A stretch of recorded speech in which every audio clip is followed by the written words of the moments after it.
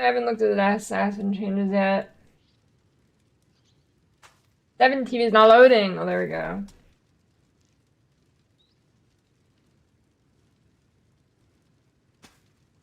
Yeah, Wakanda as a thumbnail.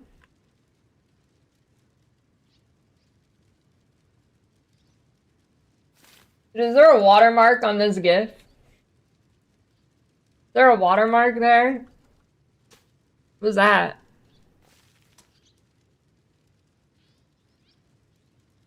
Dude, caught. You've been caught. Kill me.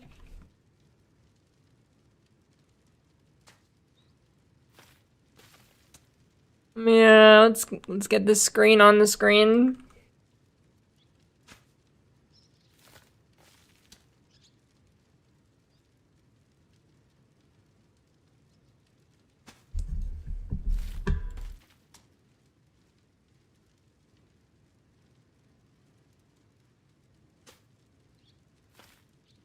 High tech.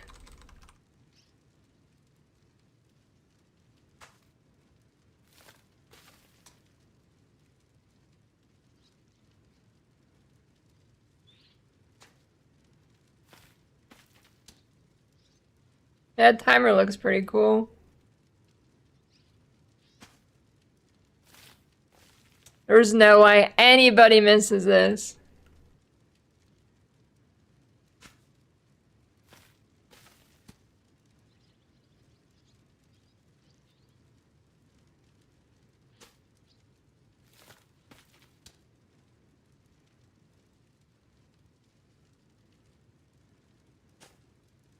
No possible way.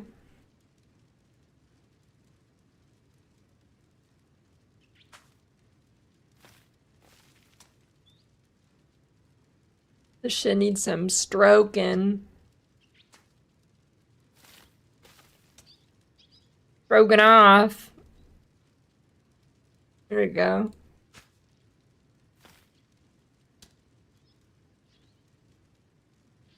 Do I still have the button to, oh, I do.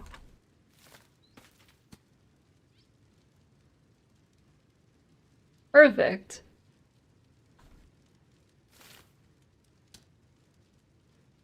You've got mail. How long till reveal? I'm glad you asked.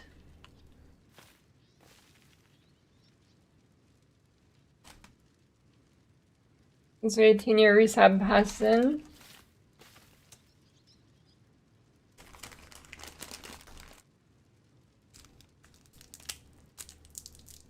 Yeah, Arrow's back, save the day.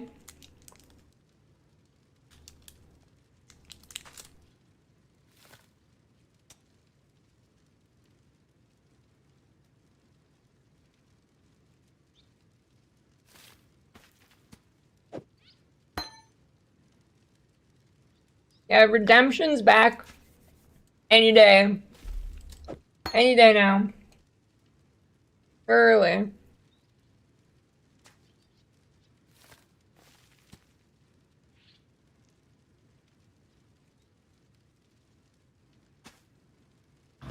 Any moment.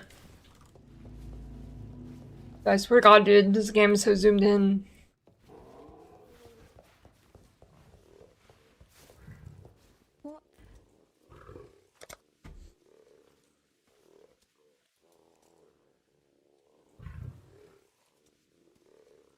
No love. Our hopes are with you. Something feels wrong. Here's my sensitivity. That's better.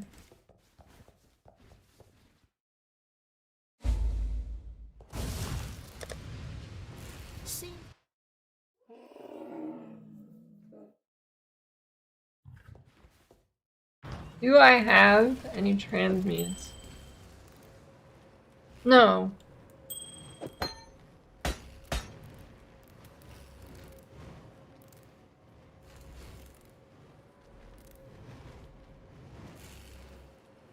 I don't need it.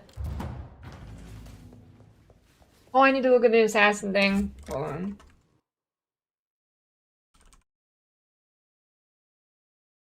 Much stuff to do.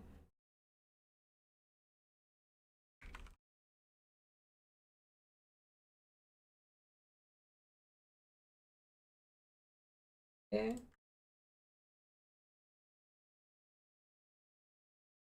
What do we got here?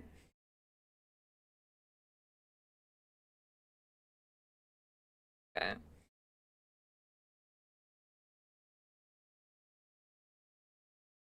I know what my foreling is right now. I'll leave POB open.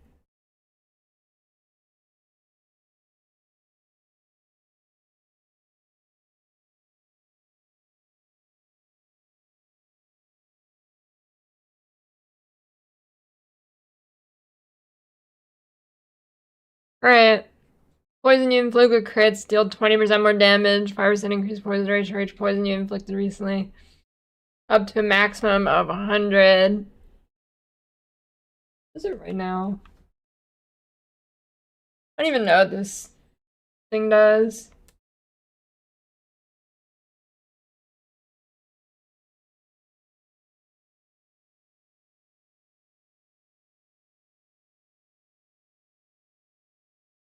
Yeah, that's pretty huge.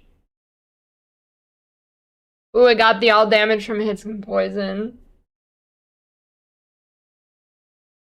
40 fizz damage recouped. Unaffected by damaging elements. Knife in the back. More crit against enemies that are not on low life. 100 multi against enemies that are on low life.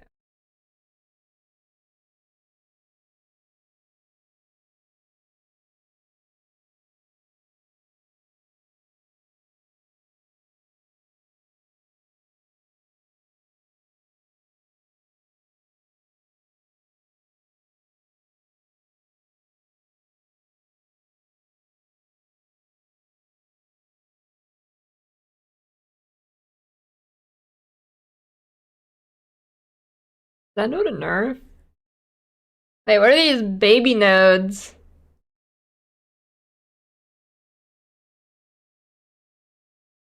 Oh.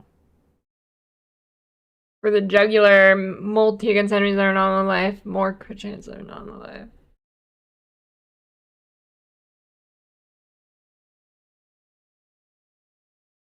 Cannot be reflected. Damage. Yeah, I want to see somebody use that 100% crit rate and then they still die to reflect. More damage. Colors at most one rare or unique enemy nearby. Less damage taken when they're at least 2.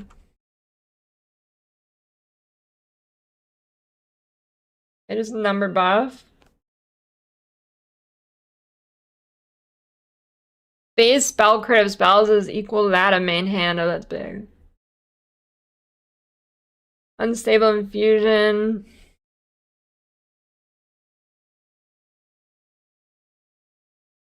A little bit of a buff.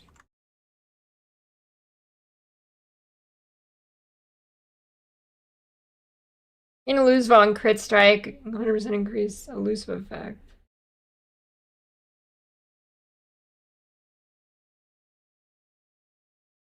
Trigger level 30, ass mark, and attack crit strike against a rare unique, you have no mark. Mark skulls cause no mana mark, enemy cannot evade attacks. Yeah, this is that's Sandstorm.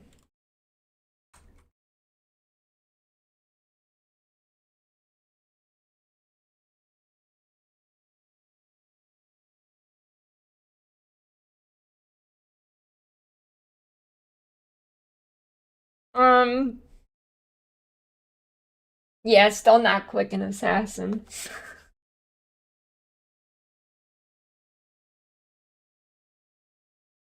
Probably not. Probably not.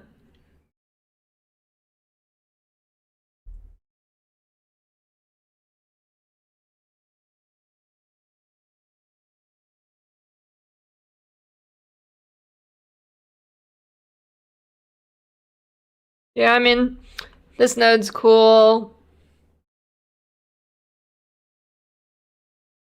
What do you get from a 30 assassin mark?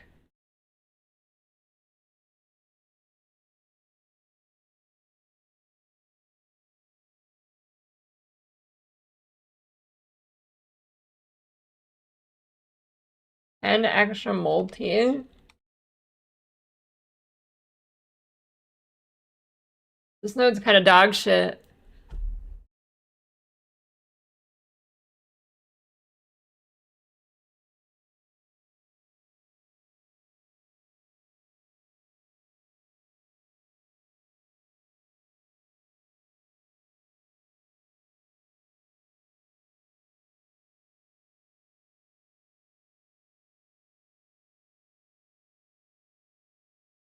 You can maybe play assassin. I don't know, like any defense. Any good defense. He's one good defensive node. Singular. One singular defense node.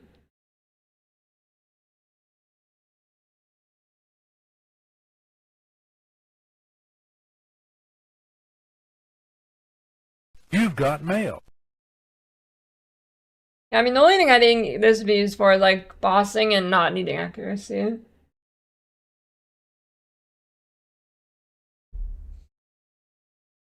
For sub EO. Yeah, for Forbidden Jewel for defense.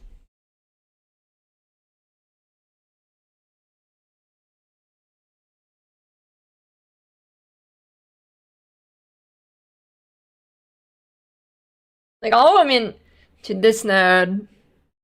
This node pisses me off. I mean, I guess it's good for juice mapping.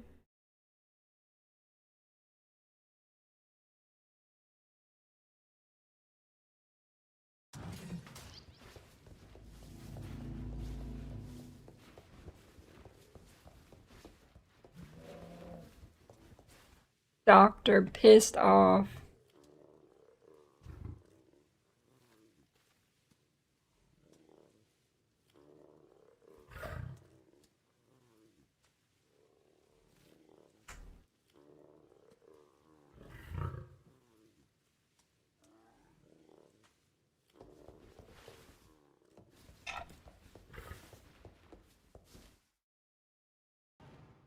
Yeah, nearby sucks. When I'm ready, I'm not before.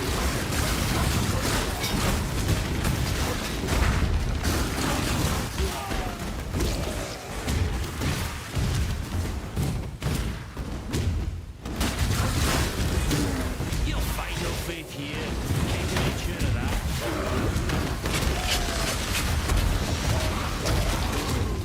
that. I feel so zoomed in.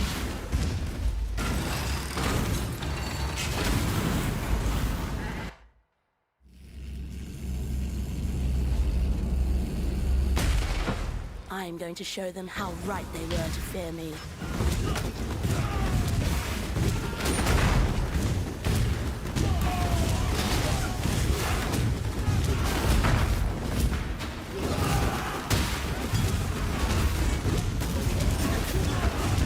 No ultra wide.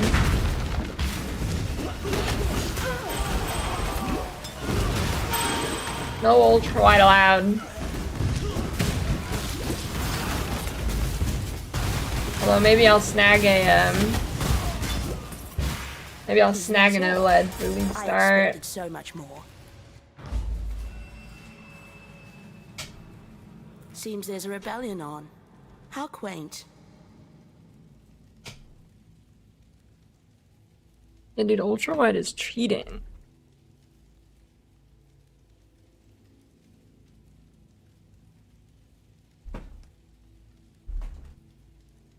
Actually, I don't know how much OLEDs cost these days. Probably like 400, I'd guess, off the top of my head. Remember, we do this for freedom.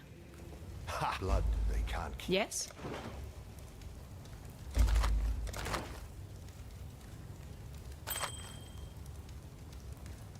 For freedom.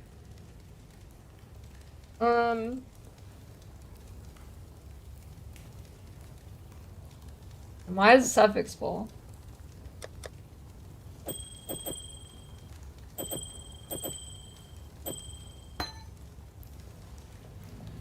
Take it.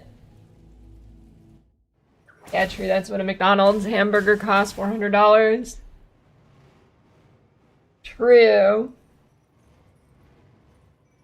Was there any other teasers I missed besides the assassin?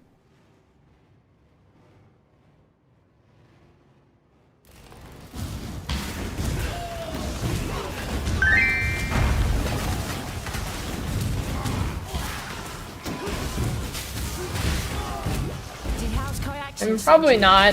The reveals today. You never know.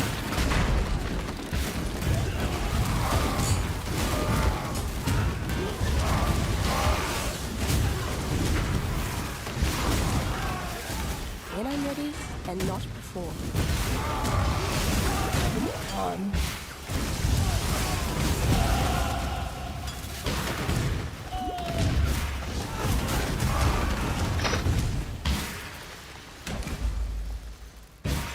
Thaumaturgy and science combined. Good, my golem's still That's rather alive. clever.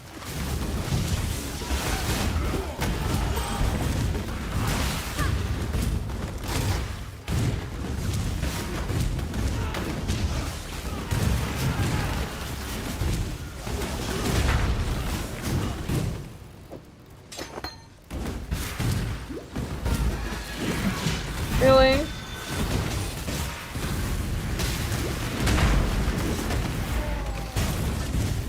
Look at these. I feel like I have a massive shrine. I'm fucking huge.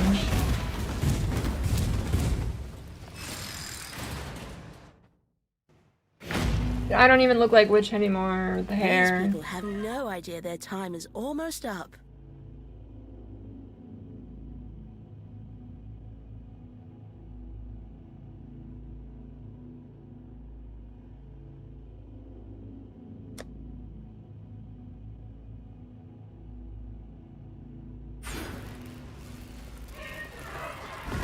I don't want flesh and stone.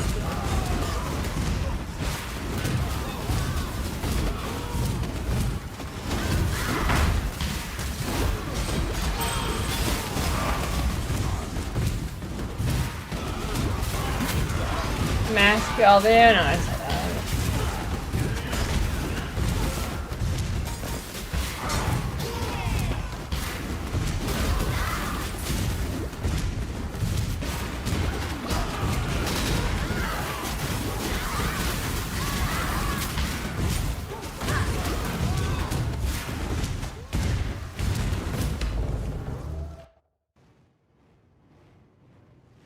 Link for Filthy I Towns, swore just they look on would Maple suffer Story for Sounds on exiling me, YouTube. and I... Thank. For freedom. Some... Yeah, I should have took a ruby flask.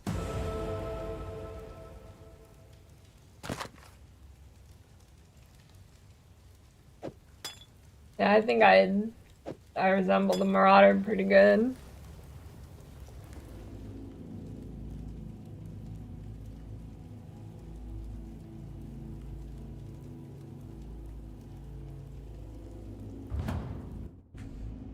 Time period would I visit? Like, define visit.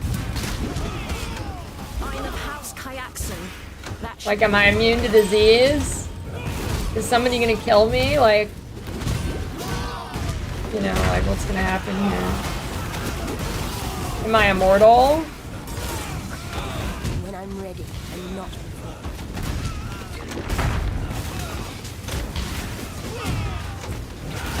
Okay, so there's like a sandbox. Oh.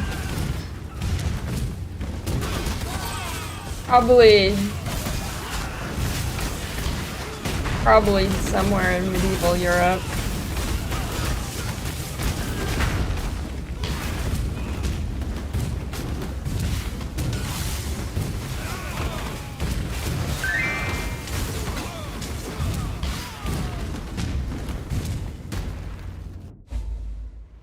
Well, no, I can't get hung. I'm immortal, remember? Something's here. Something different. How bad I think the golems will get nerfed? Surely not that bad. Maybe a little bit. Maybe a little. I don't think it'll be dead though. There's no way, that'd be stupid.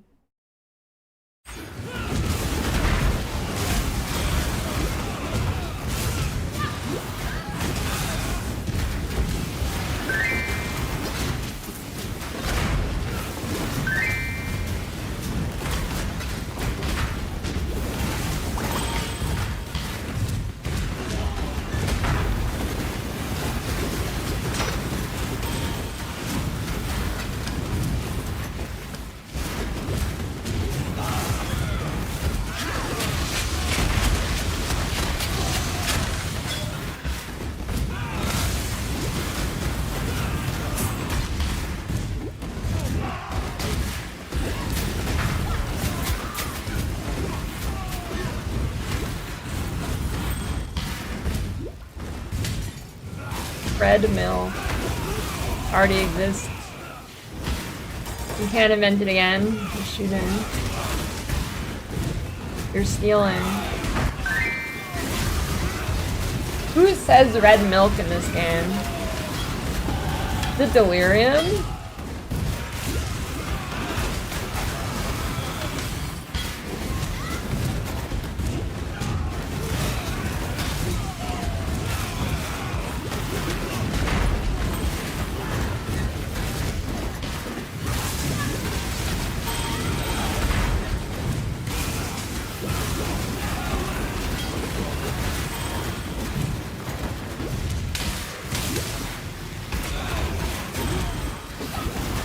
Too much clutter.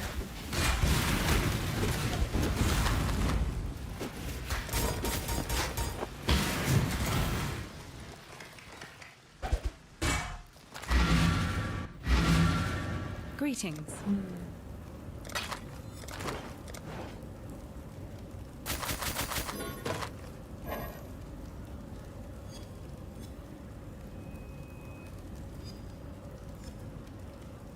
94 life.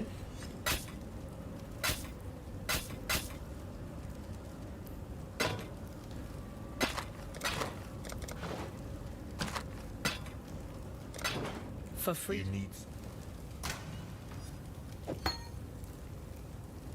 Maybe I should have kept that helmet. Kitava is with you.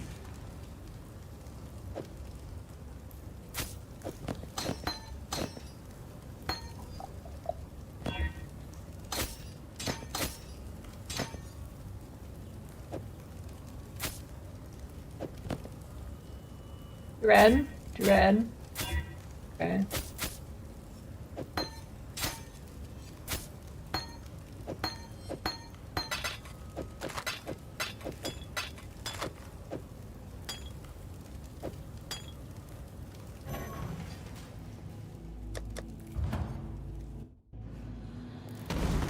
It's... Go with care, friend.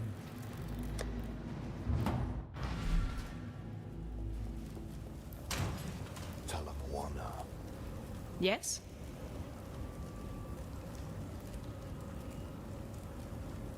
Hello. Check my starting witch nodes to int. I mean, I could. For freedom.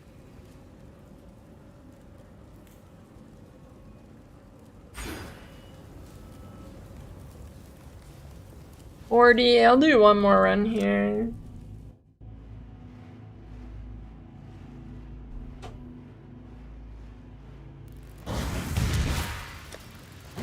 When I'm ready and not before.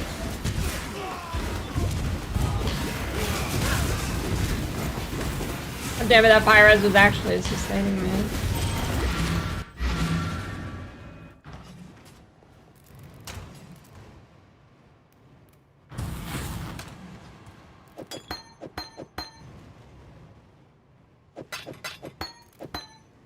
Well, I'm kind of thinking about still using cremation.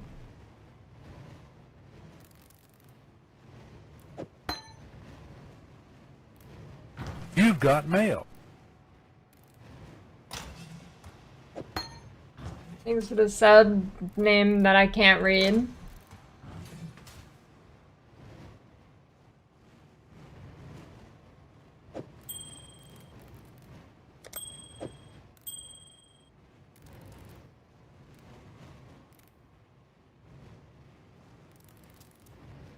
It's fire. Need better shield.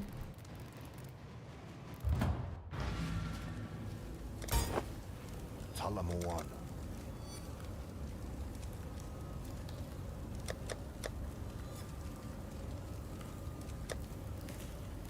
They can't I have like keep us a alive forever. no. Huge. Fuck you. I mean, I guess it is better actually, but.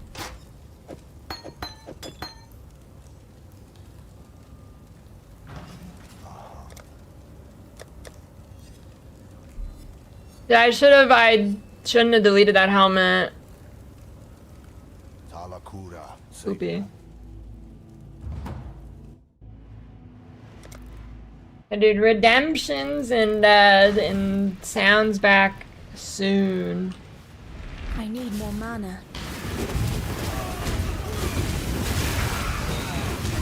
Will there be a new tree for every class?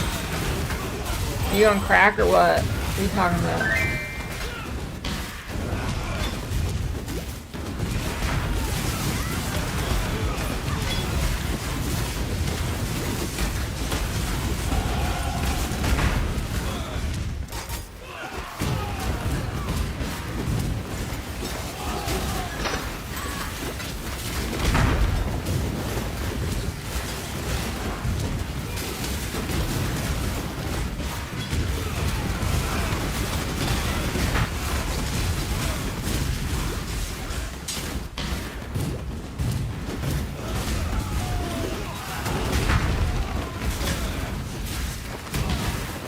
Alright, give me a helmet with good things before letting go.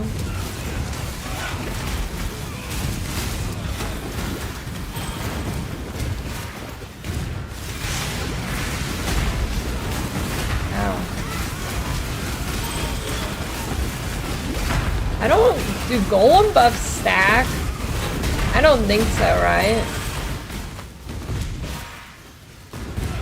When I'm ready, and not before.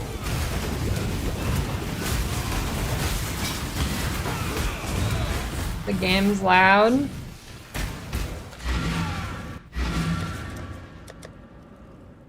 That would just make Holy my shit, wait, they fixed it. They fixed the bug. Greetings. Where if I change the volume in this game, it would just like mute itself.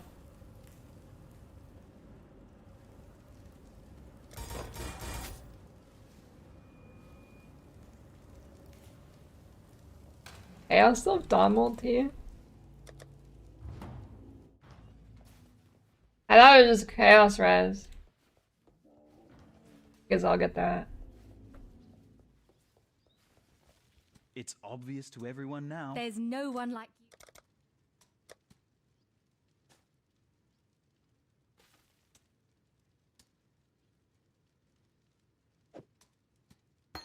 Yeah, it would switch audio channels, but if I moved it back, didn't work.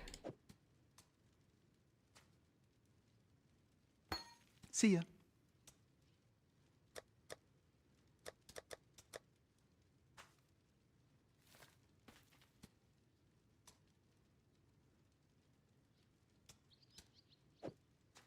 Replace. Damn, Fire Golem's red. Fuck you. Why you do that?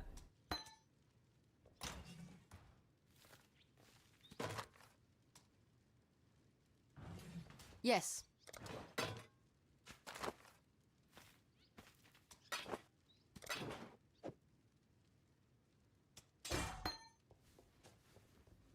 See how noticeable it is without lightning golem.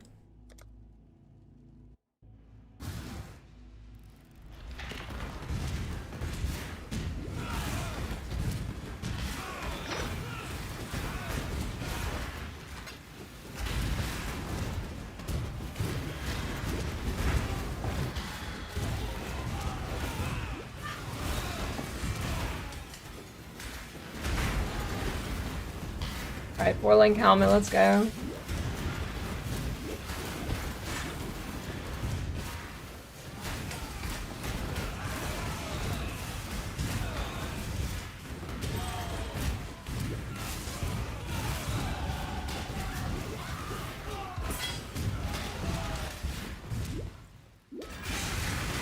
They really want me to be a attack guy.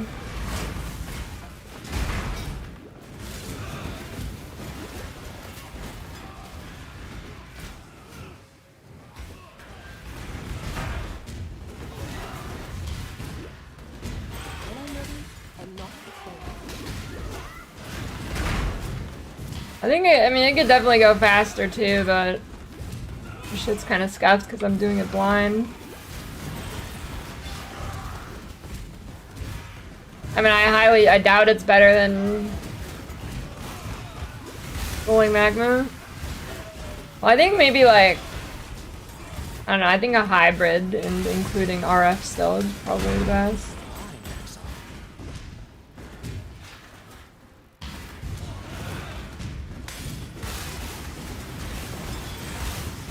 Gonna get nerfed anyways, so GG. Too much clutter.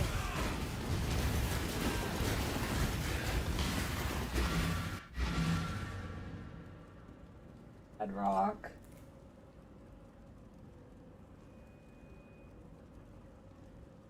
Yeah, salami sandwich. Thanks.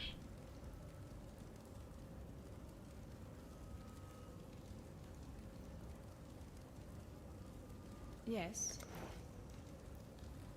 Imagine if all 32 golems gave you the buffs though.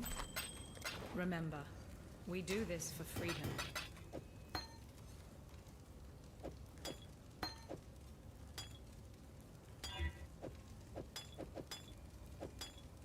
Well, I mean,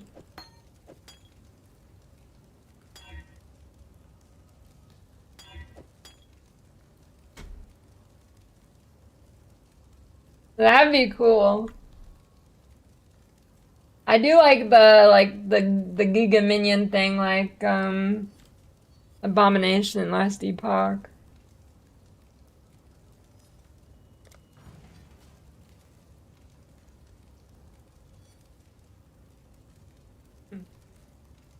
Guess none of that's good for me.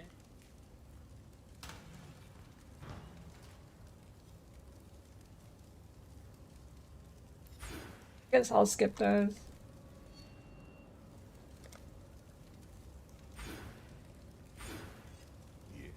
Freedom comes. Wait, I can't? Can you respec with the goal before you get to the fucking King's March? Maybe an Act 6?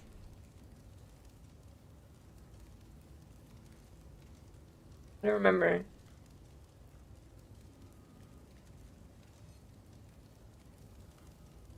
Is he in Act 1? Is he just there? No.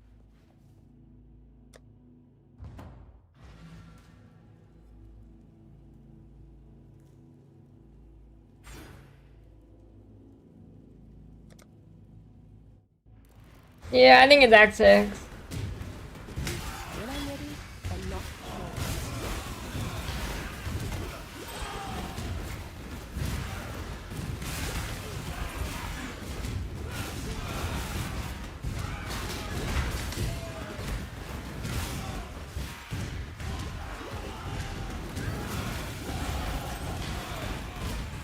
Ooh, almost 4-link.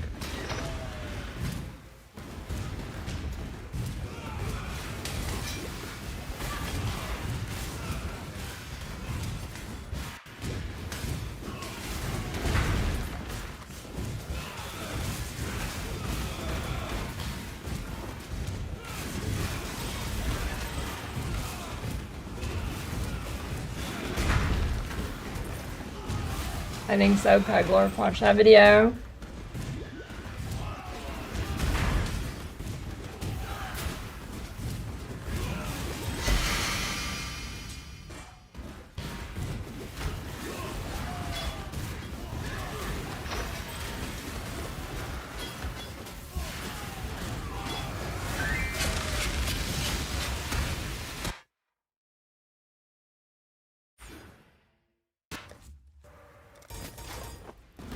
The world must be cleansed of impurity.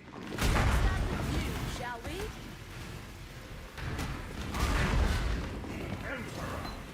Damage is crazy.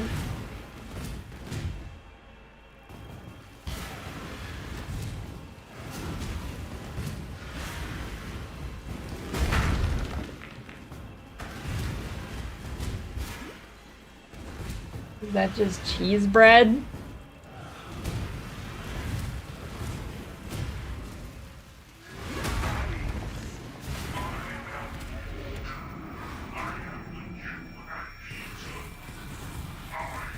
Doesn't everywhere do— wait, like unmelted? Are we talking unmelted like English or melted, right?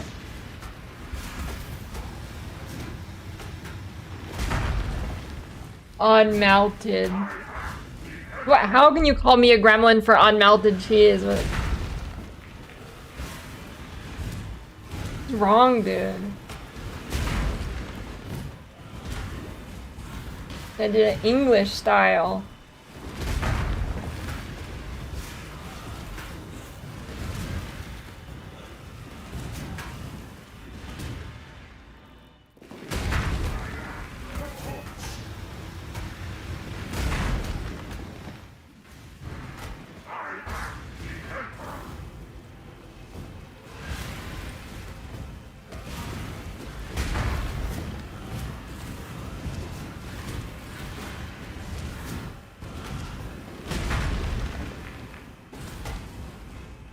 Yeah, but then you should just eat the cheese alone, not on bread.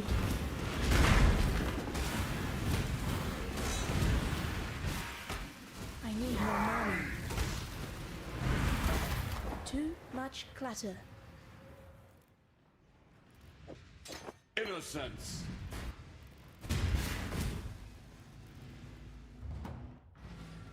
That would just make life complicated. You deserve.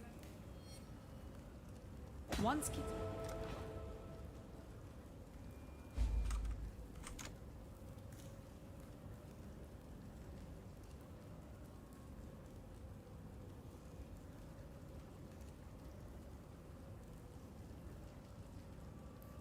Did you eat this? Come on, man.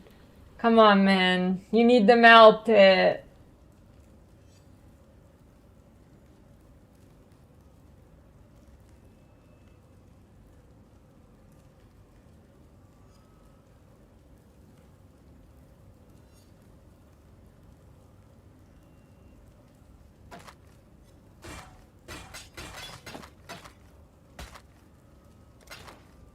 Remember, we do this for freedom.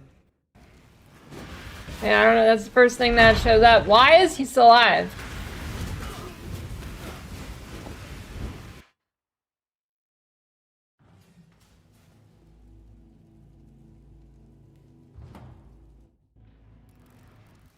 What in damnation? We've destroyed him and yet... Good to talk to you.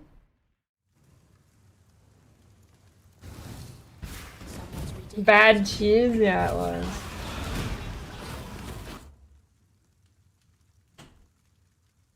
Thanks.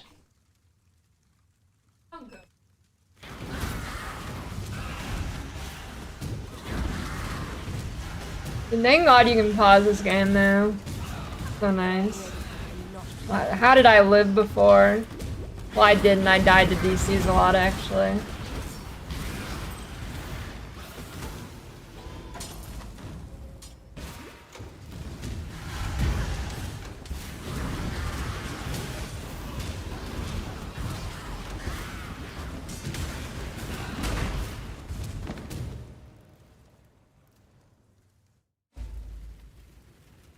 Wait. This You eat that as you eat the cheese on bread for breakfast?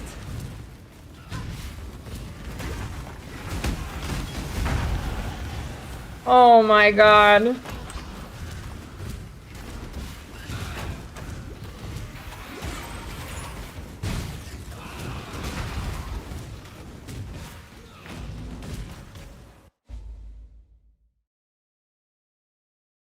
Had I the time, I could raise an endless legion from these bones. Pity.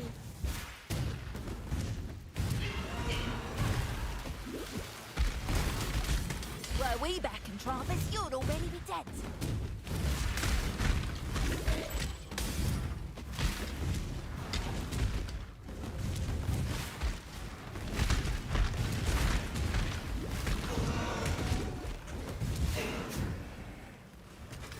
Chat skews rich. Dude, every PoE chat skews rich because everybody's a fucking engineer. I wonder what game has the richest player base. PoE's gotta be up there.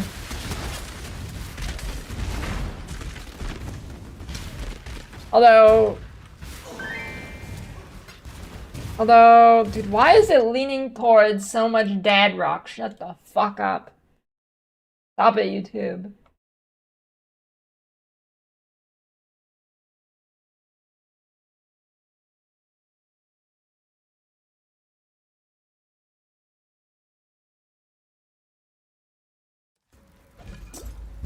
The more I fear of divinity, the more I want it. What was I saying?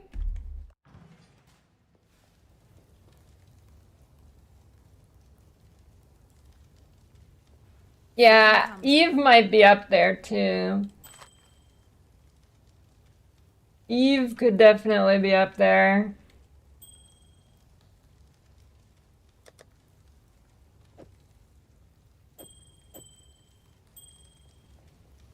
Star Citizen. Yeah, that doesn't count. Greetings.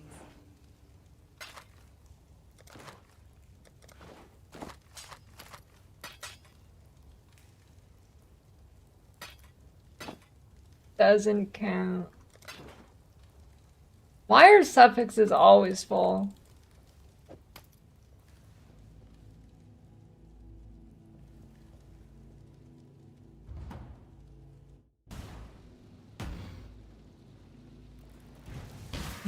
Update, actually just in time for lunch. That's fine. I need more mana.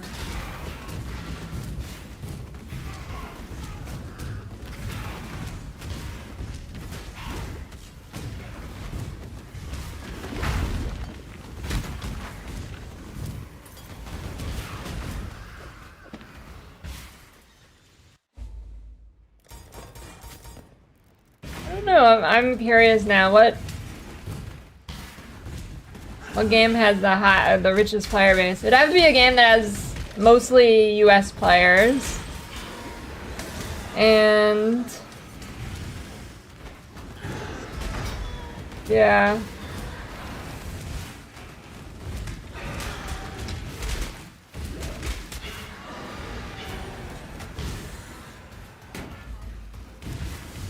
Chinese gacha gamers? Dude, Chinese people are way less rich than US people. I'm not talking like every player in general. Like, I'm talking per capita.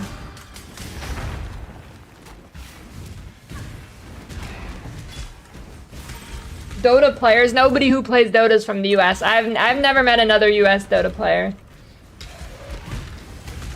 Doesn't exist. Everybody in the US plays League. Yeah, I think Eve is definitely a contender.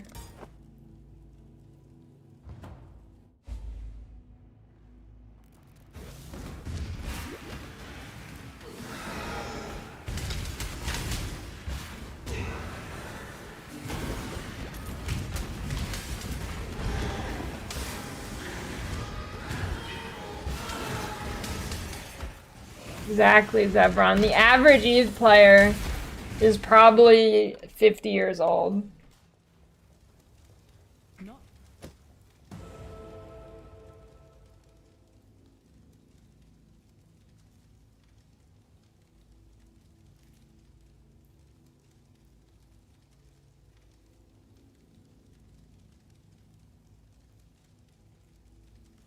What does the retaliate tree look like?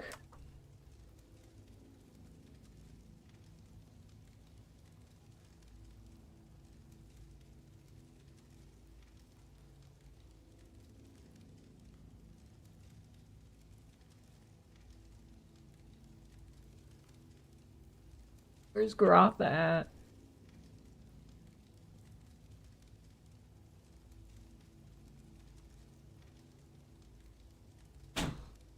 Thanks.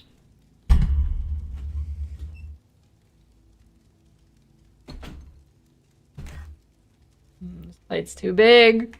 I can't put it down. Oh, no, I can't. It's my fault.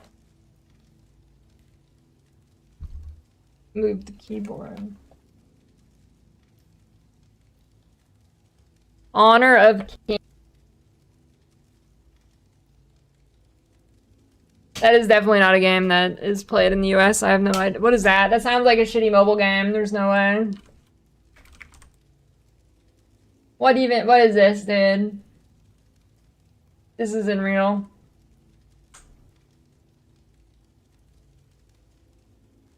Okay, what does this look like here? Okay, that's what I thought.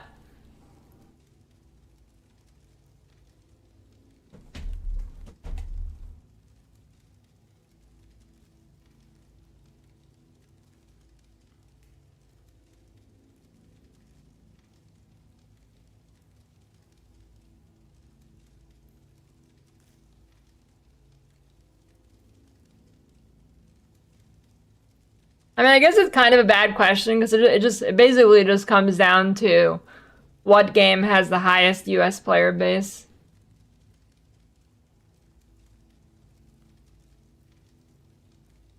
I guess it's kind of a bad question.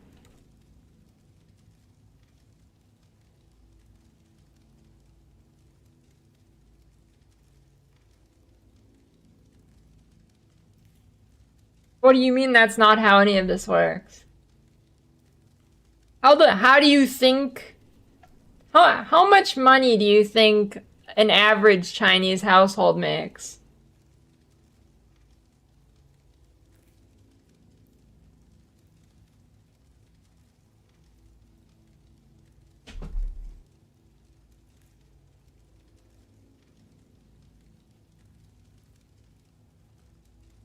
I guess maybe it'd be like fucking Switzerland or something.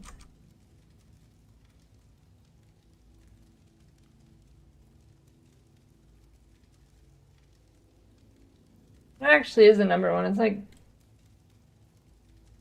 gonna be like Switzerland or Liechtenstein or something.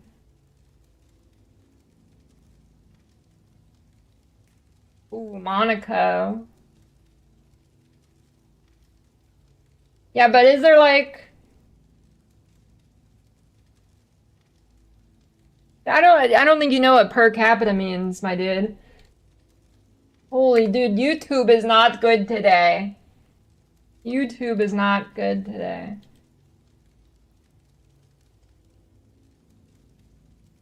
Okay, what game has the most Monaco players?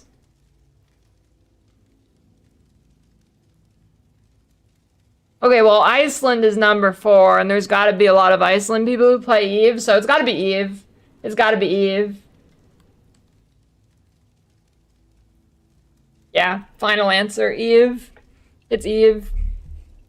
100%.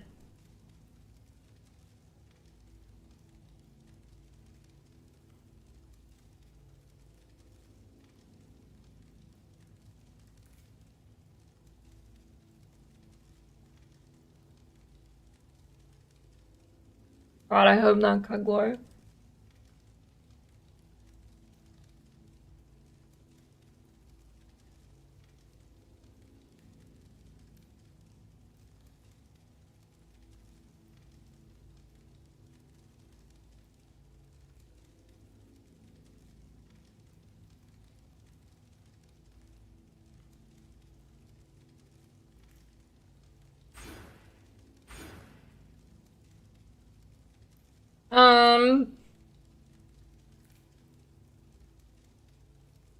What do you mean game direction dies?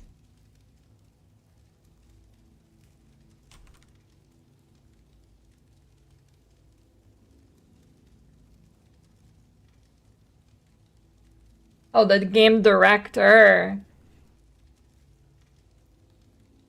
Yeah, I don't think that game's ever getting released. Or maybe it will, but it won't be fulfilling what it was supposed to be.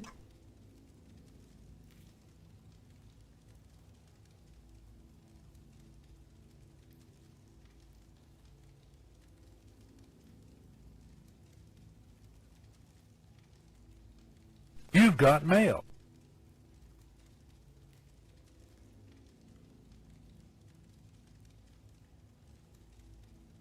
Wait, here we go. Here we go. I got some eating content.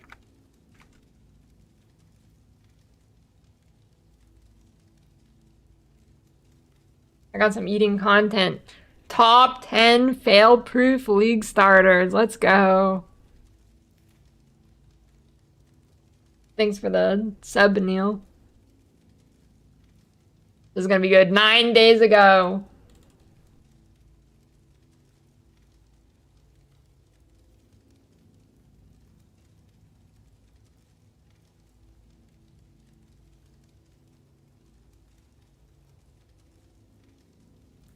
Sandwich.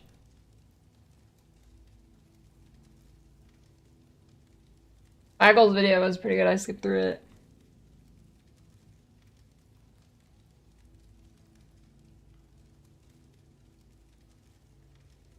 What?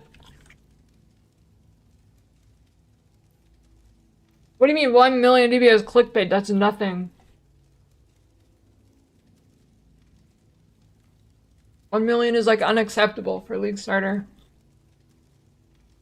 Unless you're playing RF.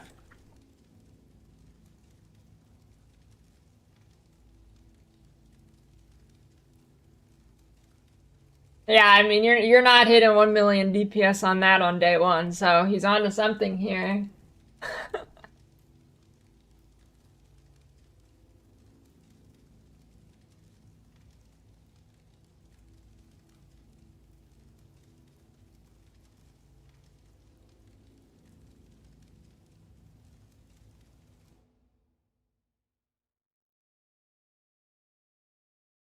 Oh fuck.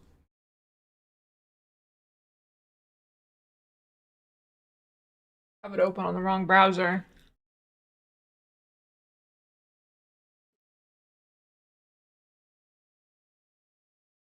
Now it's broken. Piece of shit. Anyways, guys, if you like... Anyways, if you guys are like poor or something, if you want like free, easy money... Like, look at this guy has 108 subscribers, 8.7k views. It's like easy 20 bucks, 5 minutes of his time. I mean, listen, if you ever just want free money, just make retarded ass videos for PoE. It's that easy, dude. What's up, bait station? Single target isn't amazing, but the Just say clear top fit 10 makes you best feel build, like an boom, actual 20 bucks. biohazard.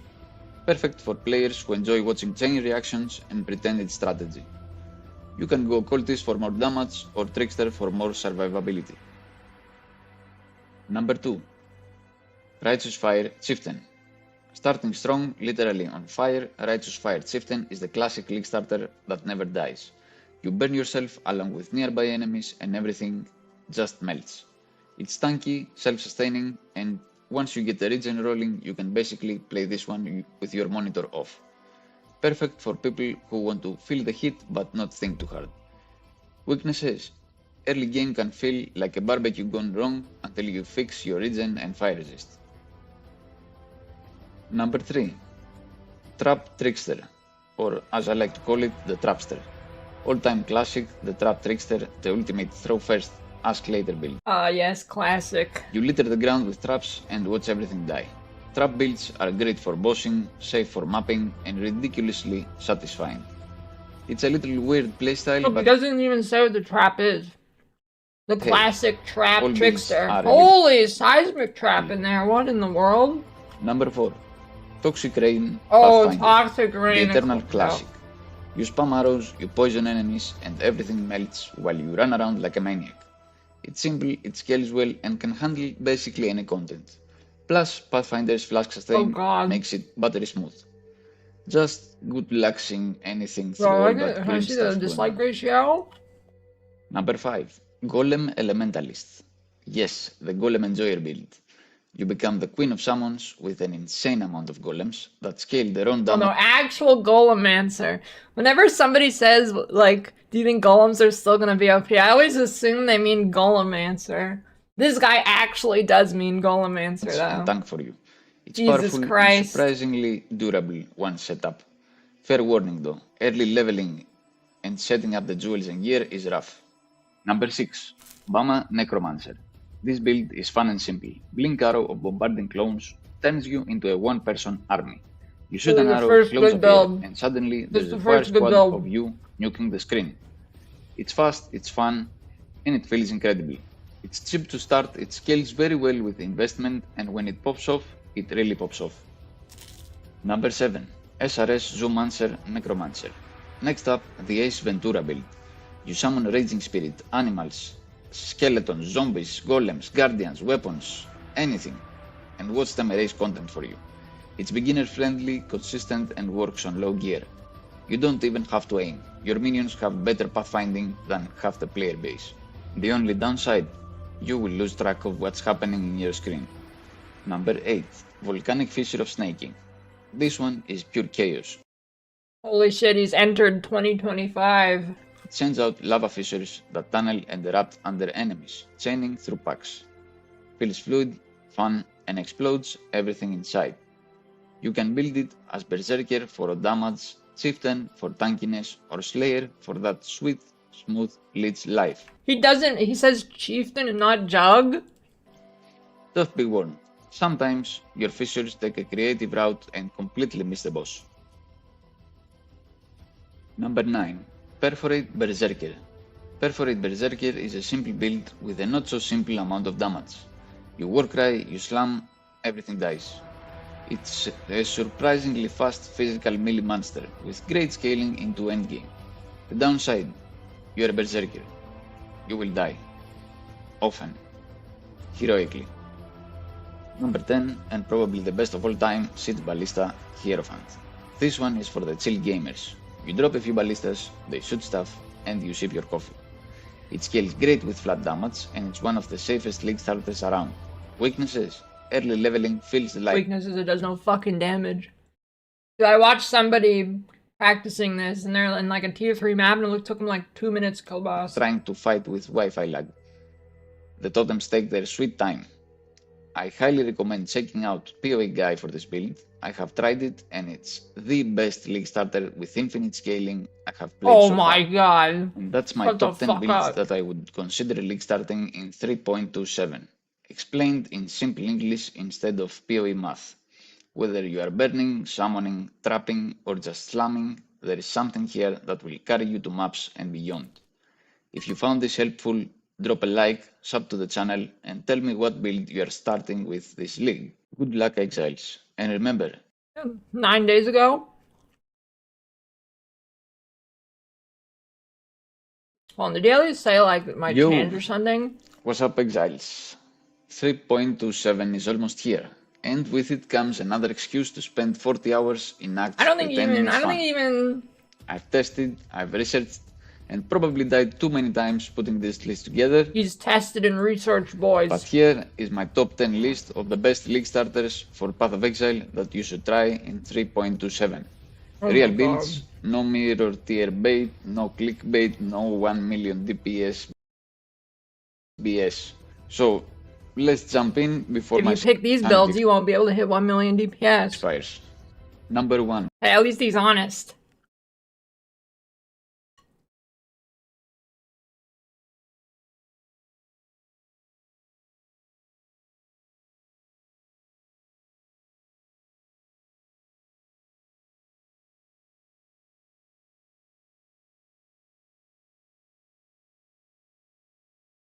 Wait, the patch notes didn't even come out. Those builds can work as league starters with potato gear. No change can affect that. I did not mention any Charthos gem or anything temporary. They are legit every league. Also, new players come from PoE 2 and all videos get lost in the algorithm, so they don't know about the all-time classics or where to look for builds. Is just something to help them know what to look for. Jesus Christ.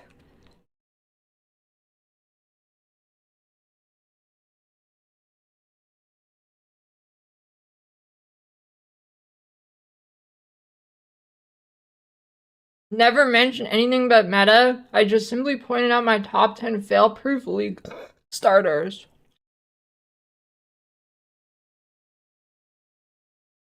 X-Blast was still viable and many people still league started it.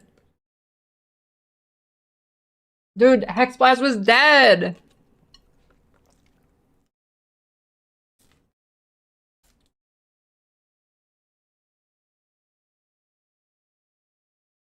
Wait, I get your point about these builds not being meta and just solid builds that can get you into 260 maps, but you lost me at Hexblast still being viable. Maybe because you didn't check the transfigured versions. Oh my.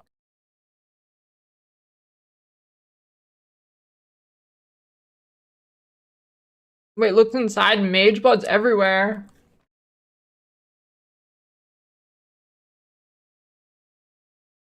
I didn't even notice that. There's like Mage Blood in all of these clips.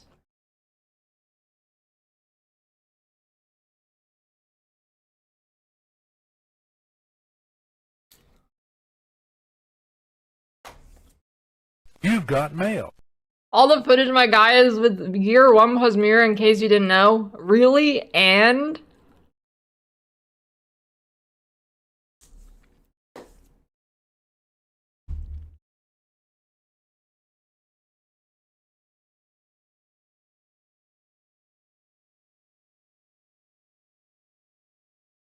Jesus Christ. No bait, there's no patch notes, so yes, this is bait. Okay, Professor, you got baited then. You've got mail. Thank you, Parley, very cool. Thanks for Prime September.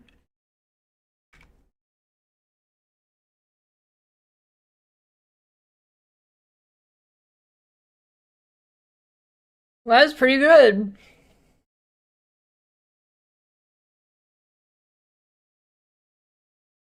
That's pretty good. Maybe I should check his channel for other gold. Yeah, or I could scrandle.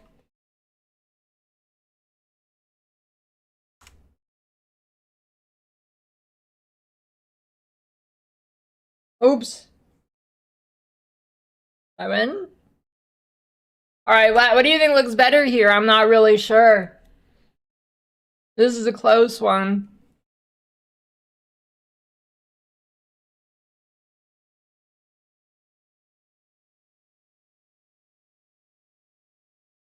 Damn. Oh.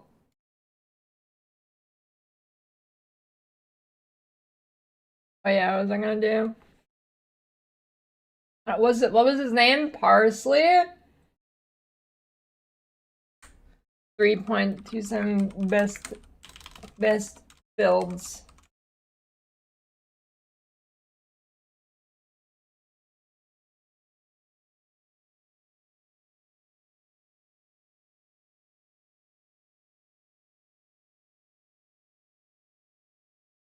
I can't find it now.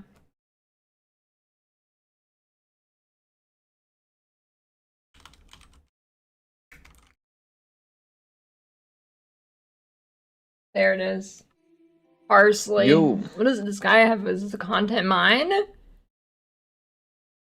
The low elo nightmare Z guide that makes enemies alt F4. What rank do you think he is on League?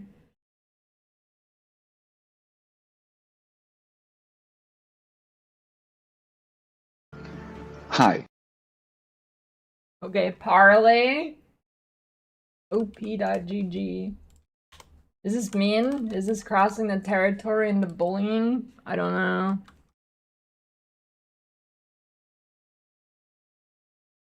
Okay, not EU West, maybe EU East. Oh yeah. There it is, boys.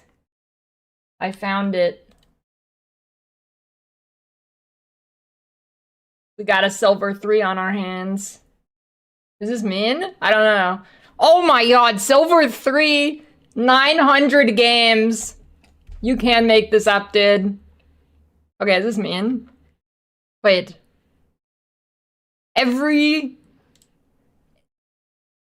For 5 years.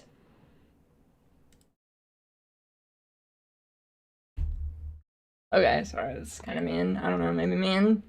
Anyways, boys, top 10 league starters. 9 days before patch notes.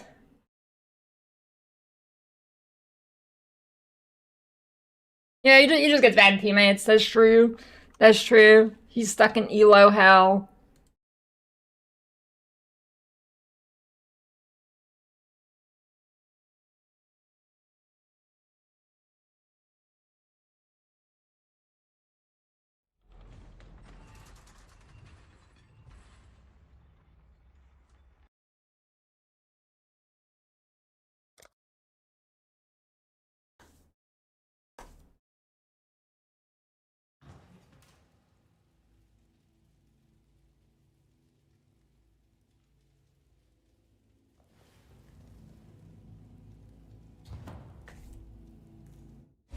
Ready, exile? It is time to I'm ready to watch more YouTube videos, Einhar.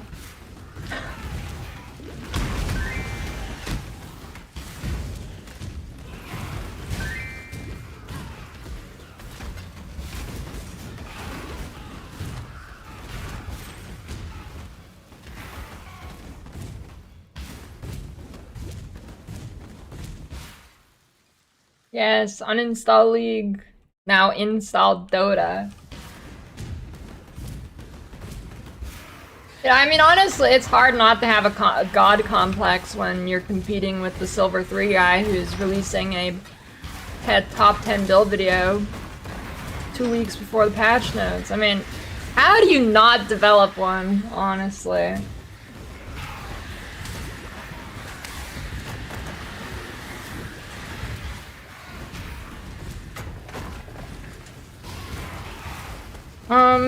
I don't know, I didn't really have any good cases. I mean, good skins in CS. I had all cases. I don't know what happened to case prices. Oh, it was funny.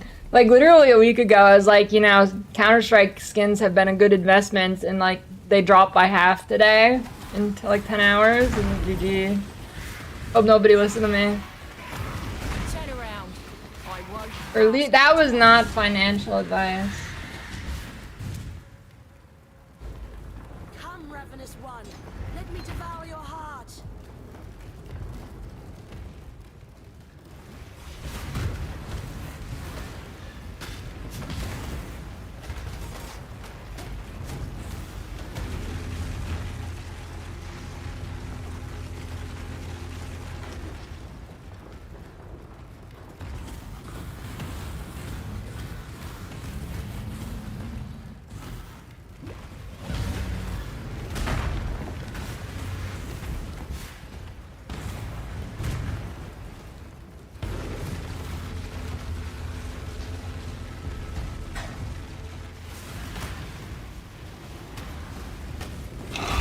Yeah, Tesla's a steal. Super underpriced.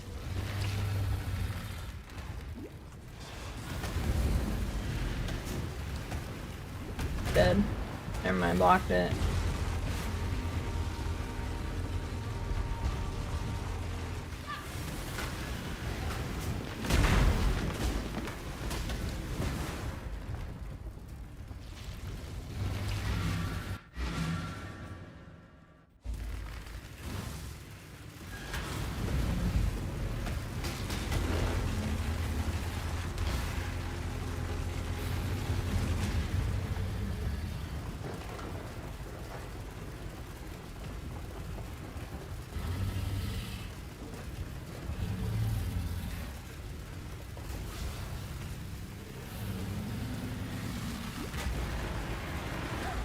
The flame of hope may flicker, but it cannot be extinguished.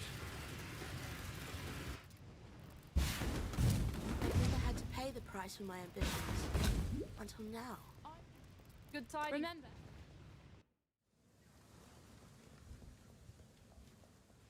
Oh, dude, the res drop's gonna be terrible.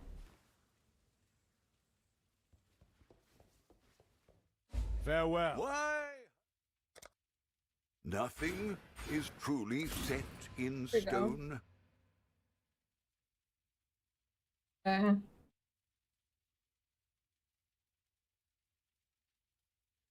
I can go there.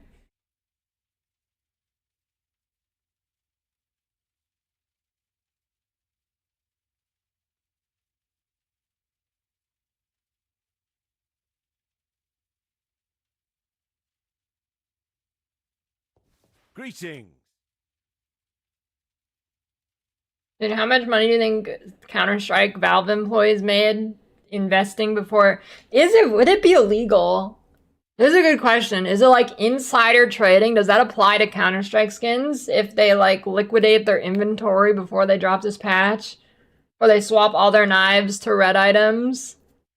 Is that illegal?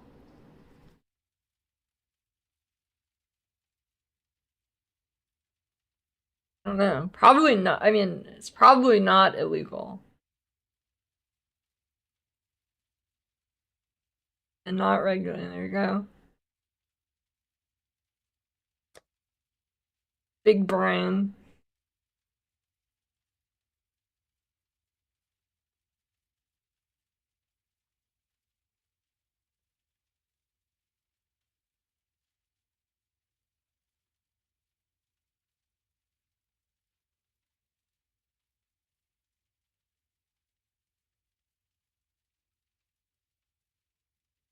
Phantom Lord? Holy, that's a name.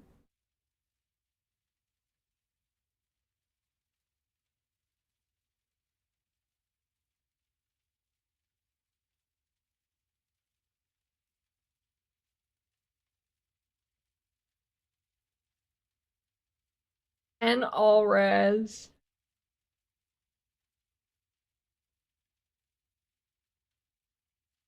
$85 dex. So I'm actually close.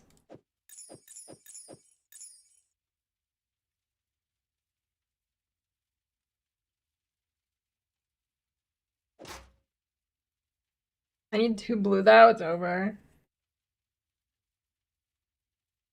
Stay sharp. out there. Golem Commander. Click over to the right.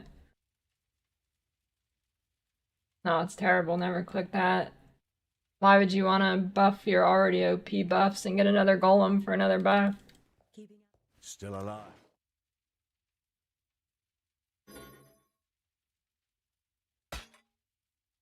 Farewell. Well, we got 38 minutes.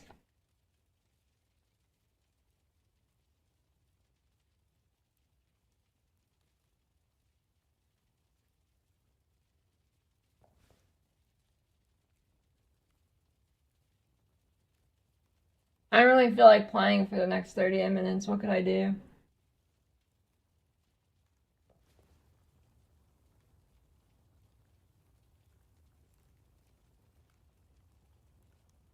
I don't think so. I mean, I wrote a lot of predictions. I don't Still know. alive.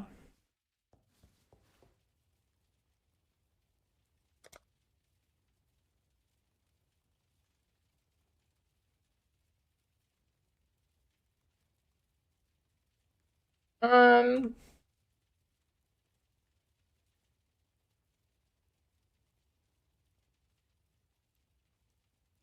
yeah, I mean, I do need to do the bingo, true.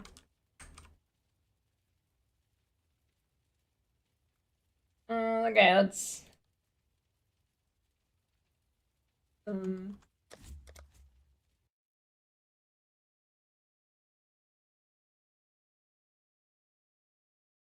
make the bingo.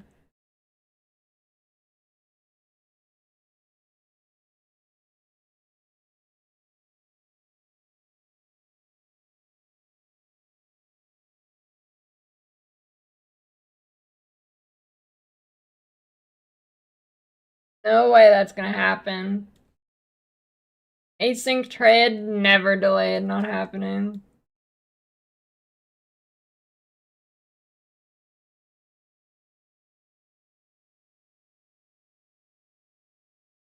Big bingo.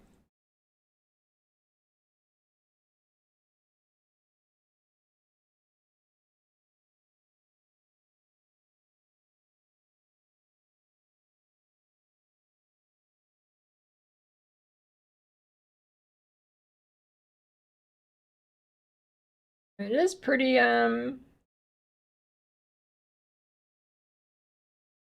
even here. That's not bad. That's not bad. That's pretty even.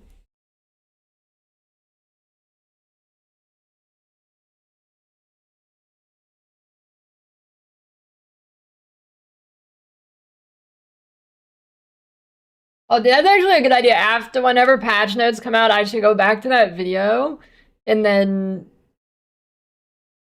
see how many of them are nerfed.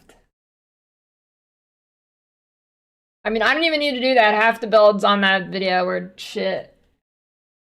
Well, not shit, but you know, not good.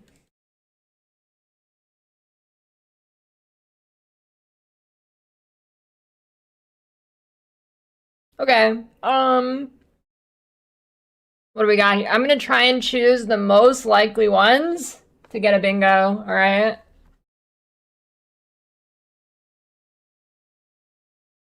Trickster nerfed. It's definitely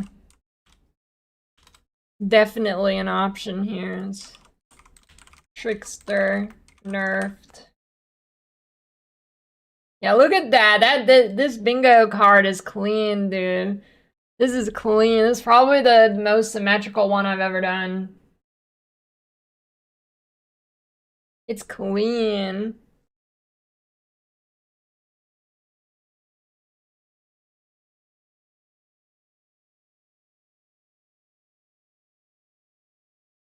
Pirate software stream now?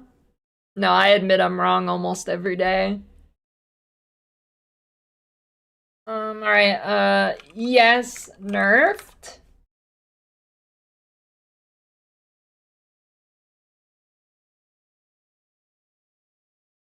I always admit when I'm wrong.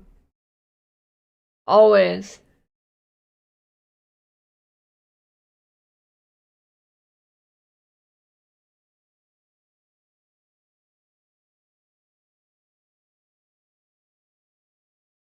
Battle skills buffed? Yes, 100%.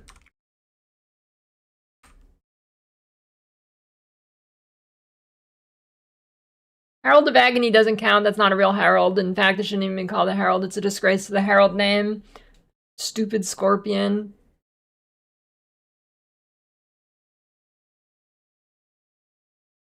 Filthy minion build bringing down heralds.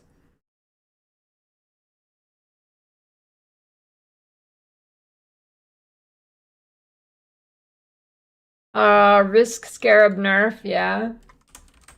Risk Scarab nerf. Breach tinctures.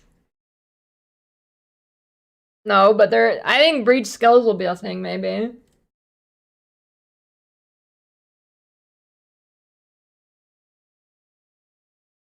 Yeah, but Bob should be named Bob, not Herald of Agony.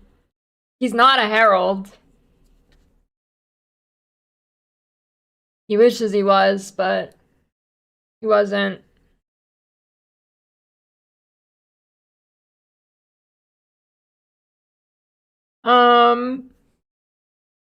Evolving Shrine Scare buffed. I mean nerfed? Probably.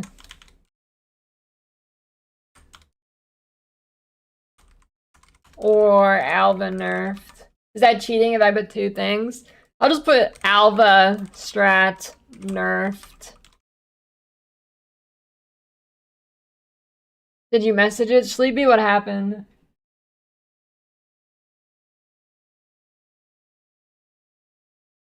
I don't know if there's a single game that got me into gaming. I've always just done it. Someone pooped on my BlackBerry.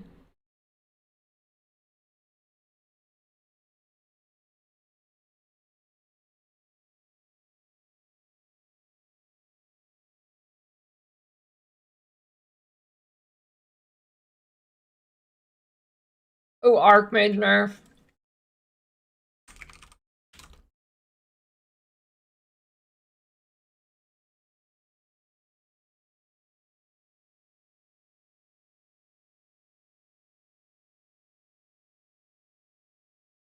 Put Diablo in the bonus square.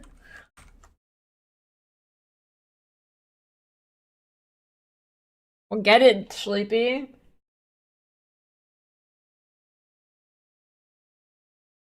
And then you gotta get that bot, somehow connect to the real person, and then you get a camera and then you take a picture of your butthole.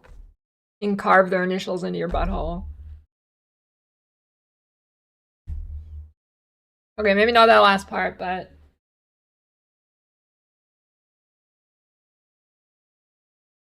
because I'm telling you guys, listen, there's 575 of you here. Maybe I can get through to one of you.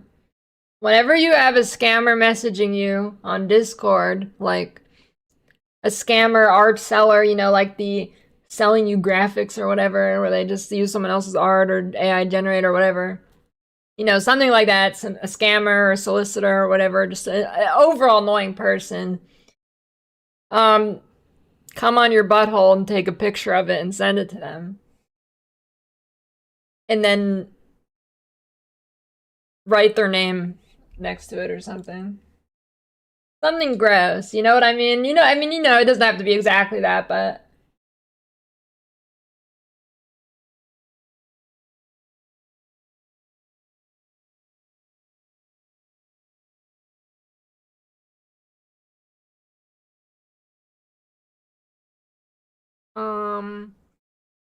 should I put the huge overall balance changes in the center?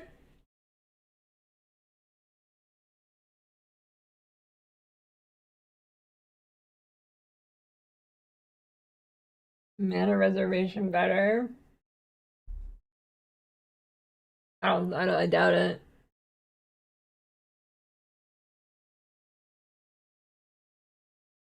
Anyways, keep that in mind next time you get a scammer. Just remember that.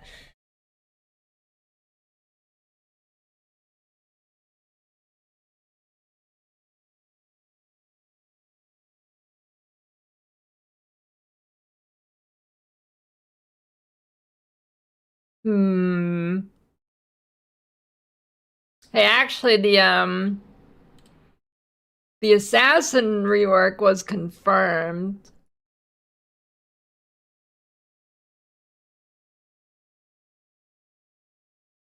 You have the tech. What, the tech to show them your butthole?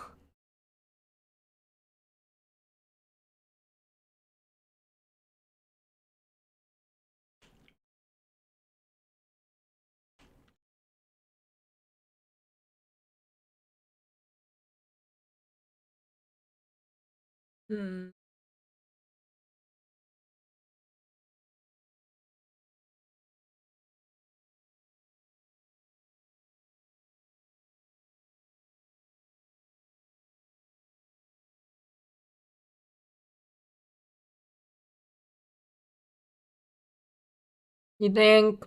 How likely you think Portal Scroll removed is? You think that makes the cut?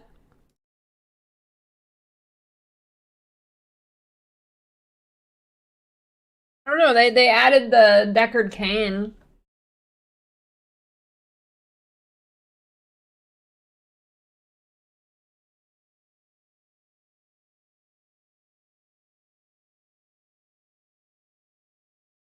It's in the teasers. It's over. Also, is it bad? Maybe it is. Maybe I don't know. So I saw this post from Empyrean the other day, right? Is it bad that I thought this was like a 9/11 joke? I mean, I'm not the only one who thought that, right? Okay, it wasn't just me. Or is it? Is it supposed to be? I don't know. Huey 9/11. Maybe, I don't know. I think I was right.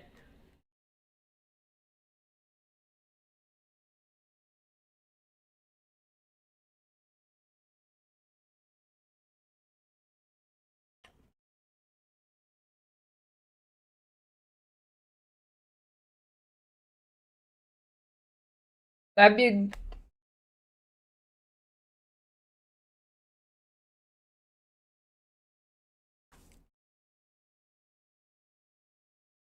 You take Empyrean's Life is Not Fair shirt, and then you put... Never mind. You know where I'm going with that.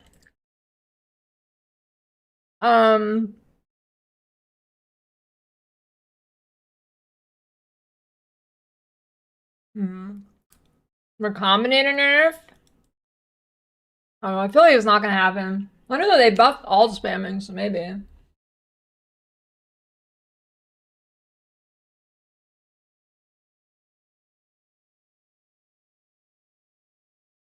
Okay.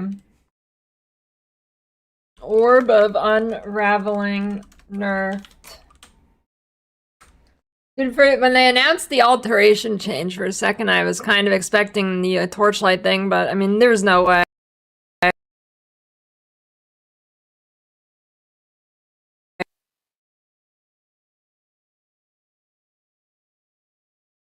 You know.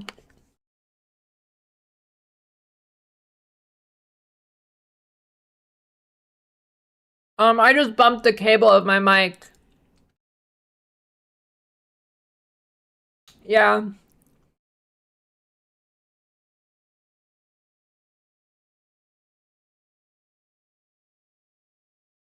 Wait, is it messed up still? Is it fine now?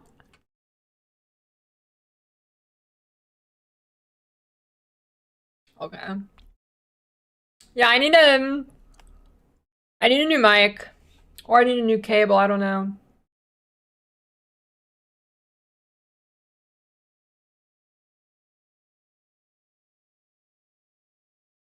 I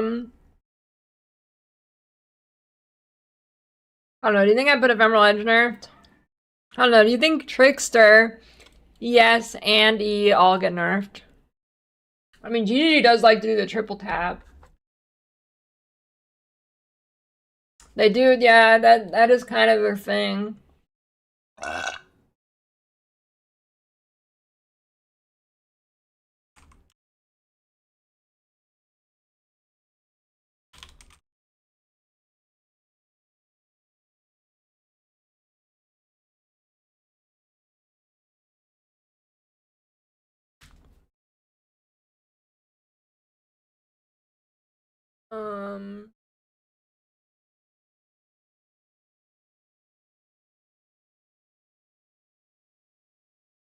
No, mercenaries are not core. They will be eventually, though.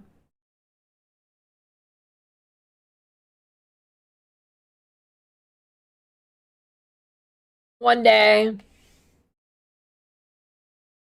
Yeah, maybe Xana Ubers. Xana Ubers.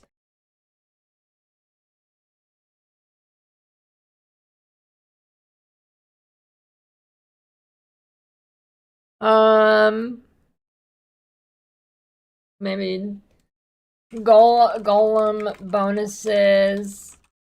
Nerf. Abyss Ford. Nerfed. Dude, my stupid E key. Oh, there's no way there's new bosses. Unless the only way new bosses is if it's a breach boss.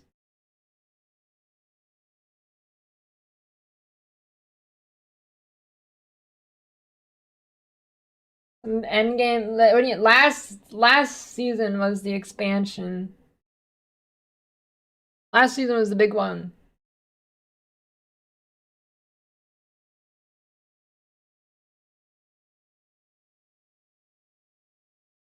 Oh yeah, new breach uniques. That's got to be free. Existing breach uniques buffed. I think they say expansion every time. I don't think they differentiate. I think they used to, but then they stopped.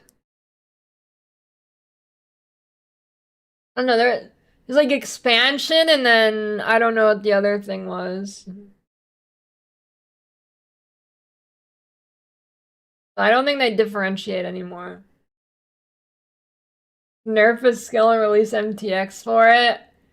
Yeah, but we won't know if they release the MTX today, I don't think. That is a classic, though. That is a classic.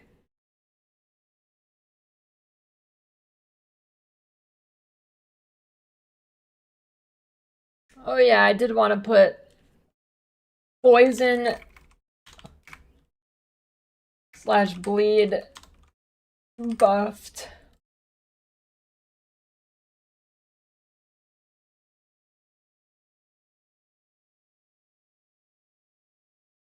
Oh, dagger buffed.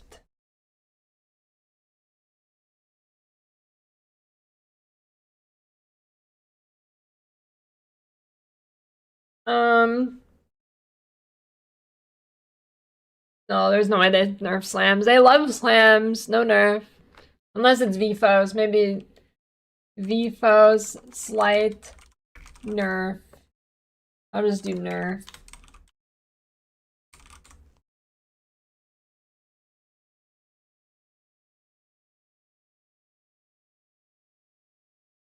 Oh, beyond buffed.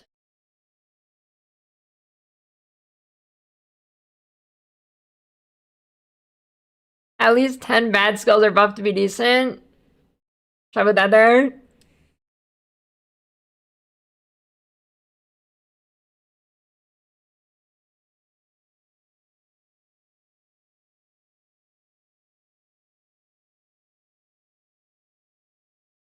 No, I feel like there's gonna be breach skills. I feel good on that. I think there's gonna be breach skills. Yeah, I don't think the blight performance thing's gonna happen. I don't think that's gonna happen.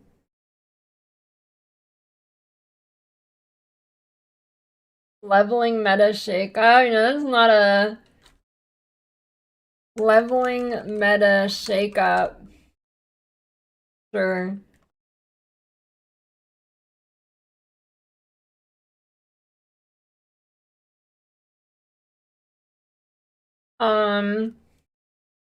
Whispers of Infinity. Nerf. Deflection added? No way.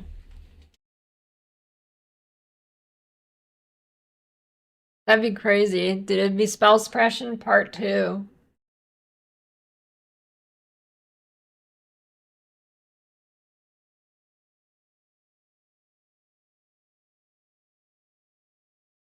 You want Cyclone buffed, but it's still dog shit.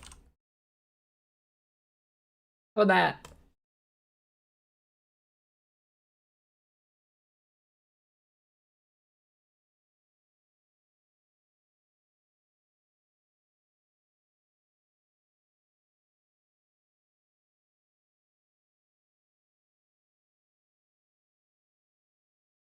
Jungrun banned. I guess along that line I could put RF nerfed.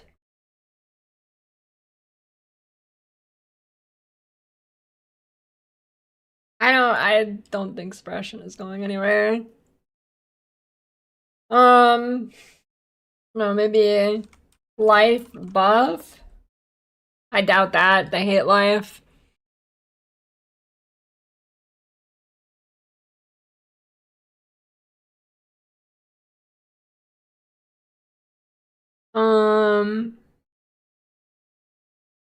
Maybe the influence. I don't know. I don't really feel too.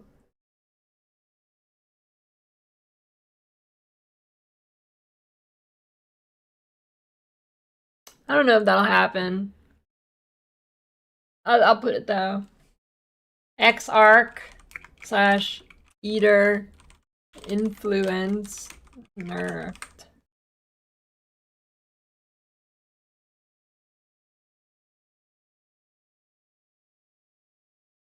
Now what should the free thing be? Route 2 the cat.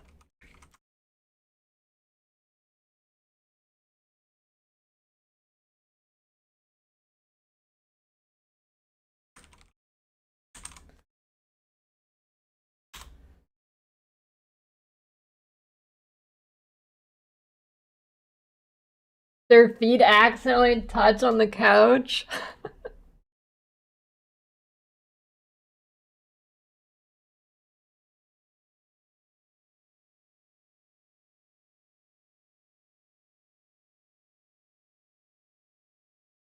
That is a good one.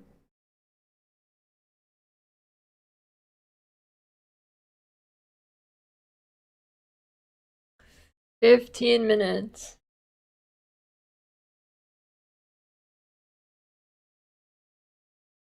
Ziggy slips up and mentions a D4 PTR chain instead of a PoE 327 chain. That's a good idea.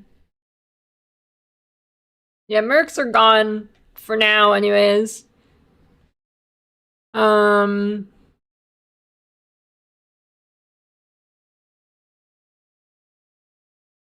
Yes, the flowchart every league. Though every league they might be of varying quality. I mean, I'm feeling good stalling this time and I really want to play the game, so I think the flowchart will go hard.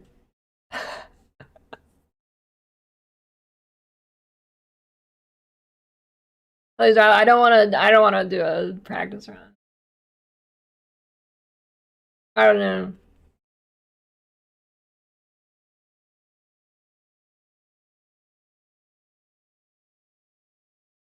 Yeah, I do want to play more Torchlight, but not gonna stream it.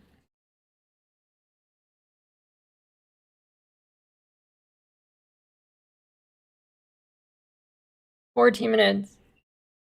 Okay, I'm gonna spam you guys with ads for a minute so they don't get auto-played during the reveal. So every time I play them, it pushes it back another hour.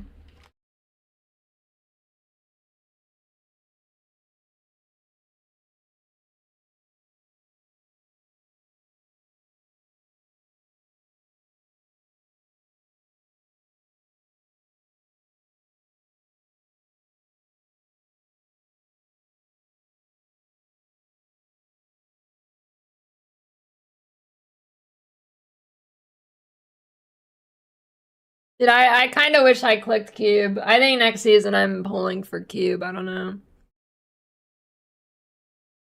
Yeah, I mean, I'm not really wearing them for Halloween, but I mean, I guess they're Halloween themed. Although dude, there's a lot of fun playing like this. I gotta take them off. Wait, is Cube doubled too or just Kong? I already have Kong 1, so. Cube is? No.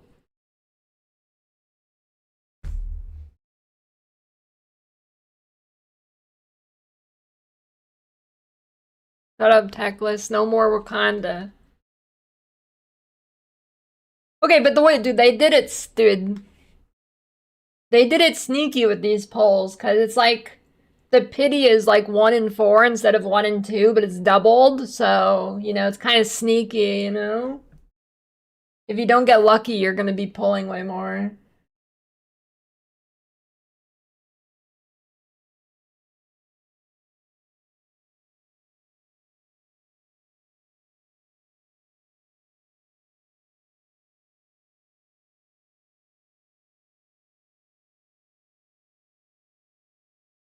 Shit. How long does that last for? I gotta log in and swipe for Cube. I don't know, I look at Alc's like highlight video and I'm like, damn, that kinda looks fun.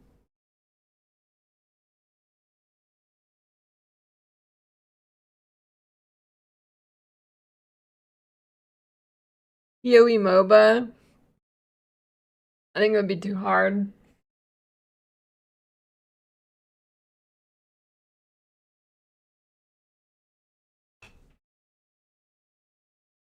Um,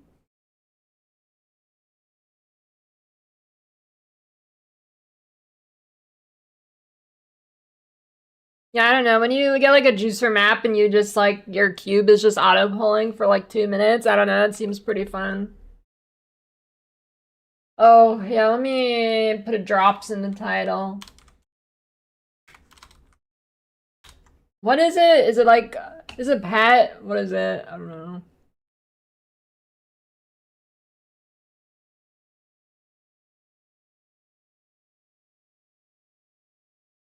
Fighter pet. Yeah, but GeoGuessr kind of sucks now, because if you don't pay, you only get the free version. The free version is like giga easy.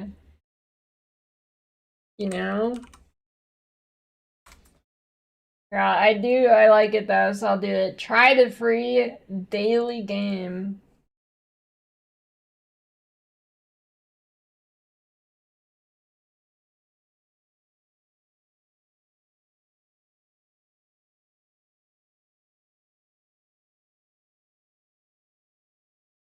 Feeling the Southeast Asia here, it's definitely PoE.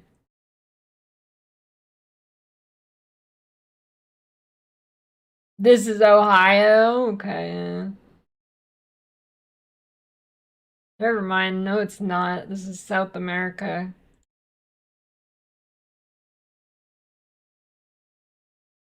This is like...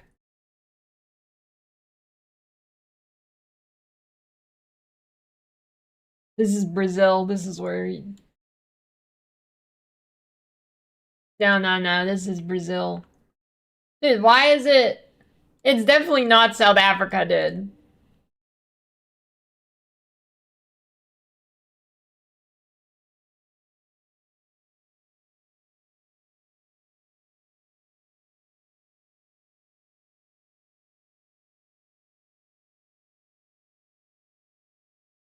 Poker.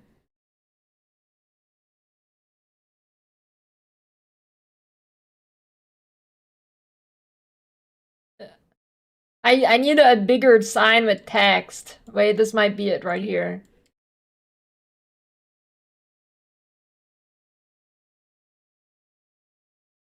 I can't read. Trying to figure out if it's Spanish or Portuguese. I can't tell. I need more words. Oh. Definitely Spanish. Fuck.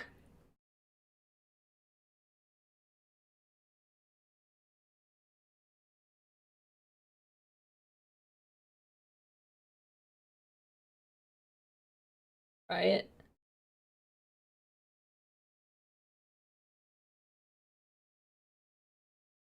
But the where? Got the Cyrillic, but that could be a lot of countries. Smile Mart. Yeah, this is harder than it normally is. This is harder than it normally is.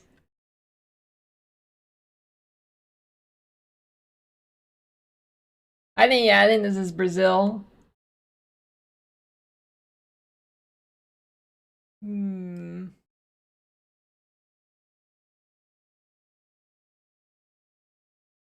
Seven minutes.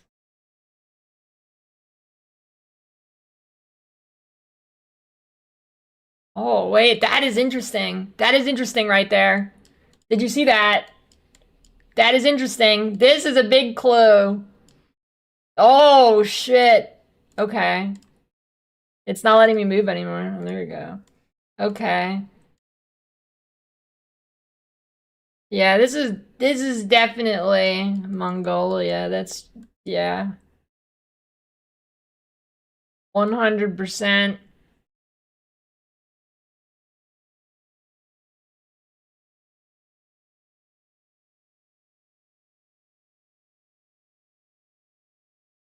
That's the biggest one. We're going here.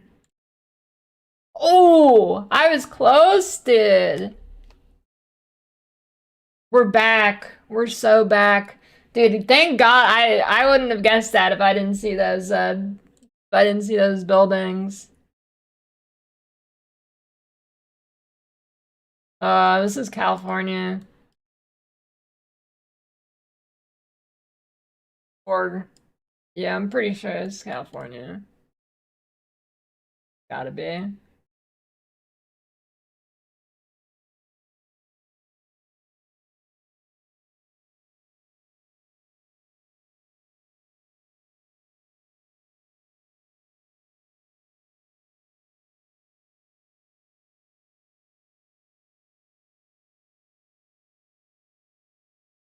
Hmm.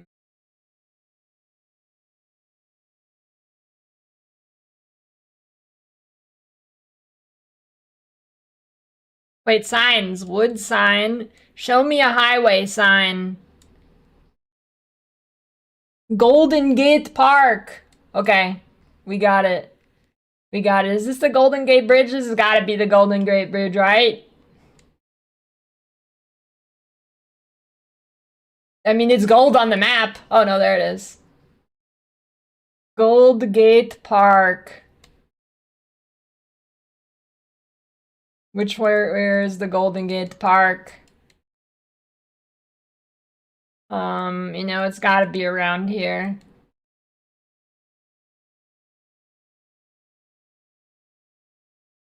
Hey, alright. If I didn't... It doesn't even show me? Oh my god. Okay, 5 minutes.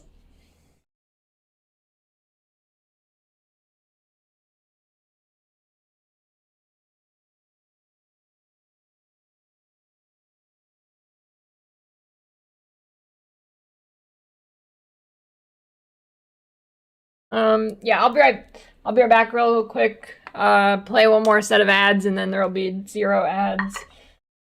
In the reveal, last time I forgot, I'm not forgetting this time.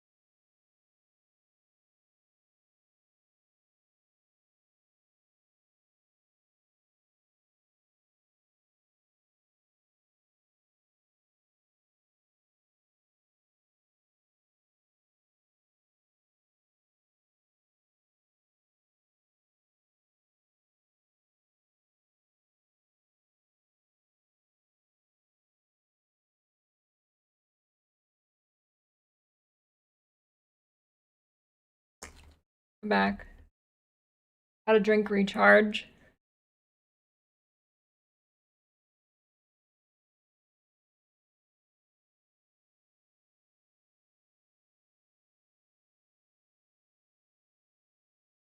Is gotta move them to my drink pillar. You've got mail. It's time.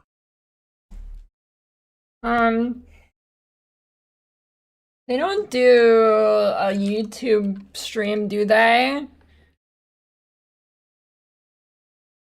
I don't think so.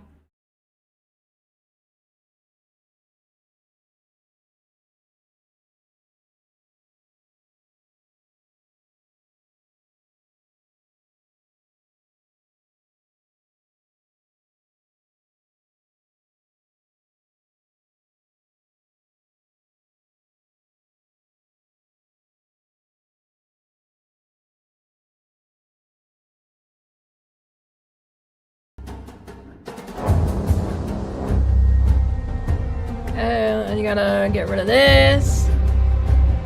Get rid of that. Okay, we good.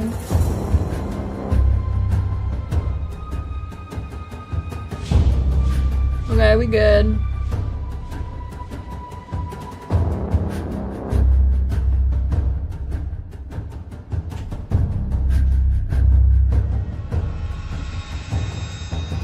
You've got mail.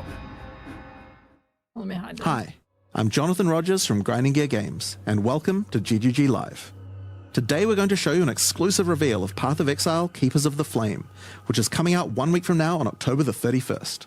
Twitch drops are enabled on today's live stream, so you'll be able to claim your Hive-born crawler pet by following the instructions below. Orb. Without further ado, let's roll the trailer for Path of Exile Keepers of the Flame. We, the Keepers of the Flame, serve the will of the Dreamer. Yeah, His looks like Huey, instructions too. whispered from beyond the wall of sleep. But now, the Hiveborn are here, on Rayclast, and they seek to poison our world.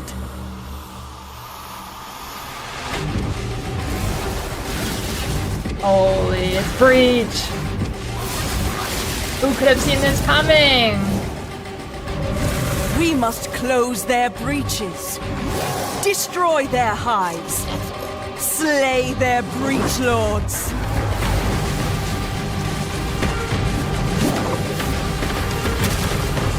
Okay, got some Zesh cans.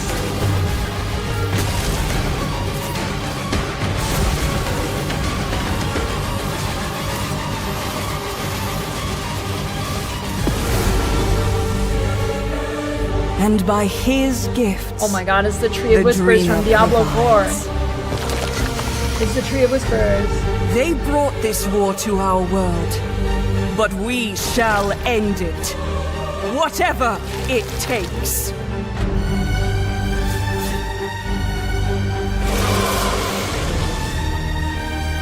Wait, it's actually the Whisper Tree. Never mind. Oh, loose forest. Wait, whatever that was looks sick. Oh, there it is. There's the Ubers. Oh shit, new classes. They're cooking. They're cooking.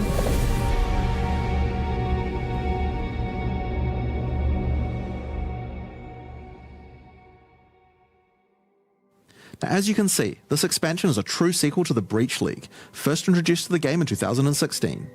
We felt like it was time to progress the story of It was Breach, like bringing 10 with it a years slew of ago. new What updates to the- the base game. In today's stream, we'll take you on a deep dive into Path of Exile Keepers of the Flame, beginning with the League mechanic, covering all the fearsome challenges it presents, and the new twisted ways you'll be able to empower your character. After that, we'll dive into the new ascendancy options possible with Bloodline classes. Then we'll cover the much anticipated and synchronous trade system coming to Path of Exile 1. Afterwards, we'll move into the new Uber Pinnacle bosses, how to access them, and some new drops worthy of the added difficulty. Finally, we'll cover some notable quality of life improvements before moving on to our supporter packs and challenge rewards. We'll then have a that's part live on the Q&A left, looks session sick. where Ziggy D will ask Path of Exile's game directors Mark and myself your questions from Twitch chat. And after the live stream, we'll drop the full patch notes at 11 AM New Zealand time or 3 PM Pacific. So let's get started. I'll hand things over to Mark to introduce the new league. Hi, I'm Mark Roberts, Game Director on Path of Exile. Breach is a beloved league that has had an iconic history in PoE. We intend to honour that legacy with our first ever sequel league, Keepers of the Flame. This develops every aspect of Breach, adding new layers to discover, richer lore, scarier bosses, and entirely new mechanics. That said, this is still Breach, so you will still be opening breaches and slaying hordes of otherworldly I wonder monsters. if all the Breach bosses are updated or The if they Breach just left Lords have Dash. found the means to stabilize the connection between their realm and Rayclast. Now, with their grip tightening, we learn their true goal in our world, conquest. The threat they pose has now escalated to home soil. On the coast in Act 1, you'll Oh, that was encounter Aelith, the founder of the Keepers of the Flame. This is a monastic order sworn to defend Rayclast from the Breach Lords. The exit to the Mudflats has been barricaded by Hiveborn, breach monsters that are working to claim every inch of Rayclast. Oh, Mudflats is Aelith gonna can be grant brutal, you a small dude. spark of the power of the Flame, Mudflats is allowing gonna you to be brutal. blast away their barricade and move onwards. Once you enter the Mudflats, you'll shit, find it dude. infested with breach monsters. They appear to be constructing a kind of hive, creating strange shapes and structures that absolutely don't belong. Time to purge them with fire. Aelith needs you to protect her as she empowers the flame to do so. Hold off the assault long enough, and she'll be able to demolish the hive with cleansing flame. In other areas, the gap between worlds is strained. Here, you'll find a more familiar encounter with a new twist. A massive breach hand sunders the space between dimensions, and touching it will open an unstable breach, causing monsters to flood in. If you can slaughter them quickly enough, you can stabilize the breach. It's still normal breach. This brazen action can draw the attention of Vroon, Marshal of Zesht, who will do everything it can to stop you. Defeating this boss will permanently seal the breach, severing another connection between the Breachlord's world and Rayclast. These stabilized breaches are similar to what a breach once was, but with upgraded monsters, a success condition to shoot for, UI tracking to keep the player informed of their progress through the encounter, and satisfying feedback when you do manage to complete the encounter. We've taken all the lessons we've learned since the release of Breach 9 years ago and improved upon it in every way we can. Upgraded Goatsy portal. However, much of the joy of Breach came from its simplicity. Screw you, Pegasus. While we want to Rider, stop modernize the it. mechanic, we don't want to undermine the core experience. You're still mostly just slaughtering hordes of enemies in a circle. Holy Reapers. Finally, in endgame areas you might run into breach constructions that have been left unopposed for too long, and have grown into their full twisted glory. Breach hives. Towering flesh-crafted cities in the sky. These are the visions Wait, of the it's Breach actually Lords Delve go made up. real in Rayclast, teeming with breach monsters.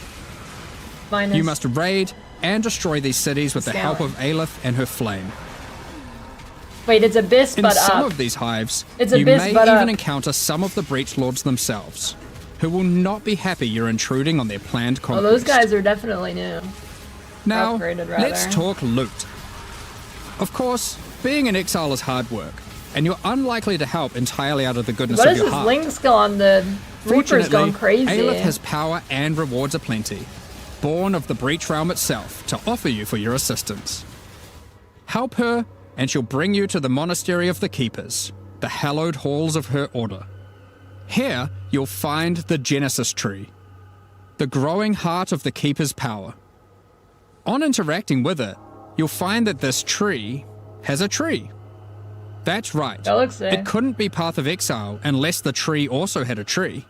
More importantly, the Genesis Tree is an engine of unholy creation, and a squared. profitable one.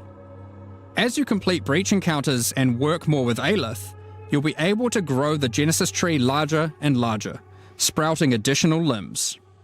Each of these limbs, you'll notice, has their own inventories. These can be used for an unusual method of crafting new items. With this system, you'll be able to grow currency, uniques, equipment, and a new kind of otherworldly item, grafts.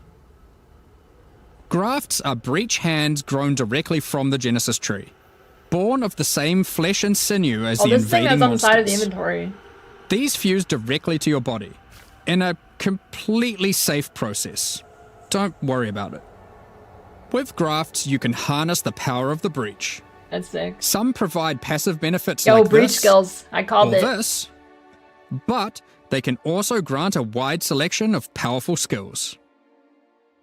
These graft skills can provide a flexible way to fill gaps in your build, offering everything from damage to potent defensive buffs and crowd Ooh. control. For example, the battering those All Graft numbers? will call massive arms to erupt from the earth, stunning all those they hit. For some additional pack clearing power, you could consider the Squalling Tool I mean, I guess graft. because you can't link them, but When what are these commanded, numbers? this graft will cast Dance in the White, creating a deadly ice tornado, which aggressively seeks enemies and fires off bursts of ricocheting Yeah, sick. projectiles when you critically strike with skills. For some further utility and a useful buff, try out the Storming Ash graft. This can be commanded to call down a ring of bolts from the sky that will leave behind the new Radiant Ground. Radiant Ground grants a potent damage buff to allies standing within it and makes their hit damage lucky. If you're simply after raw damage, look no further than the Erupting Zoth graft, which causes massive eruptions of fire where you command, which then re-erupt when you Warcry. There are a total of 16 different graft types you can grow, each with their own skill. You can even unlock a second graft slot as you progress through Aelith's questline, so feel free to That's mix sick. and match Flesh Zone horrors to your heart's content. Now, grafts aren't just here to make you stronger, they are also your means of feeding the Genesis tree, which needs constant supplies of graft blood to grow anything useful. You can do this by defeating breach monsters, which will leave behind blood that your graft will automatically collect. When you feed this blood to the tree, your allocated passives will be put to work. This section of the Genesis tree can be used to grow new grafts for you, which the Genesis tree will then birth in a gruesome display. Basic passives on the tree might increase item rarity of birthed grafts, or the chance to birth additional grafts. These passives can target specific types of grafts, and this passive causes grafts to be birthed with a random amount of quality. Quality improves the amount of blood that can be stored by your grafts.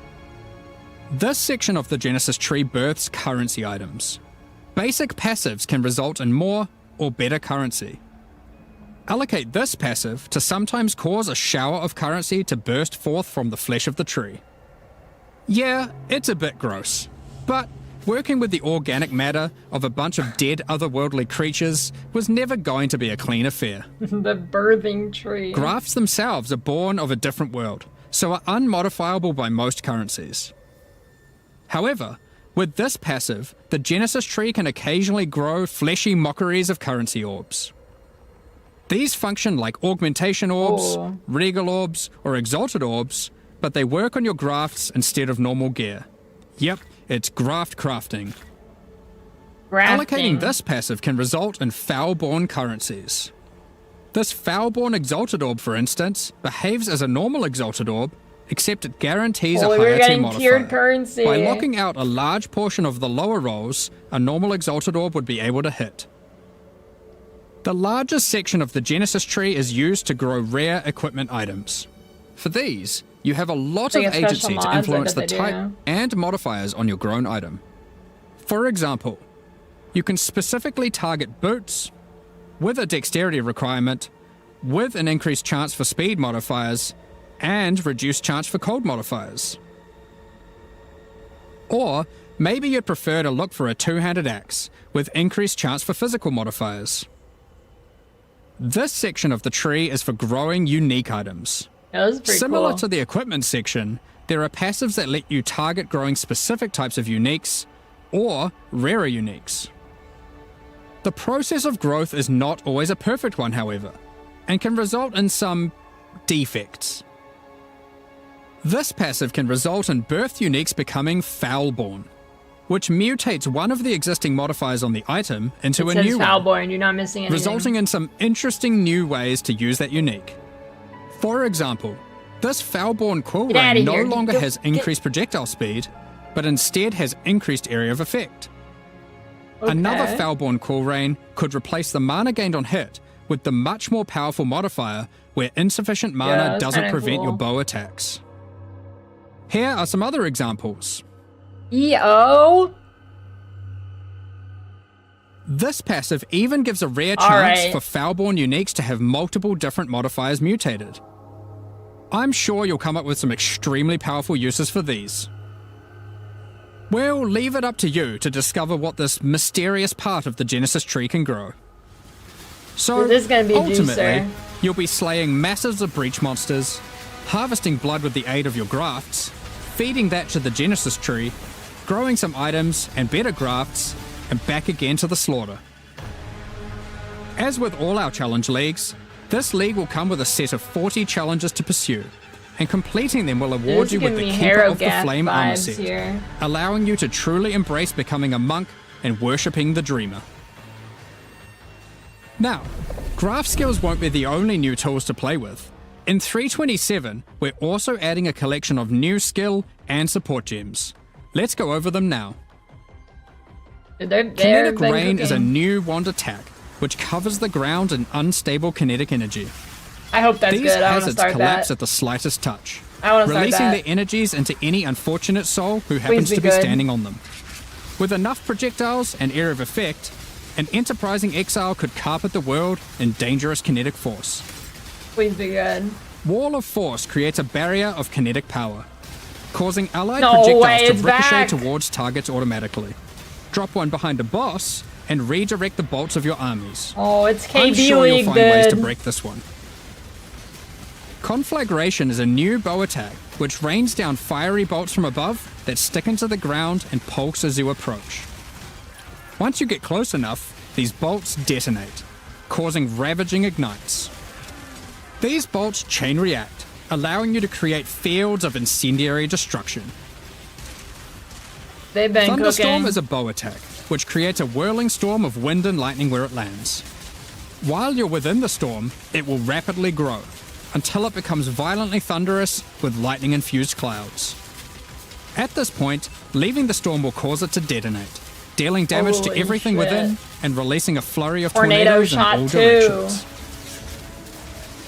Attacking with kinetic fusillade will create hovering orbs of energy. These linger for a few fusillade. moments above you, before zipping off to nearby targets, chaining between them, then detonating. You ain't killing that pack with that, dude. Living Lightning support will bring to life living sparks of energy, elemental minions that zap through packs of enemies with speed and ease. Use these alongside your spellcasting to augment your pack clearing abilities, or find whatever means possible to cover the Dude, world these in skills living are sick sparks as of fuck. ruin. Wind Burst support unleashes chaotic tornadoes as you attack, which Tornado ricochet shot around 3. wildly and quickly. These deal moderate There's 3 damage as they tornado travel, shots now. but will explode into a highly damaging burst when they expire. So it's a choice There's between 3 scaling the tornado duration shots. up to get better coverage, or down to access the burst more quickly. Kinetic Instability is a support gem to go along with the new wand attacks that causes enemies slain to leave behind those same orbs of shimmering energy that Kinetic Rain creates. One might ponder just how many orbs you can create if you were to use both. This is crazy. In 327, exiles will be able to absorb the power of some of the bosses they defeat. These take the form of new Ascendancy class options, called Bloodlines. Bloodline classes are a new means of character customization in the endgame. They are secondary Ascendancy classes that are unlocked by defeating specific endgame bosses. They are allocated with your normal Ascendancy points, and you'll have to choose how many of your points go into the original Ascendancy and how many into your Bloodline class. This means there is a nigh limitless ability to mix and match here, as you could choose to invest just a couple points into your Bloodline, or max it out, and you could take any Bloodline with any base Ascendancy class that you see fit. This league's gonna be crazy. To unlock your Bloodline, hunt down the endgame boss whose power you desire, and defeat them, or have a friend help, and claim the power for your own. There are 10 Bloodline classes to discover. Bosses who offer this power are typically associated with past leagues, giving additional reasons to engage with that league content. Let's run over a few examples. The Chaos Bloodline will be offered to you by the Trial Master, if you manage to succeed his final challenge. With his blessing, you can greatly augment your Vow skills in different ways. This is gonna be Priest crazy. of Yalmak lets you use Vow skills much more often, while Priest of Kopek makes it harder to build up Vow skills, but makes them far more powerful. Or take Corruption's Embrace, which grants more Vow Keystone powers the more corrupted items you have equipped.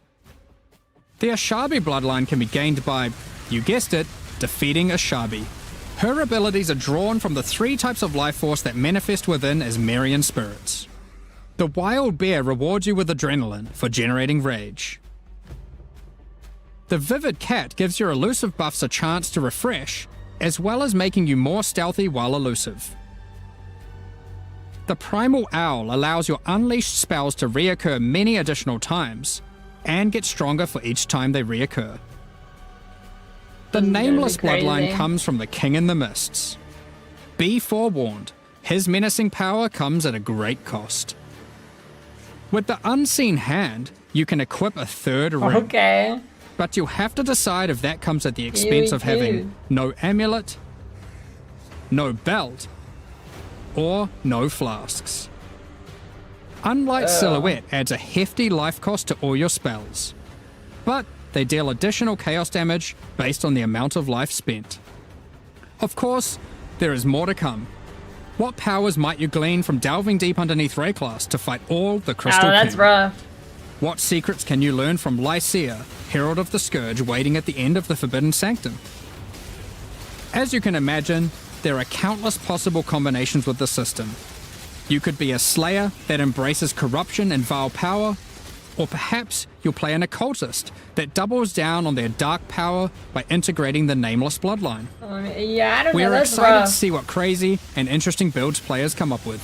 That's rough. I don't know. In the most recent Path of Exile 2 expansion, the Third Edict, we introduced a much anticipated feature, fully asynchronous trade.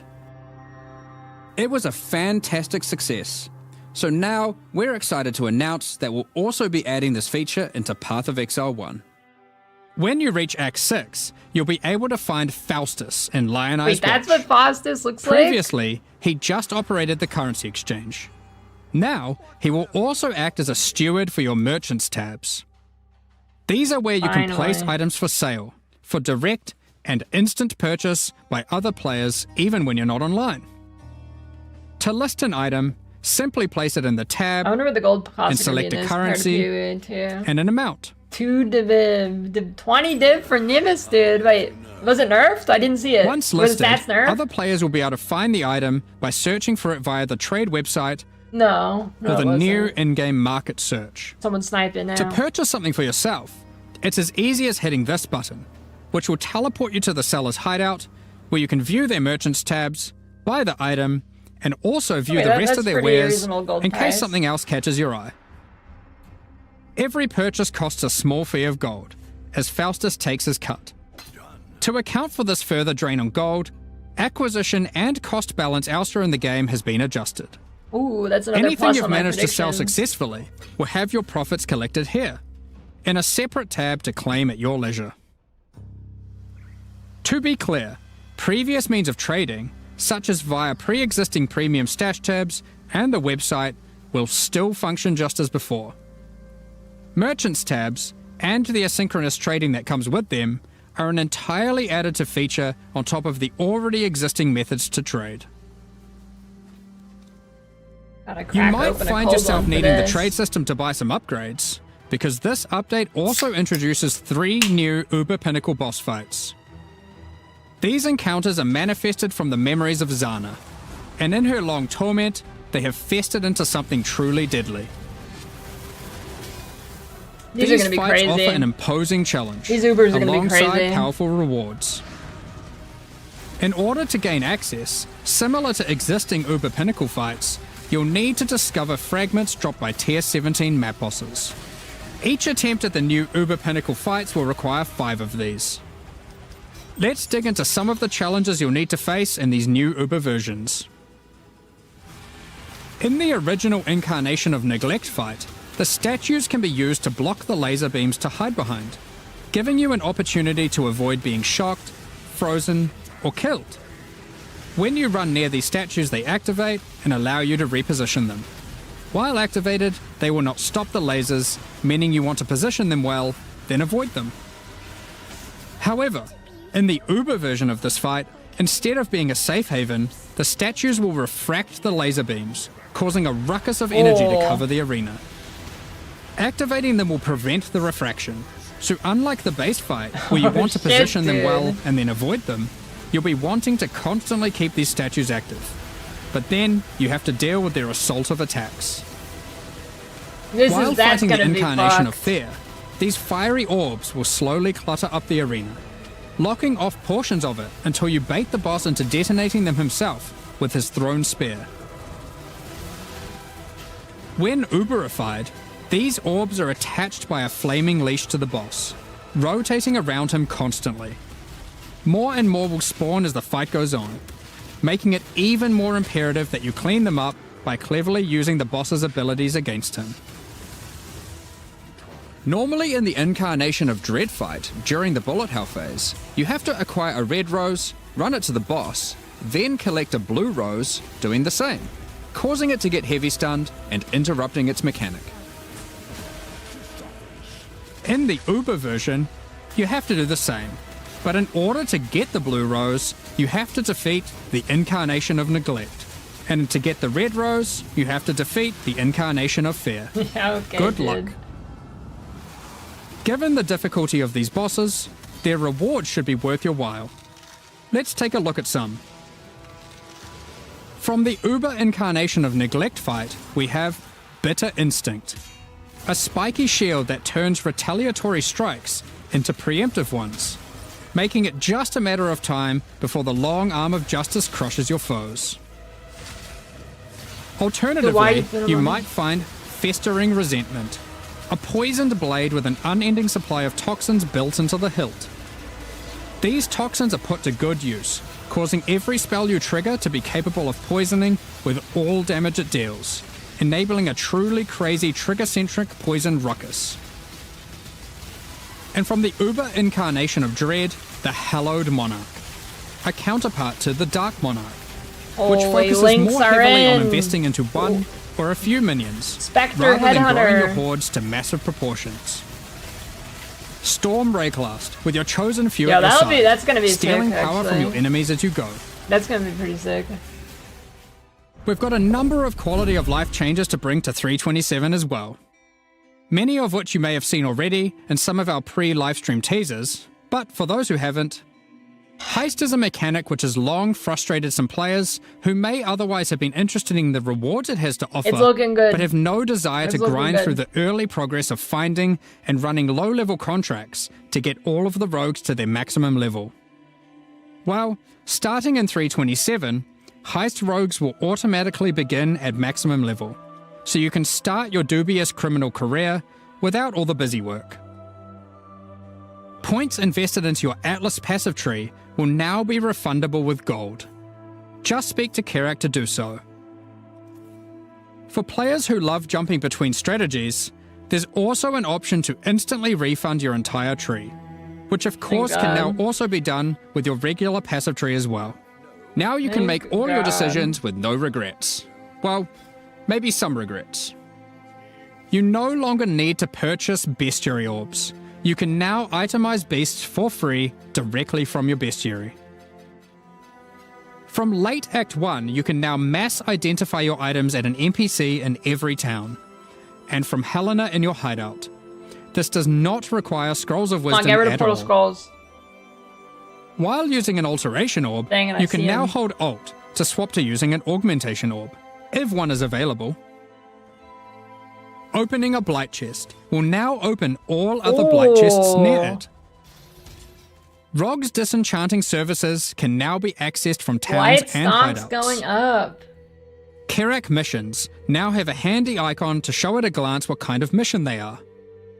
Holding down Control and right-clicking on stacked decks will now continuously open them to your inventory, notifying you in chat what the outcome is. I wonder if stack deck price If you will go still up. want to open them direct to the ground, to let your loot filter provide a dose of dopamine, you can still do that too by also holding Shift.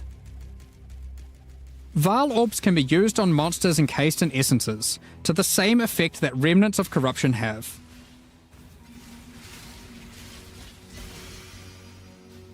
When multiple skill gems are ready to level at the same time, you'll now be able to click this button to level them all up at once. Next up, we're going to be talking about our new League supporter packs. Today, we're launching 2 new series of supporter packs. Oh, that The part looks Champion sick. of Theopolis and the Verdant Magus packs. Ooh. Each tier contains the pack's full face value in points, alongside Wait, that several portal's exclusive sick. microtransactions. As always, the microtransactions in these packs are purely cosmetic and do not affect your character's power That or looks progression interesting. in any way. The Champion of Theopolis series of supporter packs contains 6 exclusive microtransactions. Manifest a Champion's Ferocity, Oh, wait, as it's the a Red Bull Lion's Might collab. unique finisher effect rips your enemies to shreds. Okay, that's kind of Open sick. the Champion of Theopolis Dude, their- portal their to end your MTX crusade is through maps too in the good. style expected of a true victor of the arena. Defeat your enemies like a true gladiator, wearing the Grand Champion of Theopolis armor set. The armor awarded only to the most elite warriors of the Grand Arena.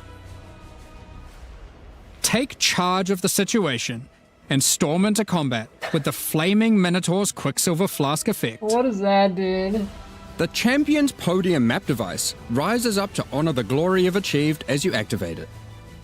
Ascend the They're stairs cooking. and stand atop the platform as you enter your maps. Each flame surrounding the platform represents a remaining use on your portal. The burden-back belly goat carries all the supplies necessary for a campsite as he travels behind you in battle. When placed in a hideout, instead of roaming around like your other pets, their supplies are deployed, creating a small camp where you can access your stash and providing a place to take a load off. Can I get the while you ID rest next to guy the campfire. MTX in this?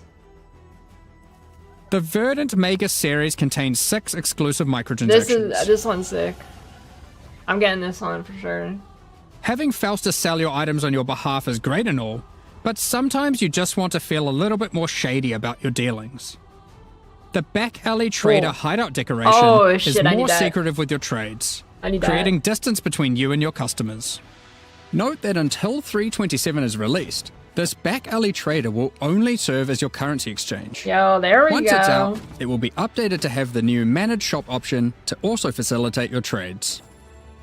The glory the Verdant hole Wayfinder trader. pet is a loyal companion to any Master Magus. Okay, see, this is a good. See, if you're a furry, As that you is the approach kind of. waypoints, That's a it good envelops furry them with its design. vines, You guiding know, like you the throughout furry, the Rayclast. actual furry art's terrible. Control Listen, I'm not a Earth and furry, nature but if I itself, was, as the great Verdant I'm the Magus O.J. armor set Simpson envelops of you in the ancient furries. power now lost to time. Listen, that'd There's be the also way the to do matching it. back Okay. attachment included. Remnants of the forest ripple out from within you with the Verdant Magus level up effect equipped, restoring life to the corrupted land. Call That's on an pretty ancient sick. golem to use their power to create a safe passage for you to retreat through with the Arcane Golem portal. That's my portal this season. As a Supreme Verdant Magus, you can travel to your Arcane Isle hideout. A Ooh. cluster of islands held together by ancient magic passed down between elite mages. Their MTX is just too good. Stand atop your tower and relish the great MTX, heights you've reached too above those good. who have not harnessed the arcane. These packs are now available for purchase on both PC and console and will remain so during Path of Exile, Keepers of the Flame. Additionally, any microtransactions from these supporter Wait, packs they didn't say will anything be about made available gift for sub use drops. in They didn't say Path anything of about Exile gift sub 2. drops. This is good. This is good. I don't need to stream Meanwhile, for the Crypt 24,000 Keeper years and straight. Frisian Magistrate packs leave the store forever at the launch of the Keepers of the Flame League. So now's your last chance to purchase them. Thank you so much for your ongoing support. We're just about to start the Q&A with Ziggy D. Afterwards, we'll post the full patch notes for Path of Exile, I think I wanted- Keepers of the Flame, I was at 11 AM New Zealand time, 3 PM Pacific. No. With There's release at the no end of gift next sub drops week, this time. our community team will be posting crucial I wanted every information other you'll need season, for the just not release. this season. Keep Can an we eye on the news. Skip it this season. Thanks for joining us today and checking out our latest developments. We're looking forward to holding off the Breach Lord's conquest, crafting gruesome grafts, planning dozens of Bloodline-empowered builds, and filling out our trees tree. We hope you all join us.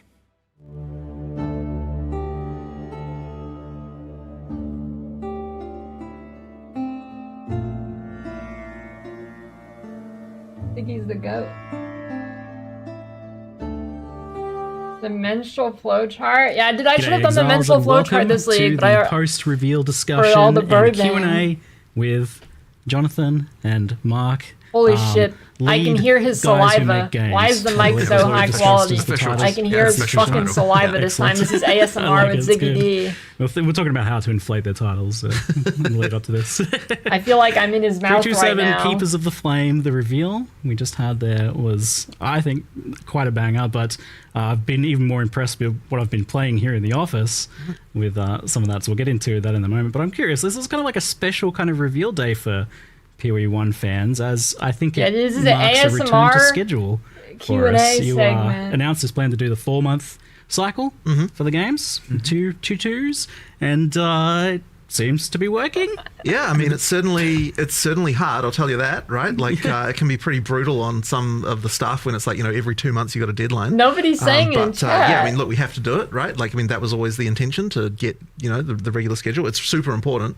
So we have to make it happen. We have to make sure that is something that we can do going forward. But yeah, I would, like, I'm honestly, I'm so happy that we managed to, to get everything back. And I think it helps a lot. I think, like, things feel a lot less, like, crazy here this visit for me. Like, maybe it's and just things Ziggy. I seem didn't to be hear more with of a finished John. state as well Maybe from what I've been Ziggy's looking at, just so. Well, we're putting a lot more effort into sort of getting that salivating at production this process patch. down, making sure that everything's going well. Like, we're hiring producers at the moment. Yeah, do you think their feet's gonna touch? Do you think they'll accidentally touch feet? Look at as for a production job. It's something that we're really concentrating on, making sure that because when you've got a schedule like this, when it's this tight, you have to be really, really careful, because like, I would say one of the hardest things that we didn't expect, trying to make sure that we get the schedule this short, is you start to become really vulnerable to just like random things, like this person gets sick or like something like that, and that's like suddenly it's like a real challenge.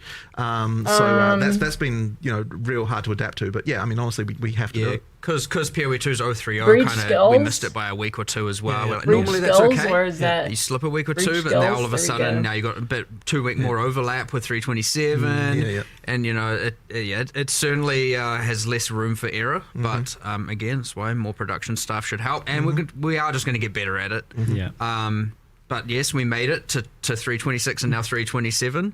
Mostly on schedule, give or take. I guess that's it. But how we know.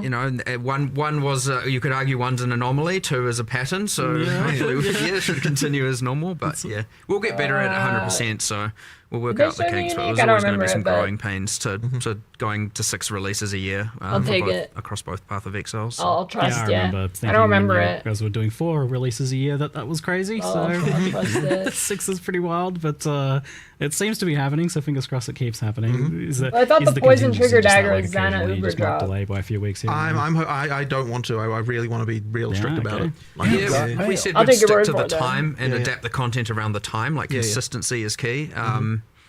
So hopefully we can keep doing that. That's still our current philosophy and plan. So yeah.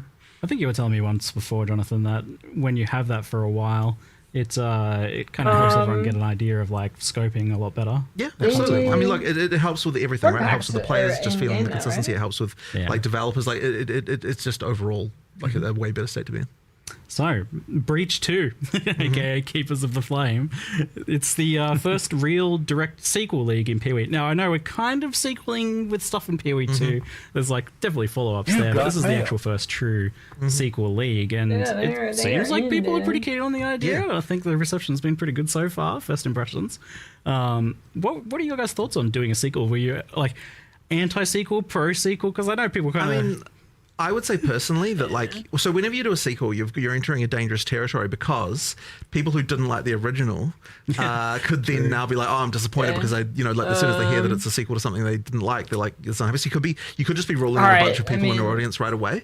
Now, Breaches, I would say, is a pretty popular one, so like there's less danger there. Yeah. But effectively, in order to make a sequel to something, I think you really have to be doing something that had to be a real banger back when you did it, so that people actually are definitely on board from the beginning. In general, I'd say we'd prefer to do stuff that's like new, but I think this one was a good fit. It was a good example of something to do, and yeah, people are liking it. So it's I mean, as Jonathan said, yes, like some leagues are more divisive than others. Some have more kind of X factor out there gameplay. With the whole Blight Tower defense, and some of them are more maps and a bit more crazy. And immediately you do turn off some people, and we know that going in. When we make these, we try and make it something good for everyone, But Breach had that, just like you're just slaying hordes of monsters. You're just killing. It's the classic we talk about reinventing the wheel. Here we talk about not reinventing the killing monsters in circles. And it has that. And by the way, that is a massive thing when doing the sequel, is we're like, we must keep the killing monsters in circle. Because the last thing I want to do I was scared for a second with that wave thing. I'm like, what did they do to Breach? And then just I saw the wave thing. I'm like, what did they do to Breach, dude? We really focused on the weaknesses of what Breach had, because it was 9 years ago, almost to date, I think it was. I think it was December 9 years ago, so we're almost there. Yeah, just if you want to feel a bit old for a moment. I do feel old with that. You know, and I actually still remember working on it. It does not feel like it was that long ago. I made those 5, the 5 Breach Lords back when, and put together all the monsters and all that interesting stuff back then. And I was like, what was I doing? Like we took the player characters, put some micros on them, and dunked them in red paint. That was the style at the time. You know, it was like, so it's not only been fun to come back and do a sequel. Which, by the way, we've codenamed Breakwall, which is obviously a given. Very cool, Mark. But important. We've coming with like 9 years of lessons learned, including with all the lessons learned from PoE 2 as well, and then coming back and being like, what do we know now that we didn't know back then? And it's like, okay, let's not sabotage the gameplay, the killing of monsters, the killing monsters in a circle, and let's focus on the weaknesses. And so then we looked at, okay, well, nowadays, if we were to do a league, it generally comes with, some character power arc. You've got some crafting system. There's generally a meta system, and then that's where you get like the grafts, the Genesis tree, and all that stuff coming in. My cuck when I kind of get more excited for the MTX than focusing on the combat mechanics. All right, well, this time that wasn't the case, but sometimes I get more excited at the MTX. You'll find that. Might be not less this trivial time, with, not this time. Some of the other contents but that's sometimes. a little bit more this time, crazy with respect to combat. It's kind of close, but not. We'll see. Definitely going to dive into like basically all of the things you mentioned there. But out of interest, what's like a league mechanic or a expansion that you either would or wouldn't want to sequel? Okay, at some point? Like, what would be a bad example? Is maybe interesting. Well, I think the one that you said there with the tower defense stuff, it's just like that would be very divisive, right? Immediately, if we said doing a sequel in PoE 1 to that, there'd be immediately a bunch of people would be like, yeah, I like I know, but a lot of people don't, right? Both ends of this. I think I got the new most passionate people exactly, wanting right? it, and then you get the most people that hate it on the other side. right. Arcane Isle Hideout. For sure. Yeah. That being said, like, it isn't like, oh no, that means Blight's never getting improved. Right. There's differences between overhauling and improving a league. Yeah. And there's and obviously doing a narrative sequel where you kind of Take step all this away from shit some off. of it, and so You've got mail. really here it's like, yes, Thanks, Nike. Blight, Prime there's so many leagues, right? Insert all of them will get attention. Sometimes they'll just be quality of life, similar to what we've done with Heist this time round, because honestly that might probably deserves more. And then other times it'll just be an upgrade. I certainly wouldn't want people to say, oh yeah, we're just going to do sequels from now on. Though we're definitely not. Like I don't think it's going to be. The most common thing. That's what you guys need to do. You need to do sequels. Upgrade the dog shit ones. Most of the time, I think. I actually want them to do sequels. Different new things. Like I need Delve 2. I need Tormented Spirits 2. There's definitely some lore and stuff I'd like to see expanded. Like I feel like Harbinger, for example, touched on some stuff that was maybe only scratching the surface. Part of what allows us to do the sequel here, by the way, and from a more production point of view, is that because we did the Twisted Domain and the new Breach monsters in PoE 2, we got to utilize the monsters. Called? So we didn't take the bosses from PoE 2. We made full from scratch boss fights for this for Keepers of the Flame. Cool. But for the monsters, a lot of it's reusing the models, the animations, the rigging, a lot of the art side of it. Verdant. And because we get to do that, we get to then focus our attention on all those other things that we would otherwise have to have a bunch of resources dedicated to. So, like, there's a kind of like two birds, one stone going on there where we not only got to do it, we got to do it in a more cost-effective way that allowed us to focus on other features that are going in the expansion. So, win-win for players and for us in that regard. But it would be less trivial with other sequels or to other leagues where we don't necessarily have all the monsters and everything made like that. So, not to say it's impossible, but it's just an interesting factor that came up that allowed us to do more here than we might you know, if we don't forward think enough or forward plan enough, and I mean quite far in advance, because like making these full monsters from scratch is not a short-term process. You know, we might not be able to do for some other leagues. So, you know, just a kind of fun internal kind of consideration that we made. Well, like an interesting thing here as well with the fact that Breach is in What PoE is 2. that? I don't normally Wait, get into that's lore, sick. so lore warning. But Is that the I'll try dog? and keep it as oversimplified as possible because I definitely have delved into the deep end of the lore of this stuff. But so to simplify it, PoE 1, Chayula, baddie, we fight them.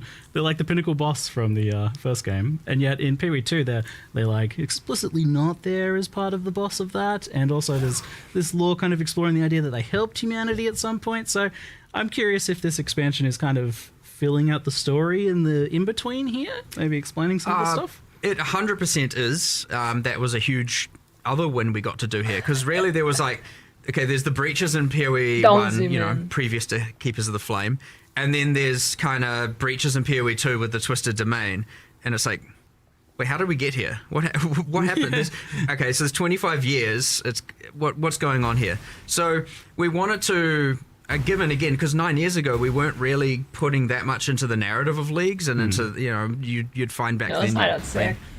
You know, we're not far from Onslaught League back then, right? It was just 20% of some stats. So, and even when we had Anarchy, there was Exiles, but like there's, you know, there's named characters, but we didn't really have voice acting for anything. You know, like we've kind of stepped up our game in a lot of delivery of that. So now we get to, you know, come back and go, let's establish a bit more about Breach. Obviously, there's uniques and flavor texts historically, but yeah, we got to establish a little bit more, add some interesting stuff to it. Meanwhile, also, yeah, progressing the narrative towards what if people are playing PoE 2 see. Now, that being said, if you just play PoE 2, you don't need to know all of this. If you just play PoE 1, good on you. You now know it all. You know, it's all entirely optional information to know, but yeah, you kind of have this. I mean. Worth noting, you know, on the kind of Chiola arc, you know, yeah, there's a bit of like, is he good, is he bad kind of thing going on. Still to be determined. This is the portal, at least for the dude. players. I've got a cult following, but that doesn't necessarily mean one way or the other, does it? You know, like he was a baddie here. You're an acolyte of Chiola over there. Yeah. What goes on in between? But I was reading the flavor text of the Acolyte of Chayula this morning. I'm like, even that doesn't really like kind of suggests that maybe it's not a good idea to be following them. But but there's power. But like the monastery of the Keepers of the Flame is actually where the monk trained and from PoE 2 grew up and all of that stuff. So kind of little fun bits there. People playing both games will appreciate it. It's still great. It's going to be great in either game, and it allows us to develop. So because look, they're both set in Rayclast, it's still a shared narrative, and it's nice to be able to like evolve all of that. And it's That looks honestly pretty been nice. fun, really, honestly, doing all of that.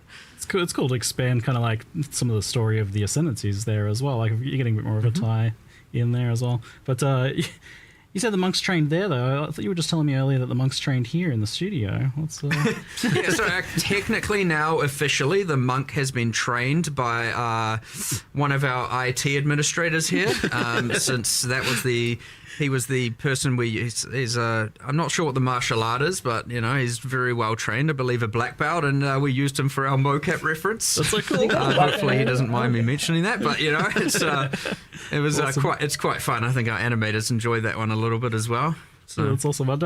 You guys haven't really done too much of that in the past, or? You mean mocap? Yeah, like I mean, the animators always film visual references, so like they've got a room basically where they go up and they're just, you know, like doing all the animation, acting out. They're often not actually mocapping technically with like, you know, all of the suit and everything, but they're often filming that and then doing animation to it. I'd say one of the most useful pieces of technology that we've been able to benefit from is it's a literally single phone shot mocap and very quick from recording to in-game. They say they animation. mocap on their phone. It works phone? really well for animating, obviously, humans, but also for when it's involving just a single human. It's like ultra quick. Like if you have two and they have to interact and make contact, it's not very good at handling that, but it's been insanely fast. So you just get a single small tripod with a phone, and you can record a human and chuck it in game pretty rapidly. So that's been amazing, and honestly, almost all of the human animations you'll now see in game, where it's not someone punching or hitting another person. So like, it's not you know, the best for combat and kind of scripted cinematic interactions between characters, but just those kind of freestanding town idols and all of that stuff, yeah, you can do pretty rapidly now. It's been a pretty big improvement, I'd say, in a cool way. So yeah, and I mean, you're getting like PoE2 quality stuff. Yeah, what's up?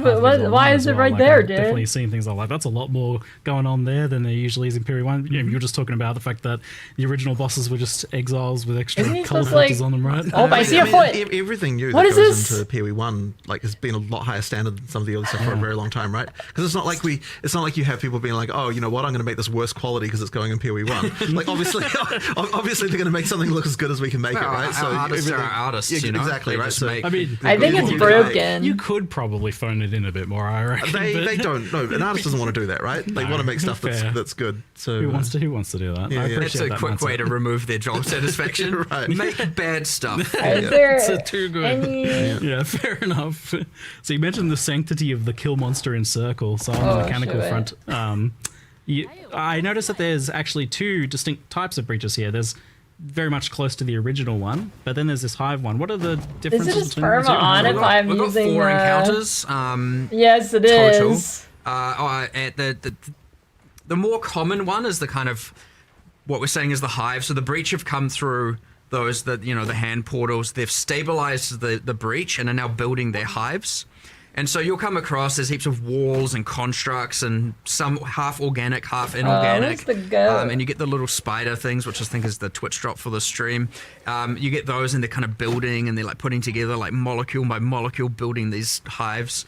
And that's the one where you come in and you get given the power of the Keepers of the Flame, and that can just incinerate away all of the material, and you're kind of just like running around pretending to be a Righteous Fire build for a moment. I'll just note as well, like you don't have to click any doors or like bump into any walls. They just evaporate before you. You just run around. You run around burning stuff. It's kind of satisfying. It's ash going everywhere. There's a couple things going on there. Wait, I think these are sprint effects from PoE2. They put it in summon an this. Aelith, you start the encounter. And effectively just kill a whole bunch of monsters. They're trying to get to her. They're trying to kill her. They're not super effective at it. We're not doing the whole like, they are persistently wanting to aggro on her. They're going to try and kill you.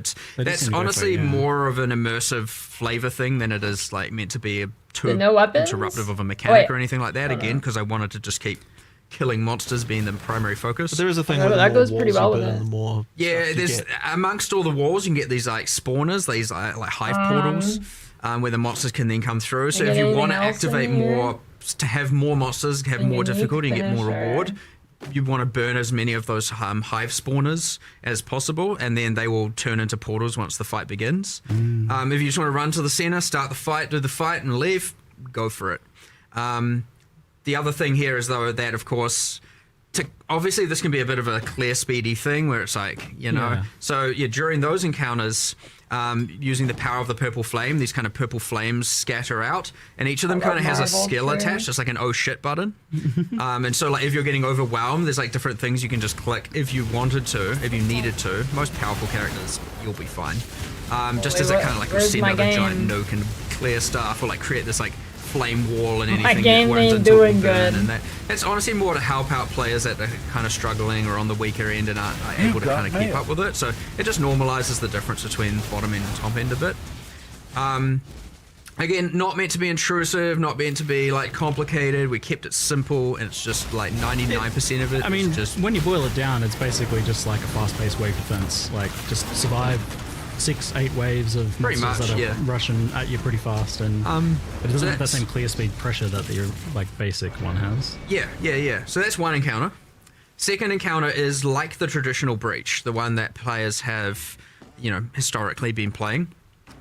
You activate a thing, the breach expands out. So these are breaches that haven't been stabilized yet. So they haven't come through to build their hive. So you activate it, it starts expanding, you kill all the monsters, it's revealing, and then once you've killed enough, and if you can kill enough, like it can be kind of hard early game, but like towards end game, that's your goal. You'll notice a progress bar filling up, and once the breach gets to the end, that means that it will become stable. And so what was going to happen is when it becomes stable, the Breach are going to send through their like difficult monsters, their elites, their enforcers. You know, their front line. What's he doing in there? What is happening? What's he doing? Secure the area so they can send through their like little worker spiders to start building their hives. So this is like a yet to be a hive. What's he doing in there? So you obviously don't witness all of that. Generally, what you do experience is you kill enough monsters, and then in the center the portal activates, and a bunch of monsters and often a boss floods through.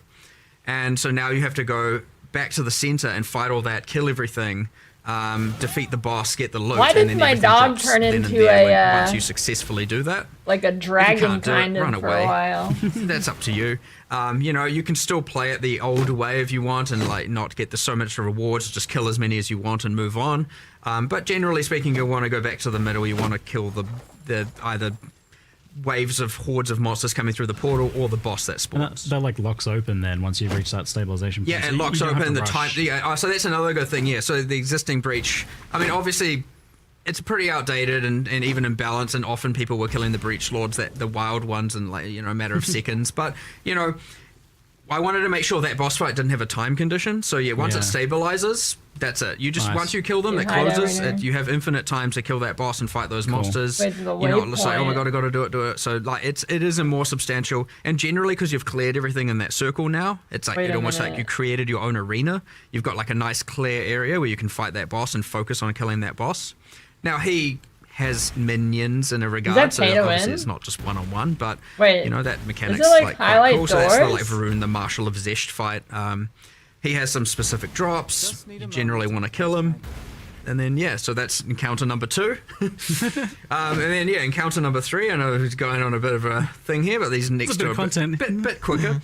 Encounter number 3 is the kind of sky fortresses you saw. It's very similar to the first fight. It's kind of like, oh, we didn't stop this hive. Some of these hives have been getting built for weeks or whatever, and now they're like, you know, full giant mega structures. So you climb the beanstalk, as I called it, the Breach beanstalk.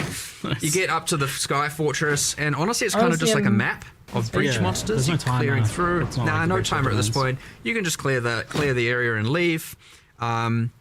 Taking your rewards with you, but in the center weird. is like the hive encounter, the very first one, like a wave-based encounter. It's just a lot more epic, and you have to, you know, the same exact thing, except Aelith's like, yeah, it's going to take a lot more explosive power to destroy the rest of this hive and seal this portal, so you might want to get out of here. So generally speaking, yeah, once you've killed all the waves, you then have to get out of the area before Aelith burns the entire thing to the ground. Cool. Normally you can survive that, not in this case. You might want to get out of there. Once you do, you get all the loot. Sweet. You're not going to get that encounter too frequently, but, you know, it can be a little bit of fun, a little bit more action-packed when you're trying to escape. And then the fourth encounter is pretty similar to that, except it's just an area with your pinnacle boss, your in-game boss Can fight. I claim my And drop you basically now? didn't show those in the trailer, because I did note that people were like wondering why you showed kind of so much of the Uber bosses for the regular content, but you didn't really show any of these We guys. generally avoid showing bosses for sure, especially new ones. I'll you know, you get a silhouette of it, a single emerge shot, and yeah, for sure. Like for the Ubers, we're like, well, they've got like 10, 15 skills each. Let's show one mechanic we've changed of each, you know? Maybe not the best option. Like I know people Wait, so like there's the full more mystery, so Uber like, maybe mechanics lesson than learned just in what the they future might showed? show nothing. But you know, we only did show one of all of their skills that have changed, you know, just so people get a general Those fights are gonna grasp be of how crazy, they're dude. changing. Yeah. Those Ubers but are yeah, gonna be I ridiculous. probably given the feedback, I'm probably just not going to show those. Those again. Ubers are gonna be We'll let it be a ridiculous. mystery. But yeah. So this skill tree, you actually did it. You made a skill tree. Well done. The tree. But this tree is quite fascinating because it's not just a like a meta progression system for the league or something. Like there is that, it is progressing, but it is a crafting system. It's a tree that is a crafting system, and from messing around with that, like it feels kind of brilliant. Like this is a really good idea. I can't really hear the saliva anymore. How did that come about? There's kind of a mixture from Chris Octavian and I can't remember me and him and kind of Andrew, we all kind of just came up with ideas. But I think the original tree that spawns items or grows items and then hatches items came from Octavian, and the grafts, mind you, as well. He's got a nice creative brain on that one. Comes up with some cool ideas. I like that kind of out there style of design, which is good. And so eventually we took that kind of idea. I was the one who brought Breach to the table and was like, oh, we can unify these. And that came from a interesting thing where in the Twisted Domain in PoE 2, you get these you have these trees made of hands that the environment artists made. And I really love them. Wait, so I think, and I'm like, normally because you're on a timer, I think there is no monsters, you don't get to appreciate a lot of the art assets in there. So that means I'm streaming for like 6 hours at League Start, and then I'm leaving. Petrified in that version, so I was like, what does that look like when it's and then I'm coming back after like 5 hours, but gross. We kind of came up with this tree, and tree that hatches items, and it has this fruit, and then we were like, nah, I don't want just a tree that has fruit. It needs to be gross and dark and horror. It's like gothic world, and so we obviously went a little bit more crazy with the theming on it all. But I like it, right? It is dark. It's like a little. You've got this alien-esque demon species, I think right? So. Items out, Although I think with a bunch of plus. I think they said it at kind 3 of came like p.m., that, and then it's like, well, which is in 2 hours. It needs a meta progression. The good thing about the tree having a passive tree is we get to reuse all the same code that our passive trees use. Yeah, probably. And then the other, because it's good because then you don't have to make a completely bespoke system. And again, what do you think the chances are that Breach is super overtuned now? There's like no chance, right? It'll be fine. I think what's pretty interesting about it though is the way that it actually for crafting is quite interesting how it sort of encapsulates the idea that you've got like various dependent choices. You don't normally think about crafting in that way, but that's really what crafting is, and so it kind of like means that I don't know though if that new skill with a bunch of the blue shit falling down, if that looks like it's good in softcore but not playable in hardcore. So that's kind of a pretty interesting one. That is tempting. I don't think I've ever seen it before. That is tempting. I really want to play that skill. Yeah, like I've seen some crafting trees and stuff, but they're usually separate or there's like some little bit. But yes, like that's what I was thinking because I'm thinking a lot about like how do you communicate crafting because it's a pretty complicated thing generally, even in its simplest in Path of Exile. But this does seem to have like a very natural, more understandable way of communicating it because you're allocating. Yeah, I mean, this game you can make money on like any mechanic for a while now. Pretty much everything is good. How did we go this? So we've got multiple character trees. We've got world area trees. Is this the first crafting tree? Well, kind of. There was the one with the items. I don't even remember the name. There was the Crucible one. That was items having trees. That wasn't a tree to craft. You can see the hive form. Argue Scourge is like the whole microwave. Never mind, don't have it. Mechanic kind of. It wasn't really a tree. It was like a grid. It was a bit different, So. I don't know. It might be our first true crafting tree. It's like I just can't help but wonder. Like we'll see, I guess, after a league. But I just can't help but wonder if you like accidentally stumbled upon one of the potential solutions to like how do you communicate crafting to players because it's so hard to do. It's got mail. I don't know, maybe this has applications elsewhere. We'll see how it goes. And there's a lot to expand on here, of course. Like when you have these kinds of tree systems and. Immediately people are going to be like, oh, keystones and where's my crafting tree notables and masteries and build your own crafting tree. Yes. We'll see where it goes, but obviously that depends. We don't want to overcomplicate it off the bat, so you come in with something kind of simple, elegant. See how it works. See how people respond to it. Tree's gone. And then. If things go core, because we always like to decide based on how the players respond, we can evaluate how we want it to be, if we want to change it, if we want to leave it as is, if we want to, so we'll do all that. But yeah, it's cool. I like a lot of the ideas coming here with that, with that and the grafts and stuff like that. There's some pretty crazy cool things. So talking about like the idea of preserving some of the stuff from the old Breach or what's not being kept. So you had the old Breach Lord domains. They're effectively being replaced or removed here? So those are all, we've kept Breach 1, I don't know what you'd call it, fully intact on standard. Whereas on this league, it's the full Breakwall Keepers of the Flame mechanics. So full replacement. None of that is there in the current standards as normal Breach. Like all of the breach nodes on the Atlas tree are gone. And all that. So you've got the current league. Obviously, our intention is that it goes core, but we'll take the better elements of it. One interesting thing here is obviously we still have all the old stuff. So if we miss the mark on some things, it's still there. We can bring it back. We can integrate it. We can, touch. obviously it would so suck, close. to have to then accept that we have to keep using all the old art and old mechanics and old fight to some degree. But like, if they're more fun, they're more fun. We're not necessarily here in the business of taking away things that people loved. So obviously I'm pretty confident in what we've got is going to be amazing. And as you said, first impressions pretty positive. So but worst comes to worst, if we have to take the best of both worlds and merge them, then that's still what we're going to do. No, Jonathan, now go that back. being said, so yes, you don't have breach domains in Keepers of the Flame. You got all those new mechanics I described earlier. Oh, they're synchronized but that isn't now, to say there isn't a so future where we have a prequel to the prequel, and we have or an update. Not necessarily another sequel, but you bring back some of those things that were good about it. So immediately I can see people coming to mind, but what about the uniques or the rewards? We have kept all of that. All of that can be spawned from the tree. Cool. You can grow pretty much all of it. You can find, I won't reveal exactly how to do that. You can figure that out. Nice. But you can generally get all of the historic rewards from Breach from the new mechanic as well. We've tried to keep all of that. Does this mean Breach rings finally get a revamp after sitting there with the silly thing that they got their improvement in PoE too, so we had already accepted that having a double effect while in Breach, especially given that's only useful some small percentage of the time generally. Wait, not did good we get enough, PoE so yes, the Breach Breach rings have rings? been reworked.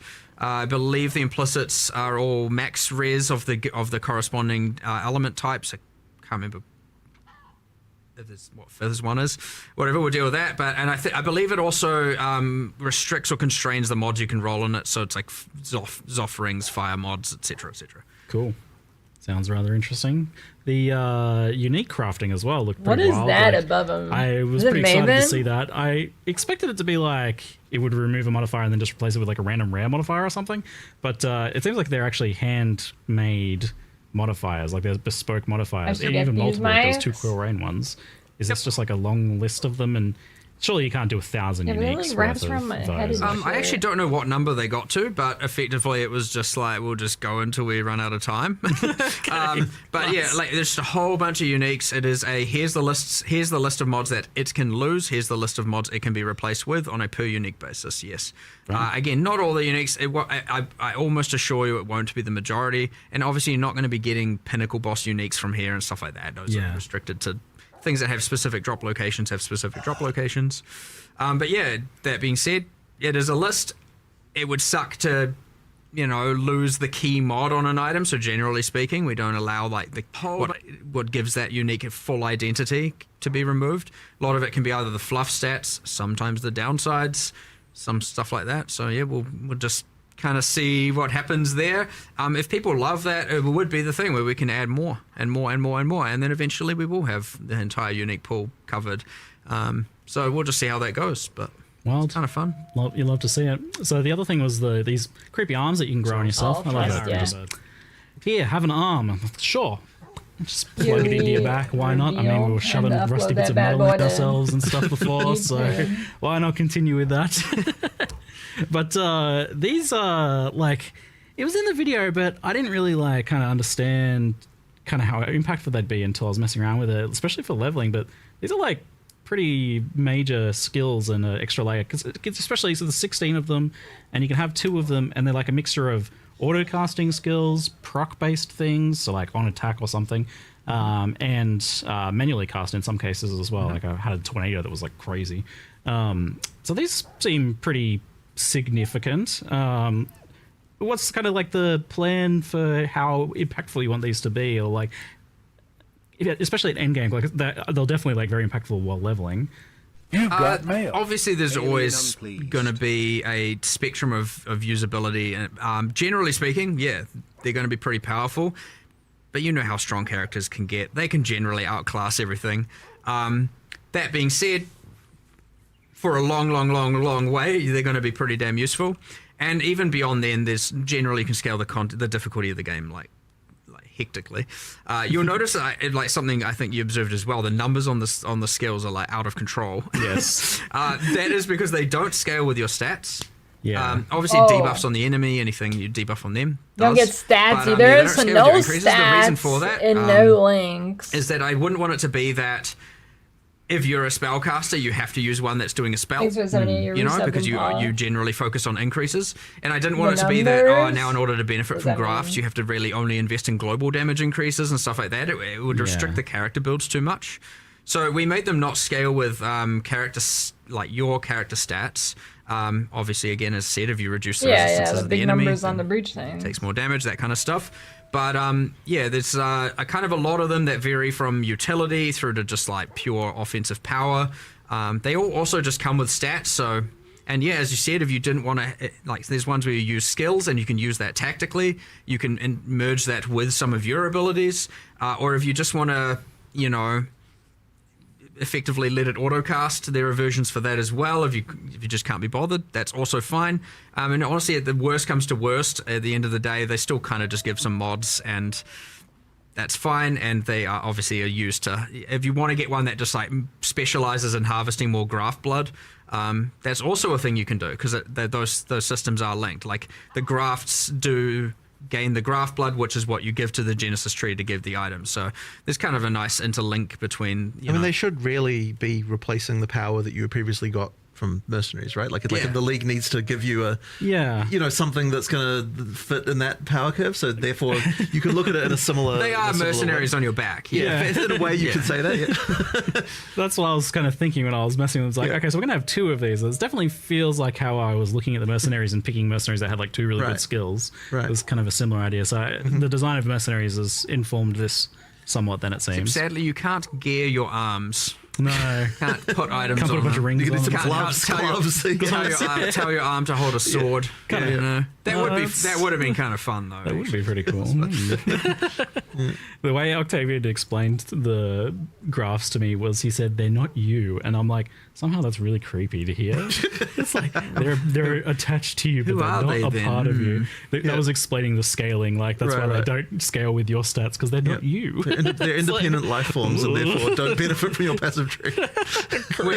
We didn't do this, but we had a desire to do unique ones, which I thought was kind of going to be fun. We might do this later, like going core, we'll do it, but we're like, what if you, and I think it was Octavian's like, what if you had a leg growing out of your back? What does that mean? And I was like, what if you had like a good jacked quadrilla arm or something? Because I was like, you could just have unique ones where they have like just like deformations, and you can have like random, deformed, crazy things going on. I do like the idea. I had a design. I was like, what if there was one that was like converted? You're like, I don't care about the league. It converts all graft blood to gold or something, and it's a kind of like cursed pirate treasure arm or something. And we'll see if that goes somewhere later. But I think that could be kind of fun to play around with. So there's definitely some sort of like biomutant kind of combining of limbs and genetics and stuff potential here, maybe.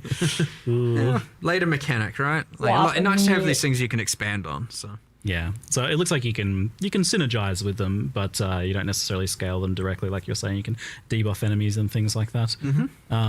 While we pan down to some of our additional questions, I've been noticing some that get mentioned a lot in chat that we'll kind of transition over to briefly. So WASD gets mentioned a lot, like if that's something that's planned for Path of Exile 1, if it's feasible, what goes into so that? It's a pretty big deal. In order for WASD to happen in PoE 1, we need to get the rigs from PoE 2. In order for that to happen, we need to finish moving all the microtransactions over, which has definitely been a bit of a slow task that we kind of need to get through. And so effectively it would be like, we do want to do that at some point, and then after that point we can make WASD for PoE 1.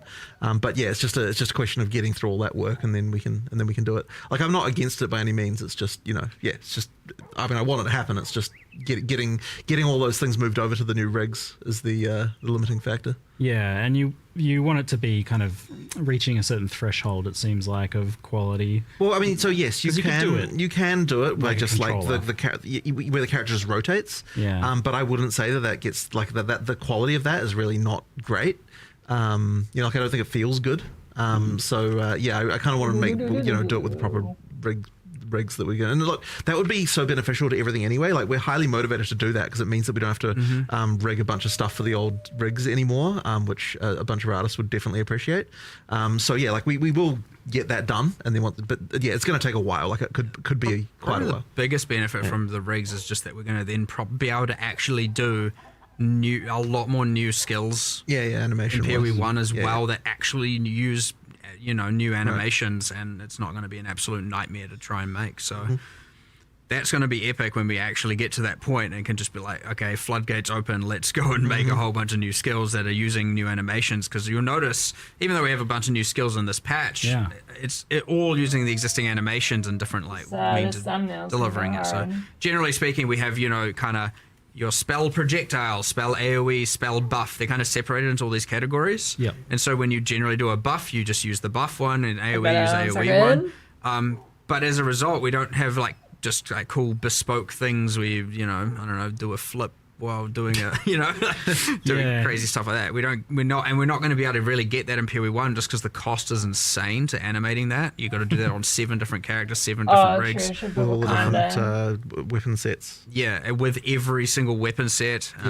And because generally PoE 1 doesn't have as much restrictions on the weapons to skill association, it would you'd be like, it's not great. It's really not great, and it would be the cost of doing that would mean we'd have to do so much less other stuff. That's a good idea. So yeah, I mean, just a random tangent on why the rigs would be beneficial as well. Immediately, I'm just like, oh my god, please, I want to do new skills that are But we will do it. We will do it eventually. It's just porting all those stuff. Yeah, well, it's an interesting insight that you even plan to kind of bring this PoE 2 rigging system over to PoE 1 for animations and things like that, because that indicates that the future of Path of Exile 1 is not very static visually. Obviously we're seeing new stuff getting ported back, but potentially a lot of stuff getting remade and updated, and PoE 1 is anticipated to change a lot in that regard over time. Well, I mean, yeah, it just for no other reason that it makes our lives easier, we need to do it. But yes, it will have the side effect of making the game look better too, which I guess is good. So another thing I saw mentioned in chat quite often was asking for Trial of the Ancestors, and what's the plans or status of that? I mean, we want to do it. No. That ultimately is just a resource thing again. It's it's one of those ones that it can't be one-to-one. No. It was too gameable, too solvable. Got to a point where I was like, this is the strat you do. We need to fix a bunch of stuff with it. It's not out of the question. It's honestly just whenever we assess the scope. Is there something wrong with Mick Jagger's feet? And it's we can do this, all this. What do we? And it's always going to come at a cost to something, and it just has been so far. At least 326, 327 that we've wanted to make sure that we had other priorities, I guess. Worth a Google. So TBD, who knows? Every single time we don't plan too far in advance with the stuff. So generally, when we are at the next league or the next 2 leagues worth of discussions, it's we have a list of things that we could do. It's in that list. I'm sure it'll come up at some point. What are you making me look up? Feel free to be coy about this, but it seems like since something similar is occurring in Path of Exile 2, that might help you kind of solve some of these questions for PoE 1. Maybe that gives people an idea of the time frame. Well, as I said once, if obviously there's a could do with respect to PoE 2, but if we manage to go down that route, we get to do the exact same thing we did with Breach here, which is that if we have all the monsters made, and a lot of art made, and a lot of encounters, so even if it doesn't appear the exact same way, it'll allow us to do a massive shortcut, which would mean that all of a sudden it is way more possible to add as a feature without having to compromise too much else. So nice. Yeah, I can see that. All right, let's talk endgame, and I'm sure you're anticipating a discussion on Tier 17 modifiers, modifier design, their addition to memory strand maps, risk scarabs, and map modifier effect. So I list all these things out because they all come together to form a bit of a tangled mess of late endgame. And I'm just curious, before we even get into what people are asking or what people are saying about it, I'm curious what your guys' thoughts are on this topic, I guess, of Tier 17 modifiers and their impact on late endgame. I mean, the main thing I'd say there, just as an overall view on it, is that T17s, there's this tension between like it is not a good place to be when there's a tension between what players are enjoying and what the thing we want to try and do is. Like that's like a problem that needs to be resolved. So effectively, it's like what T17s are supposed to do in theory is something that we want, which is to say, like, you know, that like you get something that you don't necessarily like want to have to play against, and like, you know, like you have to actually, and you have to deal with it or come up with a way to get around that. But in practice, players don't want to do that, so there's something clearly wrong here. So something does need to change, but it's a little bit tricky to come up with something that we want to, like, that both sort of satisfies our desires for, like, you know, like interesting challenges that are different each time that you play them, that could, like, all the, you know, there's like, you know, new and interesting things you encounter, but get also something that players actually like. So there's a problem for sure. So what is your desires for tier 17 maps? Like, what do you want? Well, as I said, I don't think it's necessarily the desire for T17s as such. It's more the desire that you have, like, you know, like interesting combinations of mods happen, and they're like, oh, this is a new challenge I have to rise to, you know, and like, how am I going to deal with this, and So, that kind like, of stuff. And like, that's 40 something minutes? that, like, in practice, players aren't like really liking.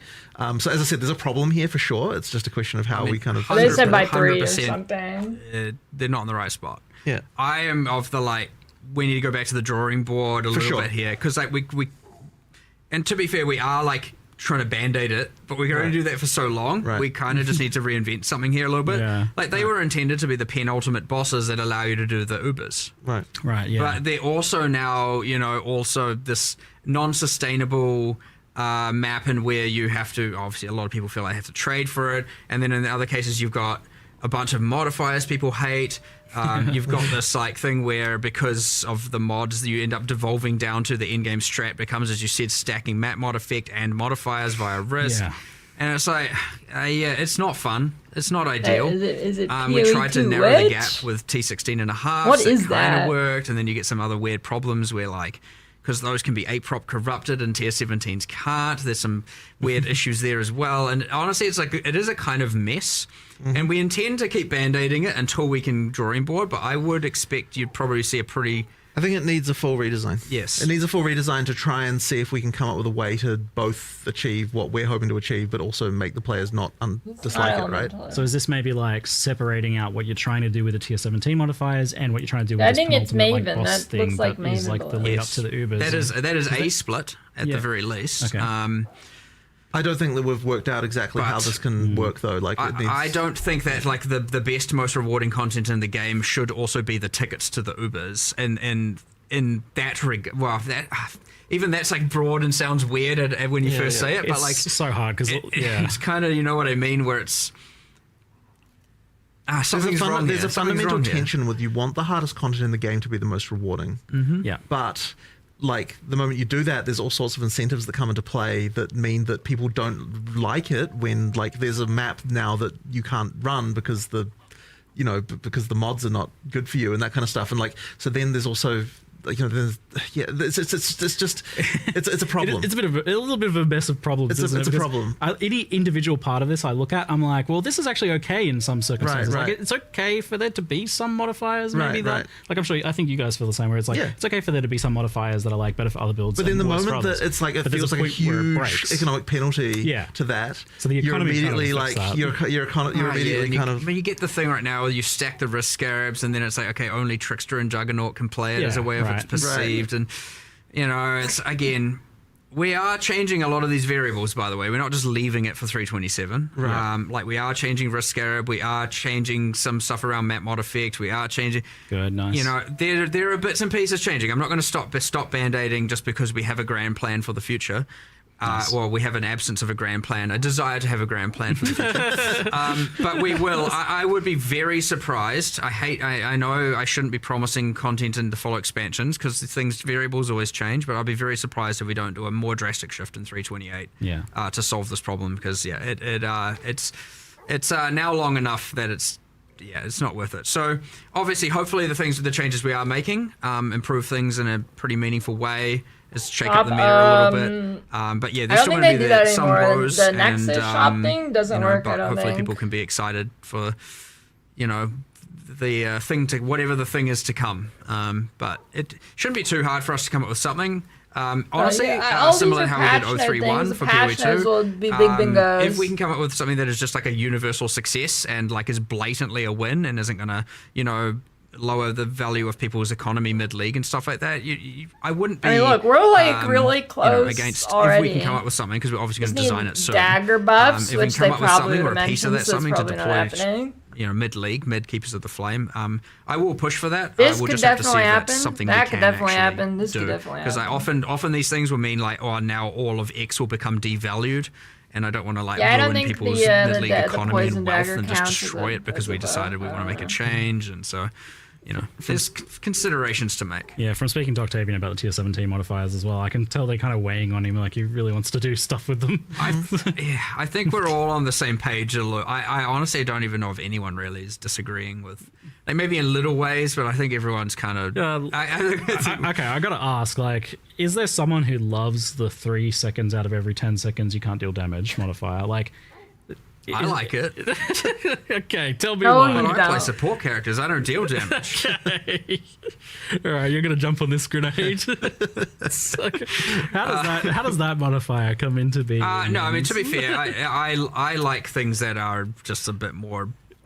I'm a bit more masochistic in that regard. That's So, what I was gonna say. I'm not attempting to put my masochistic views on the player base. I understand that, generally speaking, people aren't for that kind of thing. But I also liked trying those things, seeing how it is, and there are things where these can exist. Like if this was behind a couple more layers of some sort of more niche corruption mechanic where players, or some crafting system over here where players can kind of choose to do it but don't feel forced to do it. Those things can exist, and I want to make sure we keep that kind of stuff. But in the broad mod pool, some of these mods are, they're not really working.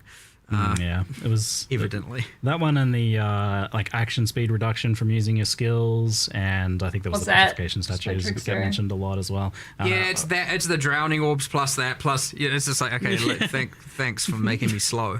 I mean the thing about slowness is you do feel it, hence why.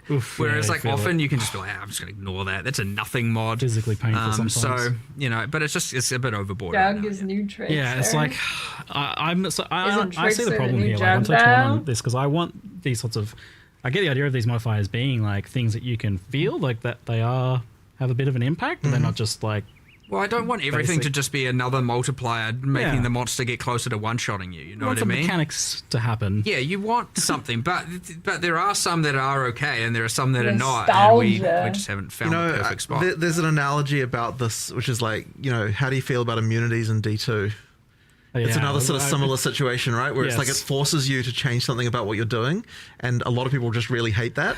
Yeah, and it's kind of like a similar sort of situation, I think. Yeah, I'm the same. Like I like the idea, but I don't like the execution of that at all. Yeah. Right. Or the and I think we're actually sort of has. running into a similar situation with this. Yeah, this is it is kind of your. Yeah, I mean, we've danced with this a few times in the past. For sure. We had some immunities on some pinnacle bosses and stuff like that. We talked about it in previous chats a long time ago. But so it sounds like bring back some of those immunities. modifiers are changing then. If nothing else, maybe it's the band-aids. In the Sure, I mean, there's band-aids like that. But there is something like wrong here, though, to solve. Yeah, that's all. I don't know if I can say more than that, really. Yeah. With the, do I read the patch notes today? I'd rather there was like 15 different ways to scale difficulty and reward, as opposed to just like, here's the stat I stack. And it's just like straight multiplicative. Right. I don't know. I want, because obviously a lot of the stuff on the tree is affecting the leagues and the content. Maybe I skim I want more than just map mod effect to be the way that you can multiply. And so it's like, do I want to focus on this or do I want to focus on that? And there's like different builds within making things more harder and more rewarding. But yeah, right now it's just like, well, obviously I just stack all of that. Like quantifiably, it's obviously better, and like there's I don't know, it's a little bit lame, honestly. It's kind of just a boring thing right now. And survival endgame. I mean, yeah. I don't know. This again, drawing board, 100% back to it. Revisit. I don't know if they've released the skill that's not viable endgame. Be surprised if we're not doing years. something for 328 as much as I told myself I wasn't going to promise following expansion E4 content. PTR But, offline? Oh no! What am I going to do after this? Yeah, I don't know what the time is, but our 11 a.m. NZ or whatever it is, kind of thing. Like there'll probably be like a rollout over time as well, from what I'm hearing. Like Like that's just generally the case because patch note writing is a surprisingly difficult task. It takes quite a while to get all that stuff. I mean, you've got an extra week to make additional changes. Like people are like, sure, there's always and that they, too. like get extra ideas and stuff. And some of this stuff may be in there, but it can be. Have a look at some of those in there. But it sounds like we're kind of on the same page with you guys, at least regarding a lot of this. Yeah, I don't think you'll. I mean, obviously, it obviously needs attention. So yeah. All right, it's cool. So on endgame though, in like a longer term, from a longer term perspective, we have a pretty good Atlas endgame system right now. Like I think it's pretty well liked, apart from this issue that we just talked about. Like overall, the core of it seems great. Like I can sing many praises about it. But previously, like historically, you've done a lot of complete endgame overhauls. And to the point that it was definitely a trend. Like it seemed to be like the way that you guys would go about it. Like every so often there'd be a major endgame overhaul. Is that still the case? Like have you achieved something that you kind of want to keep and maybe change instead? I don't think that we would want to not overhaul the endgame again. Like the reason that it's not like we're like, oh, this is what we're set on, we're now just going to keep this forever. Certainly not. It's more just that it comes down to like it is hard to come up with the ability to do a scope for that, and it's been especially hard, since we've had like PoE 2 in in early access. So it's kind of like we just need to get back to a point again where that level of scope can happen. These interviews, and, or I guess the Q&A, I don't know, whatever you want to call it, they're like, it's like 95% stuff you could probably assume, and then like 5% stuff that if you don't pay attention to, you miss like a huge detail. But yeah, like I don't think, as I said, I don't think it will necessarily be that far away before we do something like that again. And I like you do need to change the stuff every once in a while. Like it does become stagnant eventually. Interesting. So like I think we should Doran's do another big overhaul. Go. But obviously the term overhaul can mean a lot of different things, right? We should be careful with overhaul. Like it's not like it's going to change into like a it'll still be fundamentally the PoE 1 Atlas and the. Who's got the best shoes here? What do you think? None of the overhauls Ziggy, changed it too fundamentally, I would say, in some Mark? respects. I mean, yeah, there's big changes, but yeah. I guess it depends on how you look at it. But it's not like we're going to suddenly be like, oh yeah, we're changing it to be like a PoE 2 like system or something like that. Like we it'll. But we do need would need new pinnacles and new challenges there and that sort of stuff. Like that's something that we will have to do eventually. It's just getting the time. That kind of stuff, like escalating the narrative and cycling out bosses and cycling out characters and changing all that stuff is like generally pretty harmless and generally cool. Like you're not really messing with the systems and the core of what people like and the cycle that people like. I need to see Ziggy's shoes again. Obviously that's always just a nice win when you get to be like, all right, what are the next set of what much like Breach has now evolved and gone forward in time, so will the endgame story at some point. And, we will do that for sure. And it's just like, there's always mechanics that come with it. And sometimes if you add those mechanics, they can't coexist with some existing ones because it overcomplicates everything, it becomes a mess.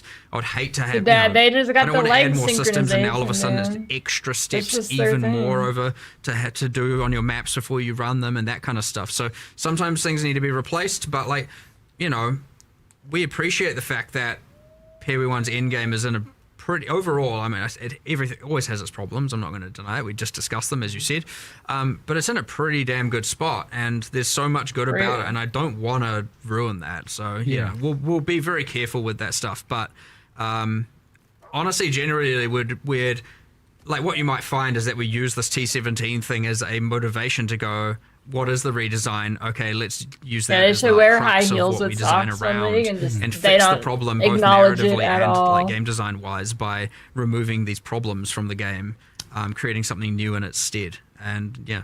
I think what I'm most curious about is like if let's say you went into a meeting today to try and come up with a new end game for PoE 1, like an overhaul for it, would it still have an Atlas passive tree like it has now?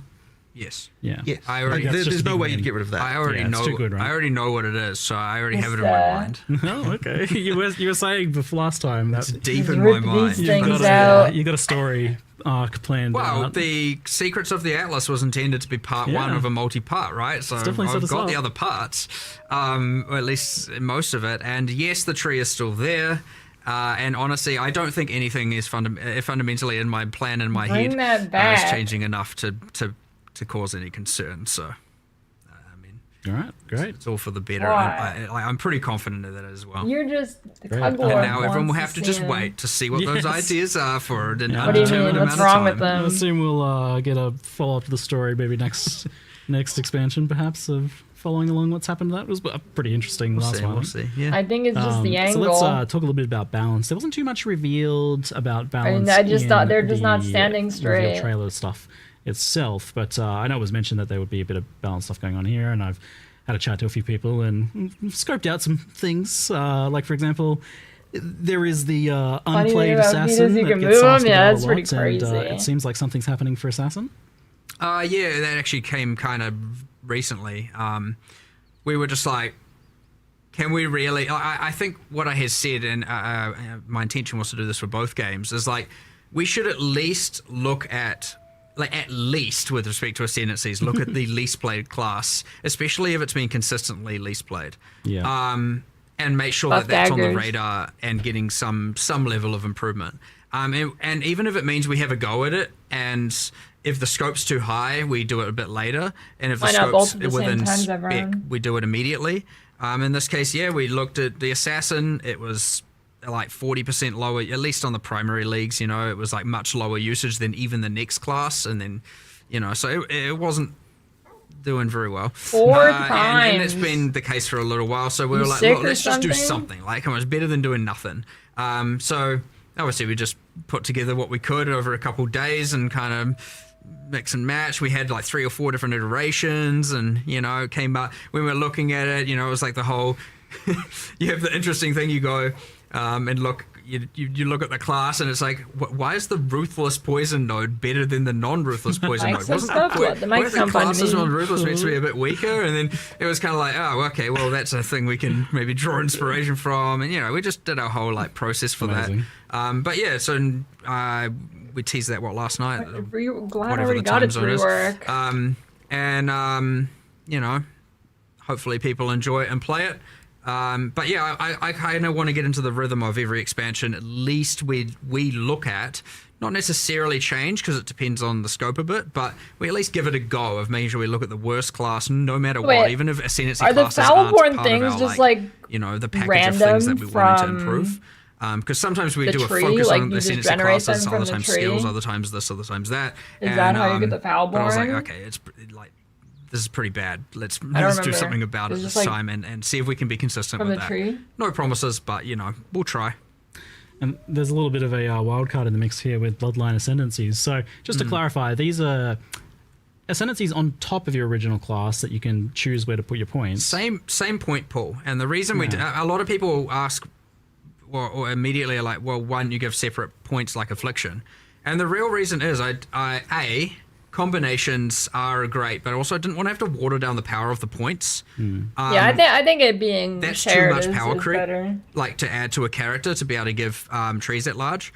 And so there was that interesting part of it. The other second part is that we wanted to make sure that there weren't enough points that you could put all 8, at least generally speaking. So you'll find most of the classes only have 1 to 3 notables, kind of up to 6 points worth that you can spend. Yep. And this is so always, no matter what ascendancy you are still matters. I didn't want to just make it that I'll be right literally back the while they're entire game, no yapping. matter what base class you are, where you start on the tree is the same. If it happened to be that a certain bloodline was OP, it's, you know, which I'm sure one of them probably is. And all of a sudden now every single person is just this one thing. It wanted to be like, nah, I think we want to do a feature that adds as much in-game build permutations as possible. Yeah. Well, and also what's cooler than just being able to take the powers or learn the powers of your favorite boss for the purpose of a fantasy. Let's mix and match these things. And now you get this cool, like, okay, I'm a Templar. I'm all about, you know, holy powers, but I'm also going to embrace my dark side over here, or maybe the ways of the Asmeri, and you get like a Shabi Guardian thing or something. Oh, sorry, I've got support classes on my brain all the time. So, you know, you have your Slayer something, you know. So, you know, the permutations honestly are endless. And obviously metas are found and builds are created and all of that. But what we obviously find is that, well, there's a few awesome perks here that I kind of like, is that we can add motivation to doing certain content that otherwise you wouldn't normally do. That's great. We can add this for future content very easily, right? There's probably other bosses that you're like, oh, we can do this and this and this. Like, it's very easy to expand this and take it away. And the reason we're able to do that is because it is an in-game feature. It's not like overcomplicating the campaign and that player's experience. Like, you wouldn't want a second class in the campaign. People were like, holy, I've already got a tree and I've got this tree. You mean a third class? A second. It's like, I've got too many classes. There's too much stuff going on. So being able to keep it in the end game is an in-game unlockable thing, where we can expand this feature over time. Now, all of that, of course, is under the assumption it succeeds. Again, we'll listen to the feedback, check what players think about it. But it's assuming it does well. Again, pretty high confidence. Yeah, it will remain and we'll keep expanding, keep extrapolating, keep changing. And then it's yet another lever where we get to add so many different builds, because one bloodline being able to then be paired with all 19 ascendancy classes is just like, all right, we've got a lot of stuff going on here, a lot of different options, a lot of cool things you can do. And yeah, I mean, I am actually real excited to see what happens here. More than most things, I'm always like kind of excited to see what players do with things, but like here I'm just like, I don't know. Let's see what happens. Like, it's gonna be real cool, and I suspect you'll get, like, for quite a while, people narrowing down on exactly what the perfect combinations are for different things. And, Well, it definitely seems like one of those things where you just design something cool and we'll see what players do with it, because there's too many permutations there, right? Like, I don't even know what the math on that is, but it's pretty crazy, the amount of like new nodes. Number. Yes, several infinite. No, not several dozen new nodes accessible to all of the existing ascendancies. That's a lot of numbers. Yeah. I'm like thoroughly excited. I'm gonna just do the whole, like, what boss do I feel like being this league? I'll just see if I can make that work, and then so I'm actually gonna go backwards. I'm gonna pick my bloodline based on what boss I want to kind of embrace the power of. Then I'll pick my ascendancy. Then I'll pick my, I'll go from there. I'll pick my skill, and I'll end up a support character. I'm sure. Flavor building on this. Well, if there's no mercenaries, I need to be a good mercenary to my friends. That's my philosophy. Back to being mercenary again, eh? So this isn't tied to Breach League, the Keepers of the Flame. It's a core game feature, available in standard as well, right? Yeah, 100%. Yeah, yep. Cool. And saw someone asking about Forbidden Flesh and Flame. I assume that wouldn't work with this. Not with these, but that isn't to say there won't be some future uniques that maybe do. I mean, we'll see what happens. There's an option there, isn't there? Okay. More Forbidden Flesh and Flame. I don't know what I want to call them. Yeah. All right. Continuing on the balance topic, from asking around the PoE community, some of the more common things that just kind of come up was the most popular thing was just the general idea of buffing underprivileged skills, like giving them some love. So you mentioned this idea of like looking at the worst thing in terms of ascendancies. Is that something you want to do with skills as well? We're always, there's a little bit of there's a few things to go into here. Like, for example, yes, there's obviously the core skills that are bad. Sometimes those are then enabled by something else going on, some other feature getting added, uniques, whatever. But most of the time, they're not just real coffee underprivileged. snobs. We've done a decent chunk of numerical changes here, mostly numerical. Some are, I don't want to say unsalvageable, but like, they don't have the same level of different multiplicative scaling that other skills could get. There's not too many though. And they require more, what I'm getting at there is they require more of a rework in order to actually become, truly viable. That being said, yes, there are plenty that always need numerical improvements. All right, I got two options here. I don't know, and then you got things like I got like the Trathan gems, a right? Stick, cool concept. And I've got cat food. 90% of them weren't really seeing any use. Yep. A few were, and now those are going core, I believe, into heist is what it is. But as meanwhile also full balance pass, so hopefully some more come to the foreground there, and so on. So like, but like honestly, this is like a kinda endless task. It's like almost like you could just never stop. So like we like to just do batches at a time and send it, and we try and do as many as we can. But like each require discussions. They can be quite time consuming. Some are more obvious, where it's like, okay, obvious increase, and others are like, is it? do we want to do this, or do we want to rework it? And then you get lost in a rework discussion. It's important to like cut the time. And it's like, actually, look, for now, buff it. We'll come back to it later. But yeah, like we get through as many as we can. We've done a bunch. I could always say, ideally we'd do more, but like I don't think, again, there's no real endpoint to that. So yes, sure. I wanted this patch to be very class centric.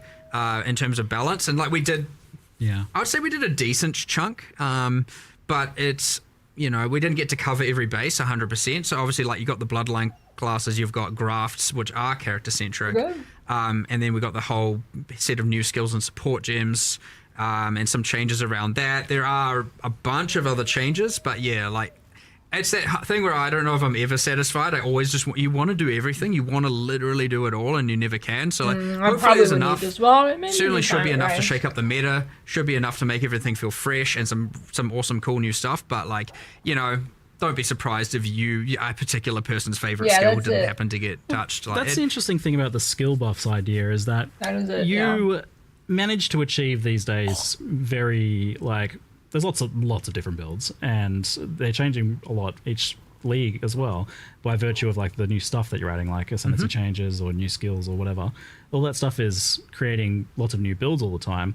But when it comes to the skill buffs, I think it's more just about, like you said, like someone has like a favorite skill that has been languishing. Some sweep lover is out there just crying still. It sucks to miss something, like because you see, because what happens when you buff everything, then you get a lot of like, but what about this? And I know, I'm sorry. I bought it for this was not $5. It was like $5 for like 10 of these. You know, and then sometimes we still try and just squeeze it in before the patch. We just try and get as many done as we can. It was like but yeah, like, again, it is ultimately a resource game, and we do as much as we can. We really do, combined with both new stuff to change everything up.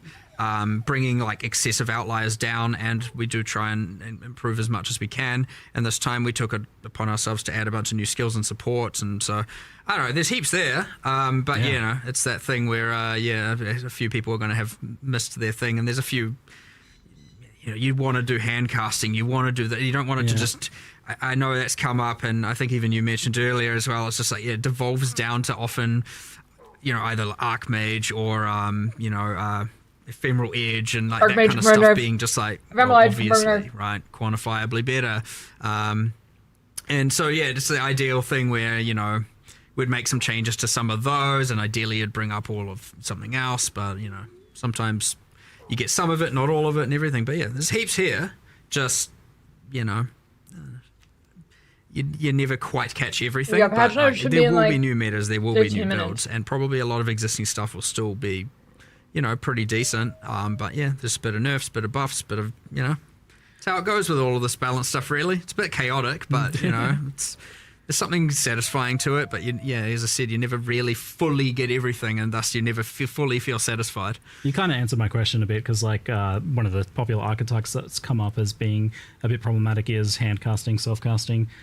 Spells, squid. And usually I think what gets brought up with that is like slow base cast speed, and that in turn making things like echo feel bad, and mana costs being. I don't think we've done that enough justice, for sure. Yeah. But it's certainly on the hit list. Yeah. So we'll either we can get to do some stuff, you know, in this coming week if it's simple, if we can think of it. It's not off the cards. That being said, there's always next expansion as well. But honestly, you never know, because often these external variables, like the new classes and stuff like that, can really 3.28 confirmed. PoE 1 is not cancelled. As well. So, you know, I can't speak to what we'll do in 3.28 with respect to all of this, because we have to observe what happens in this patch first, given how many variables we've added, and like we said, we've added a nearly infinite number of permutations of builds with the new bloodline classes and stuff like that. So, we'll see how all that goes. And then, but we'll just keep doing it. It never stops, never ends. It literally is an infinite task. You never run out of stuff to do here. So we'll just keep doing it every single patch as best as we can. One that comes up a lot is the kind of dominance of ES stacking and kind of stacking builds in general, but ES probably has been getting mentioned a lot more. Forbidden Ride, Ephemeral Edge, things like that, but also just ES compared to Life as well. Yeah, it does happen. Classic. You know, there are Band-Aid fixes and stuff like that we always like to do, whether or not you can consider them Band-Aids or just like, you know, you just change some numbers here and there. Sometimes in the case of like Ephemeral Edge, it can be a matter of like, yeah, that's an acceptable thing to do. It just shouldn't be so easy to do. So yeah, I wouldn't say there's no broad solution here, but yeah, I agree that it is a problem where it's like the more traditional just do a thing feels like it's now wrong. It feels like you got to like pre-commit to being like, what is this singular thing I'm going to stack and then pick the thing that scales off of that. So be it like attributes historically, not just thinking current meta. It's always it's always like, you just like heavily stack this one thing and here's a unique that scales off that thing. And it's like, well, that's, on one part is interesting. It's like fun. That is the build. I'm in two minds on it. But then when every build is just like, okay, well, that's stacking this, that's stacking that, that's stacking, and you start going through the builds and you're like, okay, we definitely like very slowly got here over time. I feel like in the stacking where it just became kind of like, just a little bit at a time. It became PoE 1 became all about stacking builds. It really primarily comes down to, I feel like it's been stacking to builds the for unique a items long that got added, time. right? Yeah, it's often generally a unique item's special thing is like, what am I going to scale off?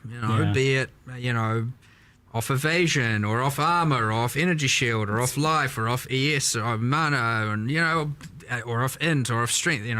It does end up in that, and then some unique gets added. Like maybe it's 1 per year, and it's like, oh, here's another 6% increased intelligence. There we go. That build's now just got a little bit more of an edge, and you do kind of just power creep into that point for sure. So it's like I don't even know like how much of a problem it is, but it's like definitely identifiable that it's like a big aspect of the build meta for PoE 1. It is. I think it's other things out maybe. I think it's too dominant, but on the other hand, it's fun though. Like, people it's like fun. It's cool. It's interesting. So you don't really want to. You could argue it's what makes things kind of as part of PoE to a degree. Yeah, it's an actual action RPG. Yeah, so you got to be careful with it. You don't just want to take away all the fun and just make everything flat and boring. On the other hand, but you also don't want it to feel like a player's made a mistake by playing a more traditional, build, and it often can feel that way.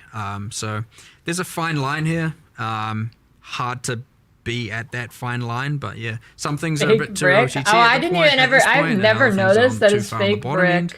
And the other problem is if they start buffing all the skills, well, a lot of those Why'd you have skills to might say see that? use, but they'll still see use in I've that never stacking, noticed that this is ecosystem. fake And then it's brick. like, well, if you really made a new build at that point, like, I think that's sometimes the problem is like, my builds feel the same because Why'd you ultimately do like, I'm that? using different skills, but they're all I'm just stacking on all of them or something like that. I don't have a like, here's the solution. Yeah, because it really isn't how it actually. It's not really how it plays. Kind of gauging your thoughts on it. Yeah, I mean, I enjoy discussing it. It's just a matter of like, it's honestly 500 different solutions, and we need to just chip away at them. Come on, I literally mold it, and none it will of eventually, these fucking shift into Q&As something I have else. ever And then noticed that that. will be meta, and then that will be complained about probably after a while, and then something else will be, and it's the cycle. It is balance. It is an, as I said, it's an infinite amount of work, and what is that? we just need to keep doing it. Like, you don't give up on it because it can never be solved. You just keep going, and as long as people are having fun, and you don't like compromise the philosophy. Yeah, of well, I the don't really game know what else ultimately, I want to do today. then you're winning, right? I'm Balance is a gonna journey. watch it. Yeah, I'm not it's really. all I'm about just destination. kind It's of. not I a don't. I'm journey. just kind of existing right now. For real. I mean, sure, it's the stops along the way. Hair Every for someone else on your body. Isn't that called a Every reroll. transplant? Well, a nice stop on this expansion I noticed is wand. So you did actually mention it last 326 Q&A. You said wand specifically. I went back and watched, and I was like, Six is interesting. I should calling ask me. about that. And Am I you really then about showed to off a bunch of drop wand like skills, $500 to and, get it seems cube like there's some nice 6? I wand don't buffs know. going on in there to help wanders out. Yeah. I mean, there's a couple things. There's like the hidden. How much a did bit you of a swipe hidden for gem it? is that there's attack mod only wand based types in the series now. So they're literally, and they're kind of themed more around kinetic wands. Wands, and so because that's always been a bit of an annoyance. Like, there is a place for the hybrids, but that's been a bit of an annoyance. So now we get the like pure attack ones to help it a bit easier to roll for those builds. You got way more of a skill set to pick from now. And then, I just realized something. Generally speaking, would the skills kids these days even understand swipe? Because you don't swipe credit cards anymore. You like tap them. Very hectic. But Would they even it's get kind of it? a cool theme, just like that general kind of like, physical kinetic energy kind of thing going on. We had a little bit of it with you kinetic swipe bolt, on kinetic Tinder, that's blast. true. So we just extrapolated on that theme, and yeah, you got your wanders, and it's the thing, and then we also added a little bit of like kind of wind magic, some tornado stuff. Yeah, there's 3 tornado shots now. Yeah, the kind of force wall. You've got like a little bit of inspired by Huntress from PoE 2 a little bit with some of the, I walked upstairs the other day and saw some QA playing, and I'm like, oh, someone's embracing the tornadoes, and he's like, that's not even half the tornadoes you can make. And I was like, all right, sweet, all right. I was like, yeah, that's PoE 1, and I walked out of the room. I was like, well, now. I blasted, like, I went through 4 yesterday on a wander, and I was just like, man, this is so good. I was having the time of my life. Like, oh my lord, the new skills and the wands. And it's like, it's not just the kinetic ones as well. Like, it actually pairs pretty well with the other ones that have like the flat added elemental damage. And yeah. It all kind of came together a bit. It's like, oh, it's cool. I definitely, in the past, I just kind of like wrote ones off. I was like, yeah, they're never going to get to wands. It's like forgotten about.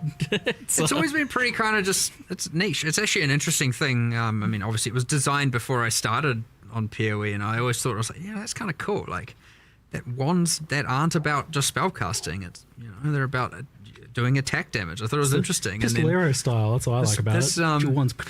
Yeah, this might be the largest update to wand attackers that we've ever had in now like 15 years or something. So wand, they did the wand rework. He wasn't kidding. He actually did end up doing. He mentioned it in the interview last time. It's good stuff. I guess wand the rework. I count that. I think that's a check mark right there. Archer kind of things, and there's some that we want to still extrapolate on, but like wands was the main focus. Yeah. That's nerfed for sure. Pairing in nicely with the added skills from the hands on your back as well. Pretty cool. Lots of fun synergies there. So we kind of touched on it a little bit earlier, but shifting gears a little bit, I'm curious about the long-term development of PoE 1. Like, how much is PoE Classic, PoE 1 kind of like sacrosanct to you? Like, how much do you like not want to change it? Or because you've been taking things from PoE 2 and feeding them back into PoE 1, and I'm curious, like, is there points you get to where you're like, well, actually, let's not push Zazhed? His arena's there, but I don't know if you actually could fight him. Keep it its own thing, or maybe like actually let's kind of preserve it as it is to some extent. I wouldn't want PoE 1 to ossify into something where we feel like we can't change stuff. Like, that would be bad. Is the thing where you fight bosses, all the breach bosses, is it a new Maven invite or no? The stuff people that we'll probably take back from PoE 2 is more around the sort of QOL areas of stuff, right? So obviously, people would have been rioting if we hadn't brought async trade from PoE 2 into PoE 1. That's obviously something required. And so it's been sort of nice that we get to do a little bit of like proving grounds in some cases in PoE 2 for some of those changes to see whether or not they'll be okay. The thing we wouldn't ever do to PoE 1 is make changes that would break what people like about it fundamentally. So there's things like the trickiest. It's not good. Going to be A-prop corrupted and tier 17s can't. There's some weird issues there as well. And honestly, it's I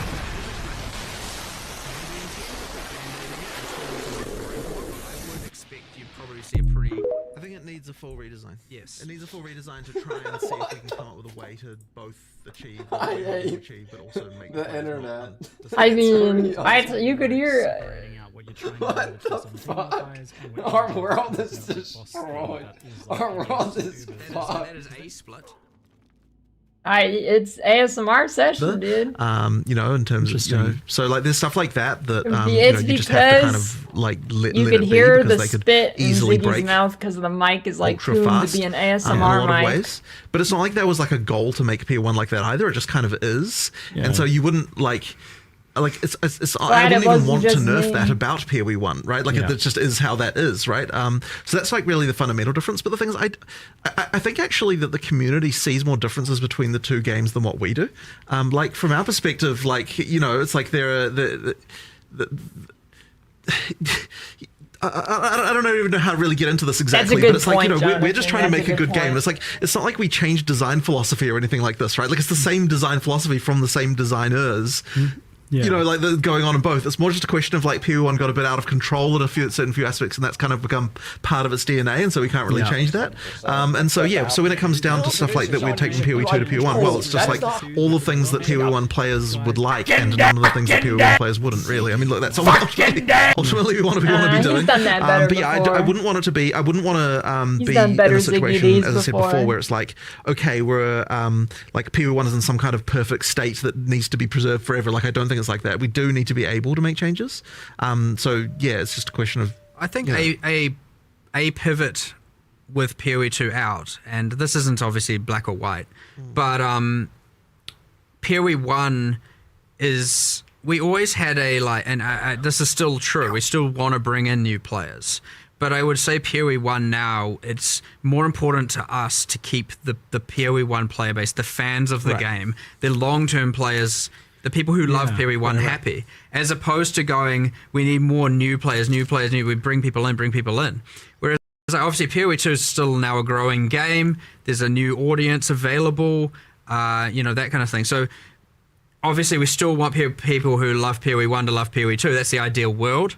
But that being said, when we're looking at PoE 1, we're not going to try and do anything that's going to compromise what the fans love about it in order to bring in a new set of players at this point. I would say that's going to be pretty rare. So it's about making sure that the people who do love the game continue to love the game. I know, these that's why got you're nerfed. probably going to see less in the way of some grand structural change to all kinds of stuff. Because, if that change would bring in a bunch of new players. I think making sure you have a good, popular game that people love will inherently bring people in, because people will see that positivity and be like, I'm going to give this game a try. Less focus on bringing in new, more focus on keeping the existing fan base happy. And whereas obviously with PoE 2, it's a bit of a different story, where we really did think we want to, there's a new room for a new audience here, there's room for a different audience, we want to make sure we get as many of those players as possible. What would it take to do so?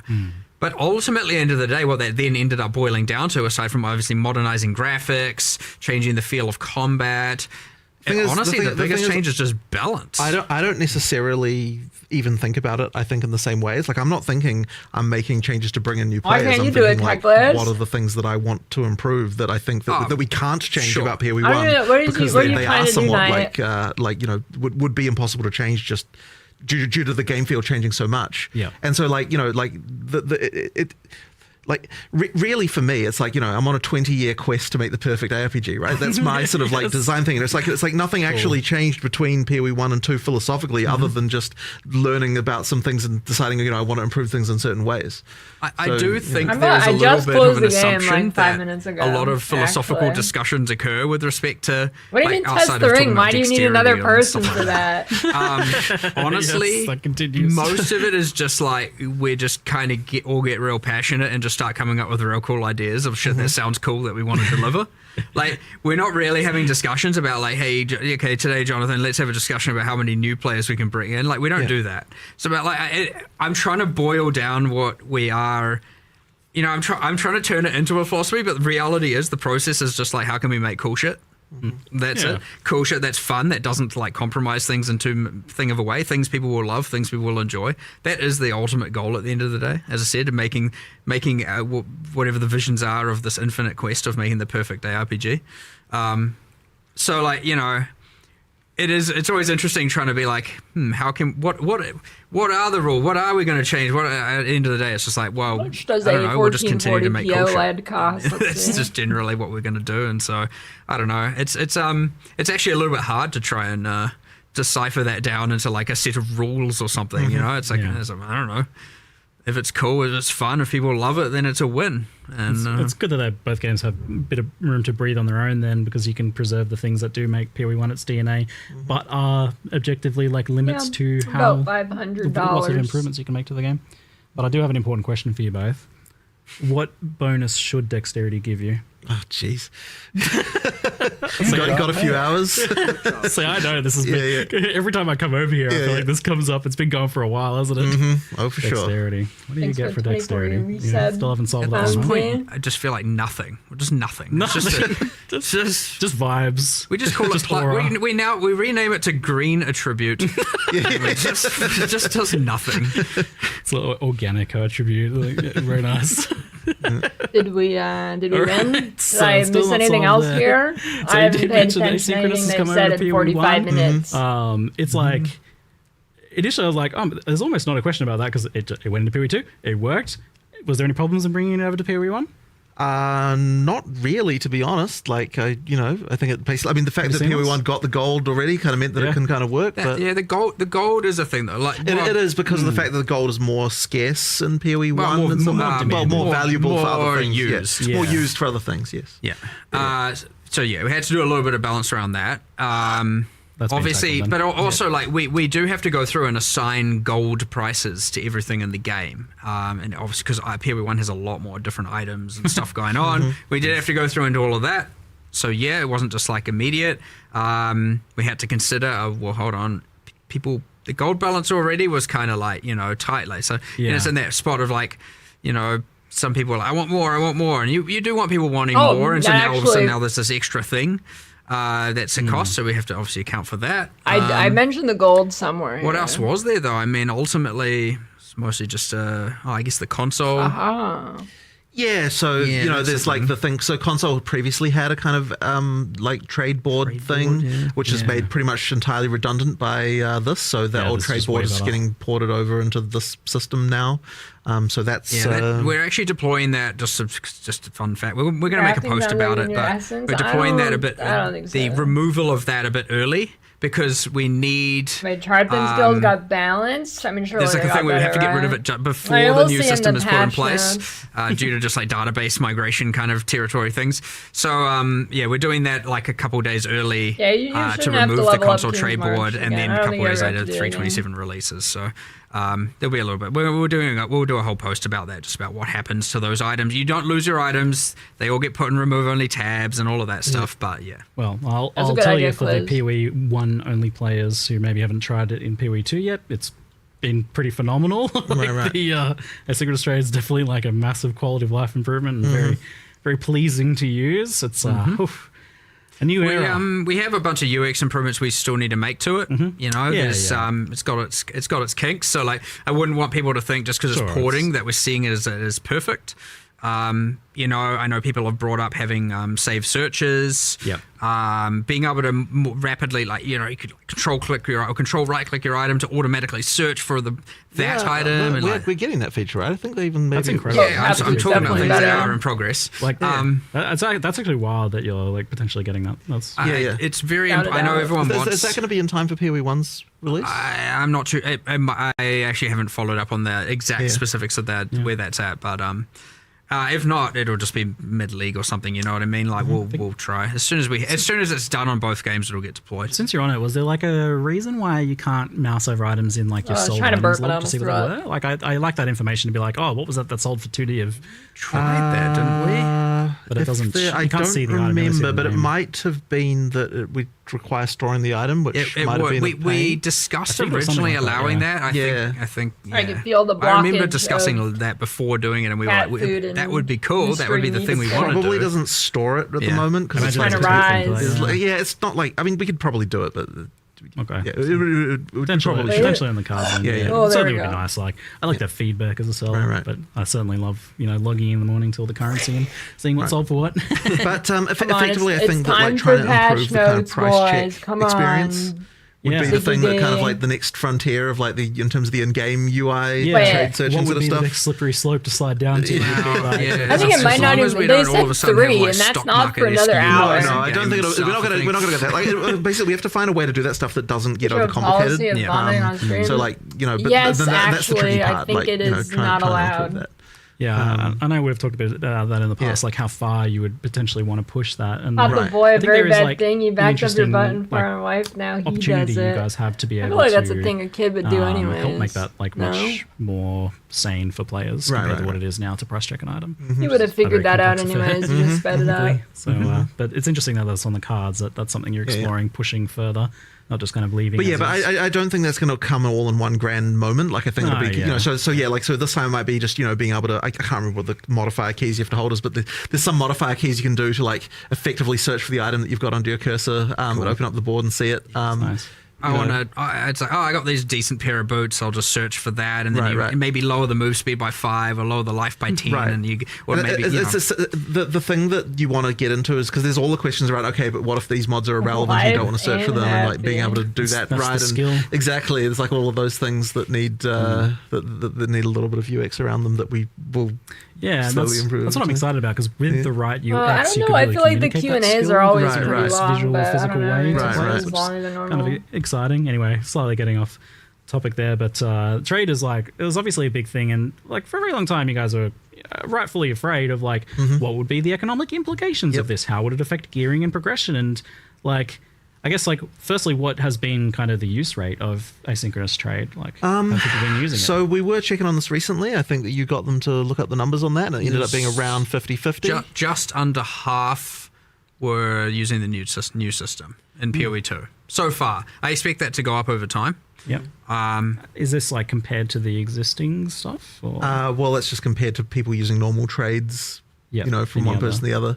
Okay, but there was a little bit of filtering, like, okay, if it's like with your friend, do we count that or not, and like that kind of thing. Like there was a few things like that we would need to sort of look at to see, like, you know, questions around that. But yeah, I mean, look, it's people who are using it seem to like it. I mean, the buyer experience is obviously way better. We generally found, like, I don't know if it's still the case now, but like for a while, like, the new trade system, the items were a little bit more expensive. So then there were people who were like, settling in. I'll deal with the old one because I want to think a bit cheaper. But then the reason why they're more expensive is because of the fact it's easier to buy them. So therefore people are willing to pay more. And then so most people are like, I'm just going to pay the extra cost because I can't be bothered with it. Exactly. So I agree. I'm one of them. Right. Cost of money. Yep. Yeah. But yeah, and it's important to know as well. I just want to always verify this. If you are a PoE 2 player and you do have your merchants tabs, you have them in PoE 1 already. You don't need to buy new ones. It's good. They are shared, just to reiterate. Black Lotus every 15 minutes. What do you think has been the effect on economy and gearing, and like, is it as, you know, I guess as bad as you feel? I honestly want to look a lot more into this, and I sort of suspect that the damage, as it were, that it causes is like quite subtle and harder to appreciate. Yeah. I don't think there's no Did I damage. miss any I think other it does check matter. marks Like, here the on things the we were concerned about are prediction? real. It's just that, like, it's really hard to kind of quantify that.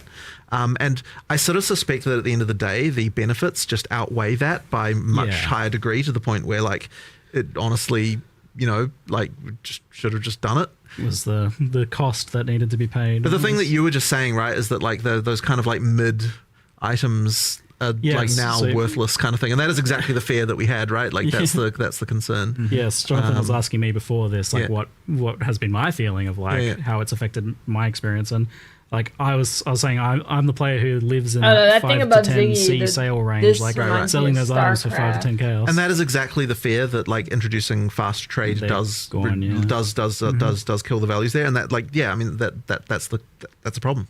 Yeah. But the only thing that's going to change that is if we increase gold prices. Now, there's going to be an interesting dynamic with the gold and PoE 1, and like we'll sort of be interested to see there. But it's like we'll have to keep an eye on that one for sure. Yeah. But it's sort of also hard to know exactly what's going to happen with PoE 1 as well, just because there's so many more items. Like, there's so much more going on. So like maybe the breadth of the economy will kind of change the dynamics a little bit there. But it's hard to say. It's really hard to say. Well, like it's an interesting mixture of phenomena. Like, you get the ability to obtain like your starter endgame gear for 5 exalts total. Like, you can buy a set of gear basically for 1 exalt each. Right. Like, that's Kerrigan's there's a big impact there. Kerrigan as a first name. Kerrigan's actually just called like the standard now, Sarah. the bar for like the quality of our gear is raised to a certain point. And then I guess that has follow-up questions like, you know, as to how powerful crafting is, how powerful like item drops are when you first get to early end game, like how difficult the content is. Obviously, there's like there's a whole like follow up here. I mean, we're going to have to effectively look at what all of that and adjust. And the thing is that effectively by making trade easier, it's meant that the difference between SSF and not is effectively increased.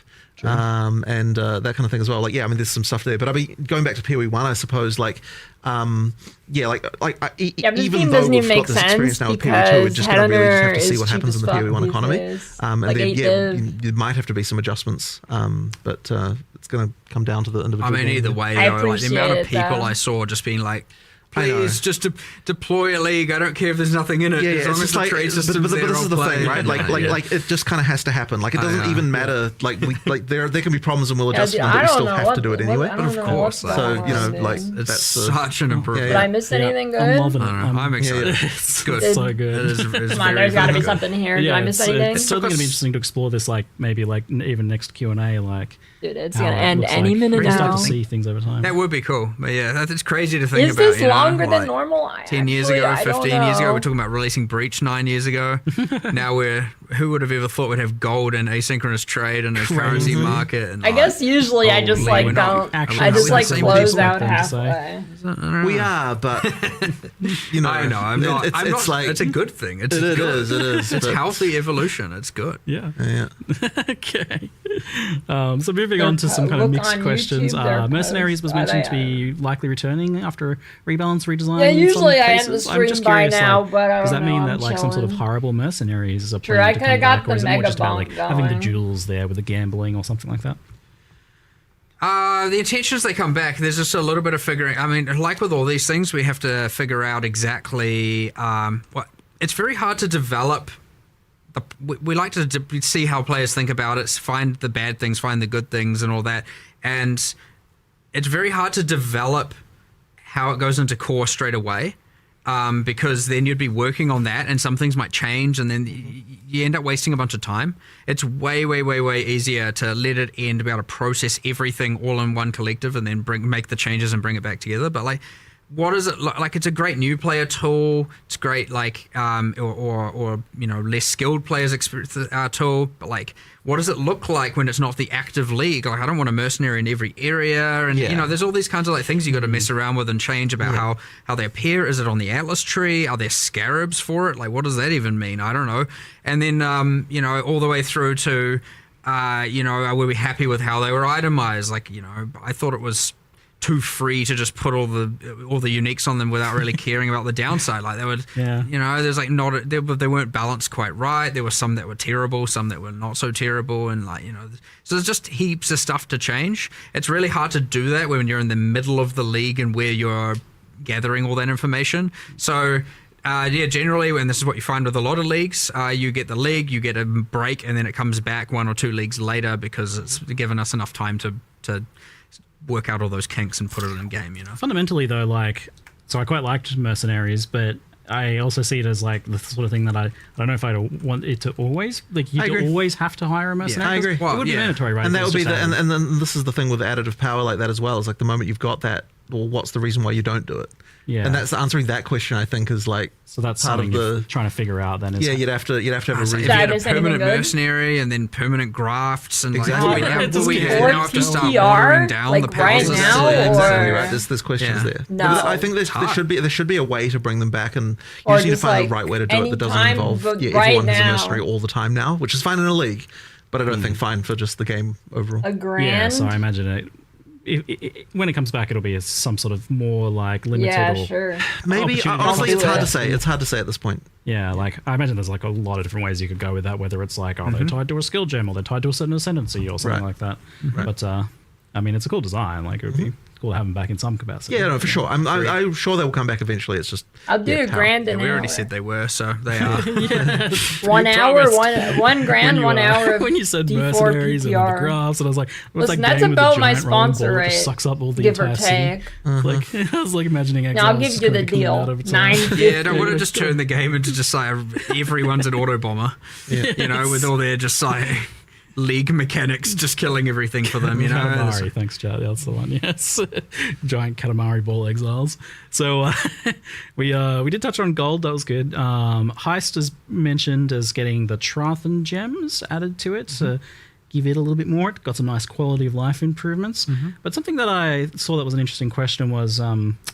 So at one point, Heist had these like extra modifiers you could get on contracts to like make them more interesting, and they don't really have anything like that. And I would go so far as to say right now Heist doesn't really have any decision making.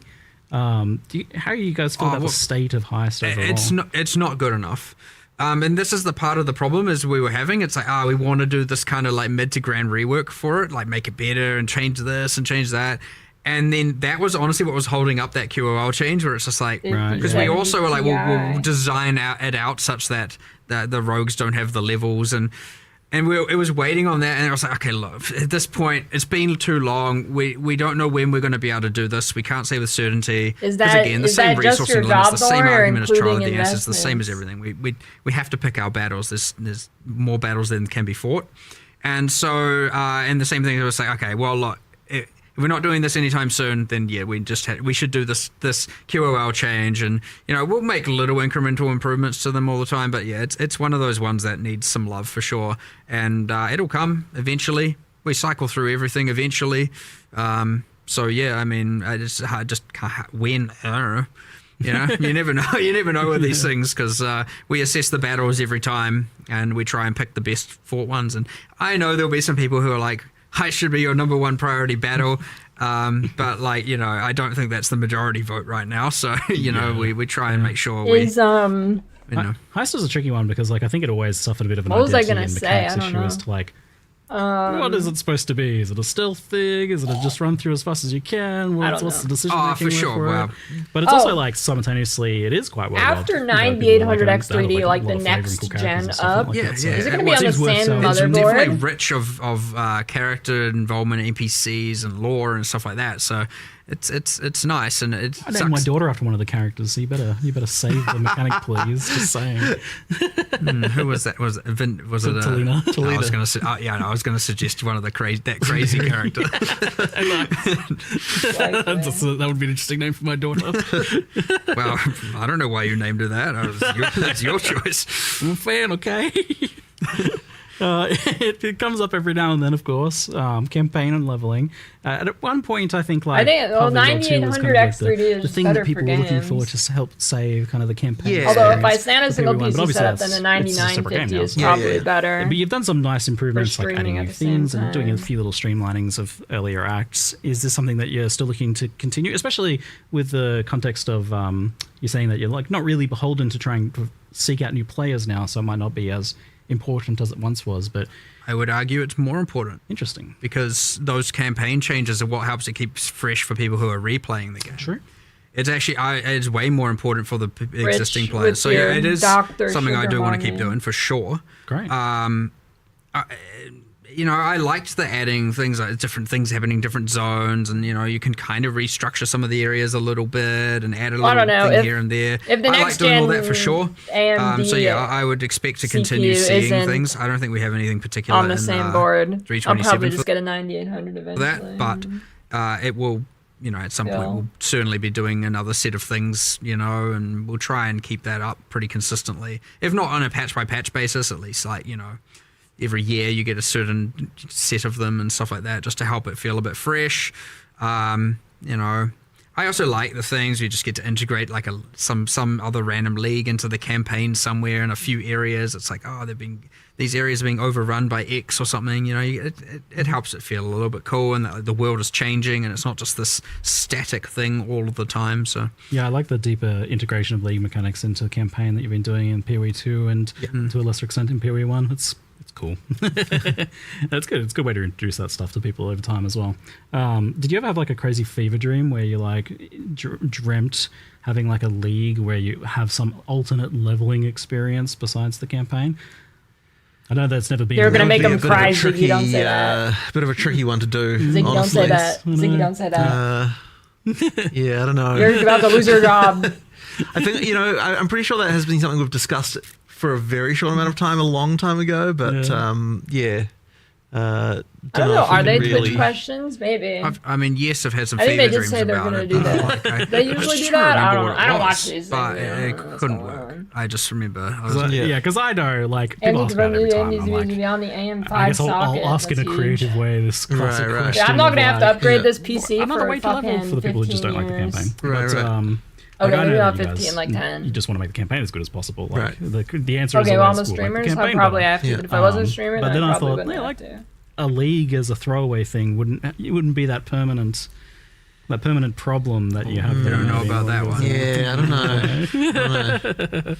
Interesting. That's why you don't want to give something that's The problem is they'll directly compete, and one will clearly be better, and then everyone will just do that. You can just make it really awful, and then they'll be like, "Oh, you're great, right, great plan. Let's just make some terrible content. No one will ask for it ever again."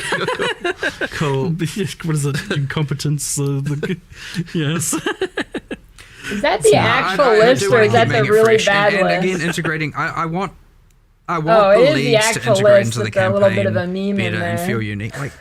I don't know if you've noticed.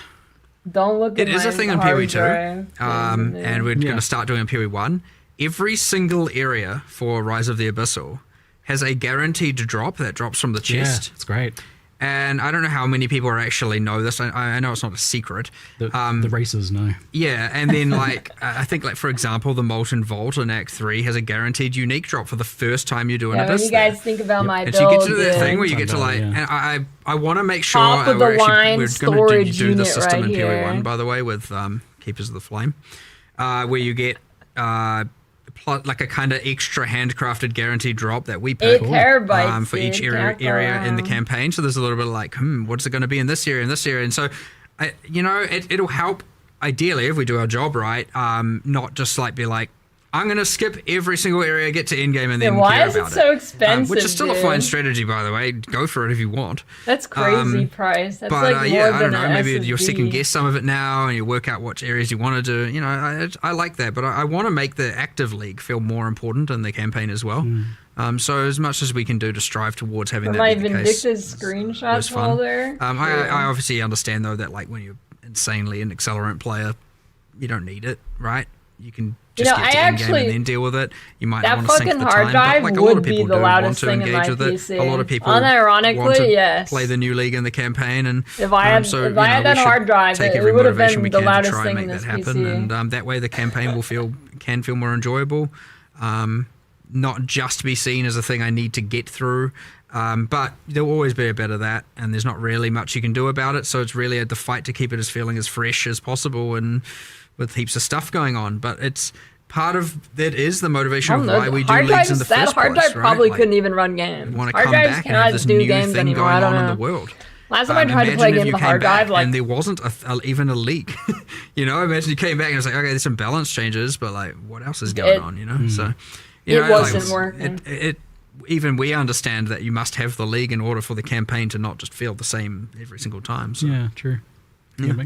Last time I played a game on a hard drive, it genuinely couldn't keep up with loading textures and it's stuff. been a little bit less exciting for that For sure. initial leveling experience. Yeah, for sure, because it's just the same as before, except it's kind of honestly maybe worse. And then you really want to feel like the world is different, something's going on, something you're engaging with you didn't before, and Anyway, I'm a campaign enjoyer. Sorry, I like it, but I got to rep the diverse opinions out there for that one. Yeah, you think that'd be funny? Patch notes are actually not ready, and they're just stalling for them to finish it. We compromise on gold, we compromise on trade. It's always good for people to ask what else we like to and check how in we and see where you I guys can't even imagine PoE on a hard drive now. Nothing's set in SSD is stone like forever. required. Maybe this one is, but we'll see. Maybe next Q&A. We'll see.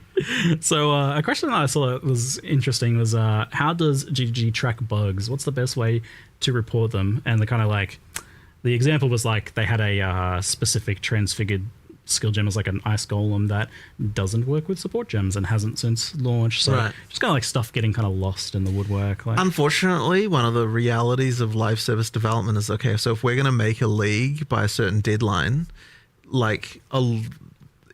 every time we're looking at each issue and being like, okay, is this more important than getting this league finished? And it's really, really hard to prioritize some of those things in some cases. Like, they should get attention eventually, but it's like, we have I have no idea how many open issues there are in our bug tracker. It could easily be tens of thousands. It will be. Yeah, it will be. And this is one of those things where we have this thing where it's like, okay, here's something that might affect 0.1% of players, and it's really, really hard to prioritize that over here's the new content that everyone's going to be playing. So people do get slack time where they can just kind of work on random things like that, but it's really hard to do. You might find something as simple as this skill doesn't get affected by support gems, could take 5 seconds and hasn't really been observed or prioritized. That is an option. Or it's going to take 5 weeks to implement some giant refactor, and honestly, we should have just deleted the skill and added 15 others. You know what I mean? It's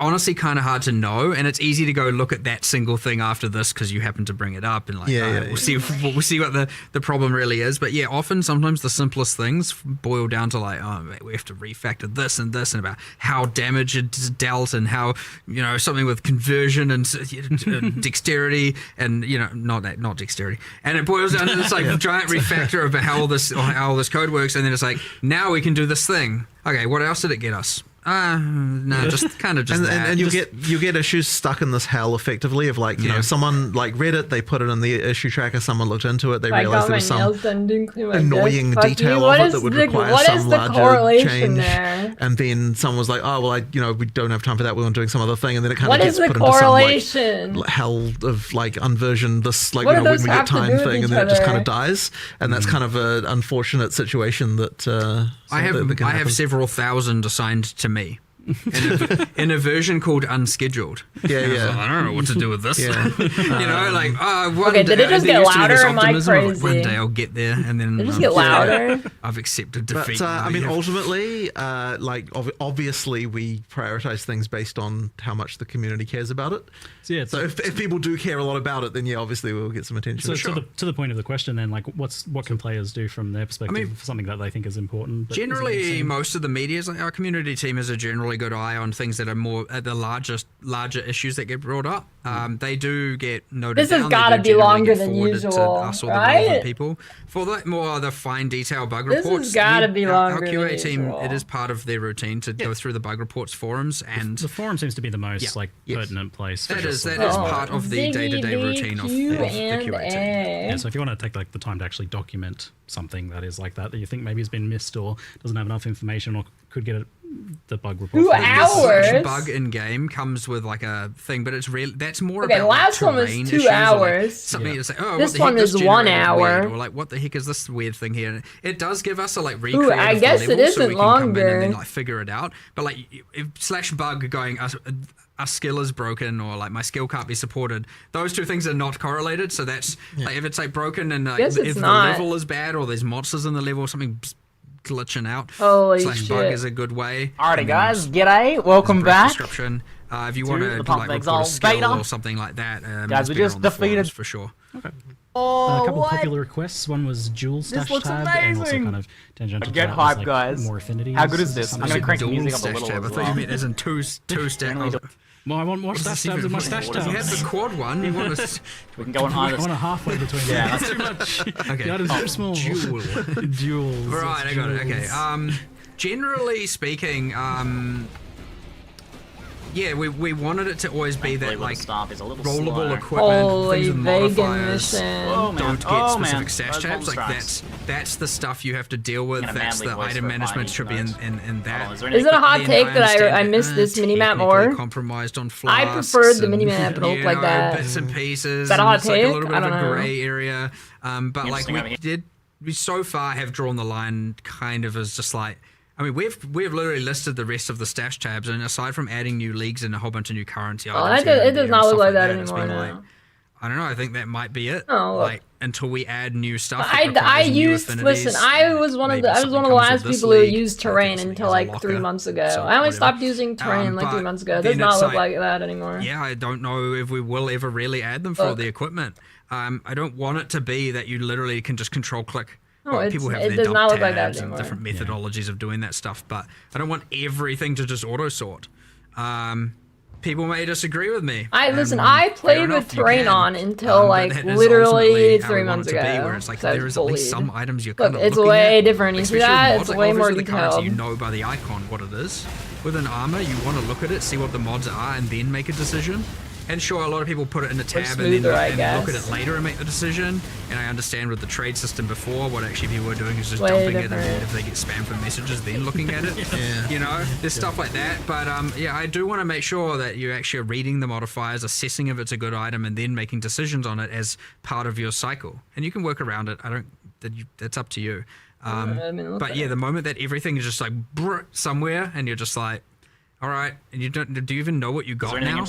You know what I mean? Like, and you could argue, well, I can look at it and then control click and auto sort, but you know, I think we kind of drew the line at equipment. And again, I suspect a lot of people are gonna be like, well, you should change that, and I'll be like, well, I don't want to, and you know, we'll be at a disagreement there. And again, I'm all about having a healthy disagreement. I don't mind. Well, I mean, you can look up there, look, it's different.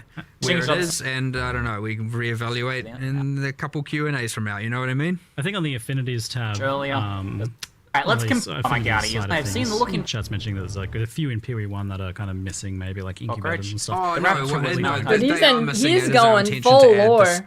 Okay, yeah. For that, more like fungibles and stuff like that, like non-modifier stuff, there is an intention to add. Is the prediction over? Yeah. Well, you gotta stay with we did that in PoE 2. We were right. always like, oh, how many drinks are on my desk? And then we did the whole like, wait, we can just add affinities without the tab. 1, 2, 3, we can add the tab 4, later. 5, 6, 7, 8, 9, 10, so 11, 12, we still need 13, to go through 14, PoE 1 15, and add some 16, 17, affinities 18, that aren't 19, that don't 20, have stash 21, tabs for 22, sale. 23.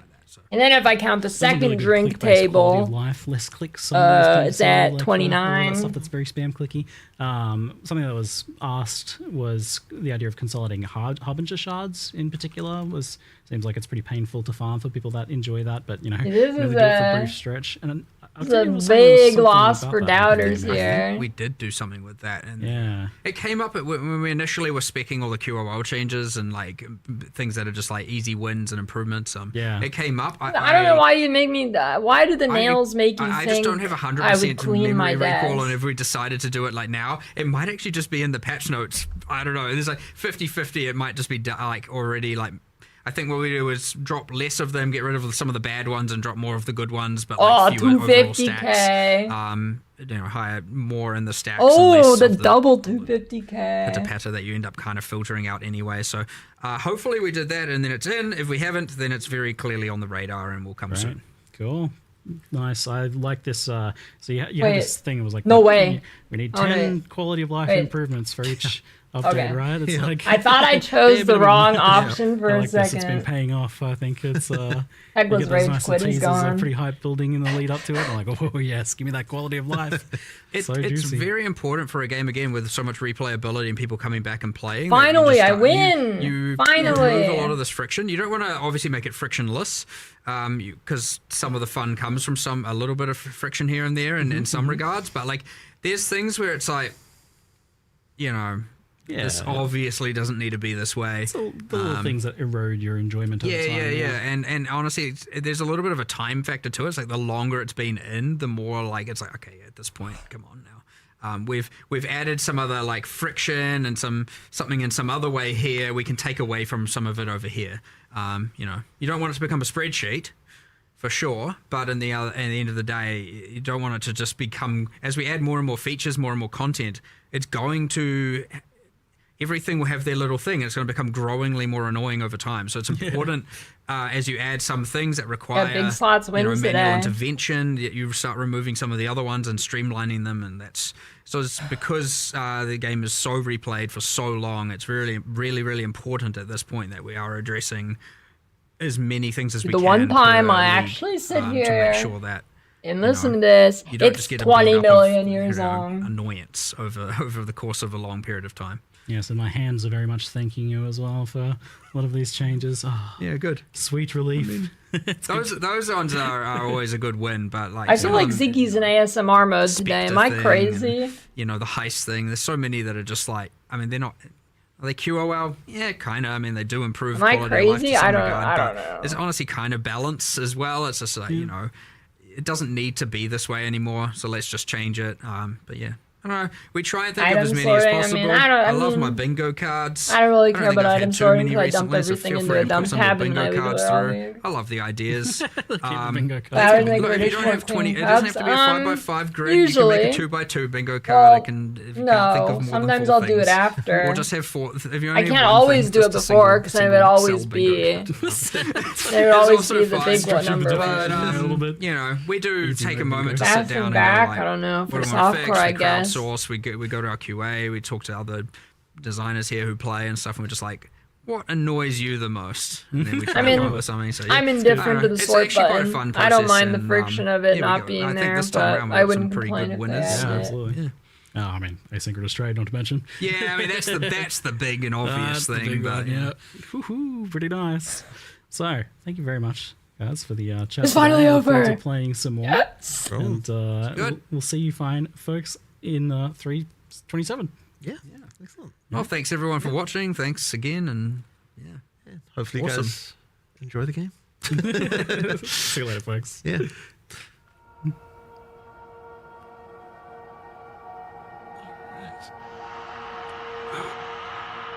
Hey, someone's making weird sounds. Did you hear that? Did you hear that? That wasn't me. Someone was like choking.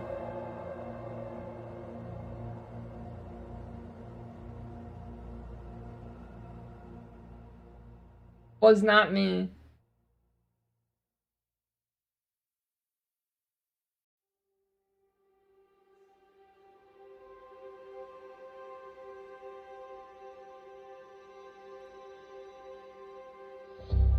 Okay, they said patch notes at 3. Do we actually have to wait?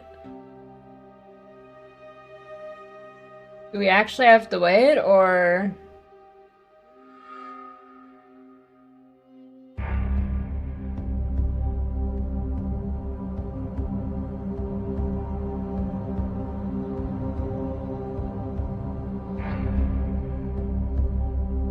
How long was that?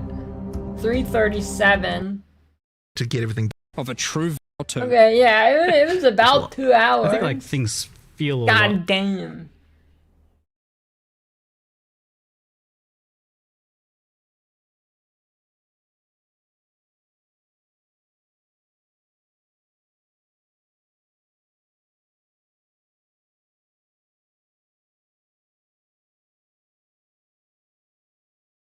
Yeah, I mean, surely they will post it now, right?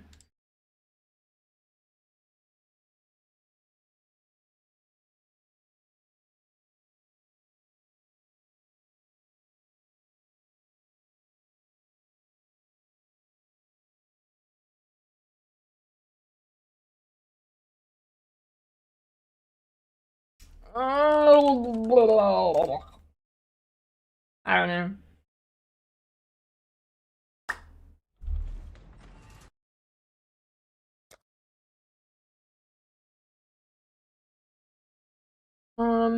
Yeah.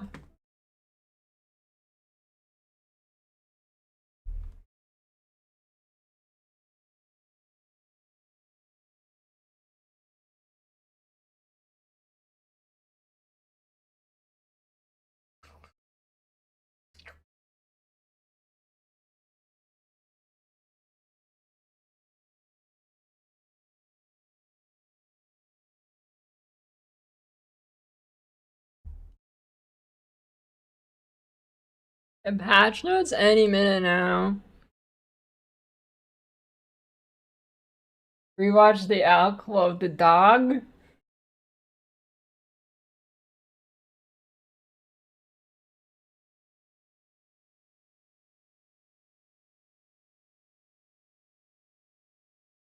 Are you scrambling?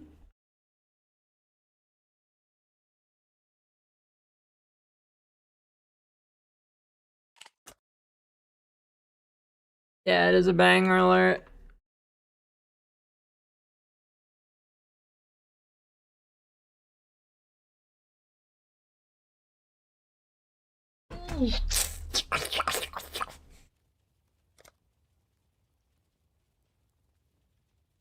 Yeah, should I rewatch the Q&A at 25% speed? It's a good idea.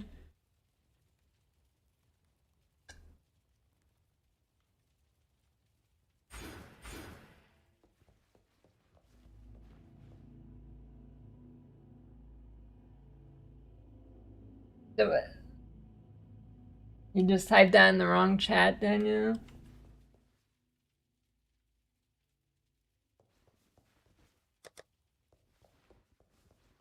Welcome. Oh. What do you mean?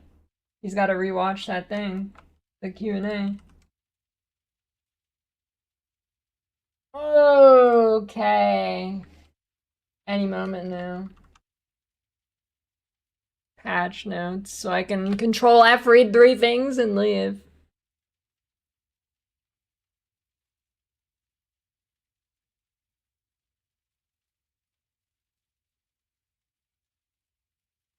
Danielle's going crazy.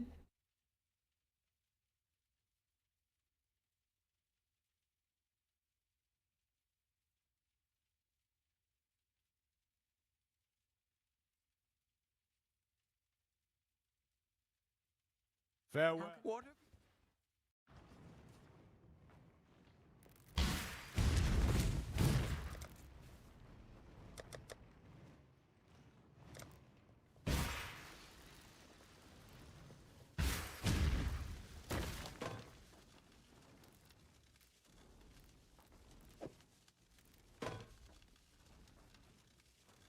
Banger alert.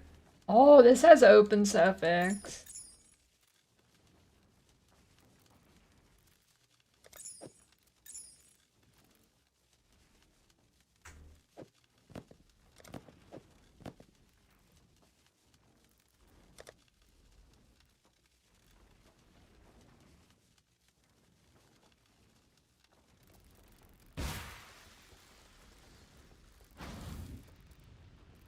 Damn thing.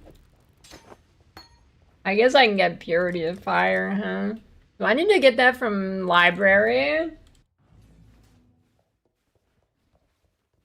Hello. It's by Daft Spunk. See you.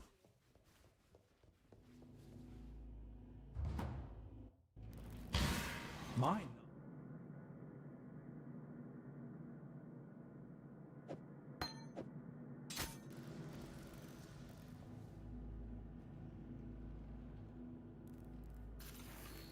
When I'm ready, and not before. This song ain't sounding too good, it's broken.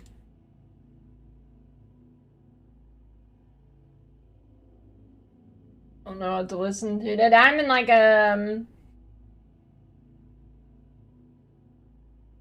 in a music drought. I don't really know what to listen to.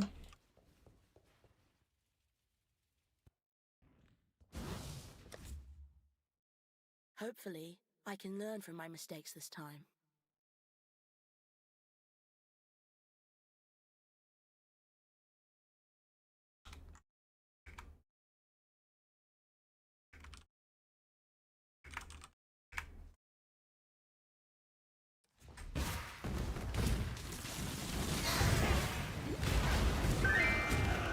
Damn, I'm still degenning with Purity of Fire. Getting robbed here.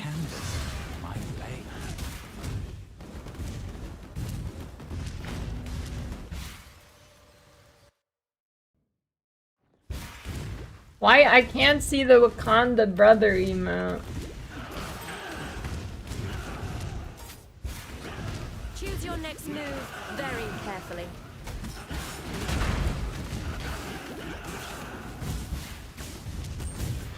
It'll start classic launch this year, as in like 2025? No way.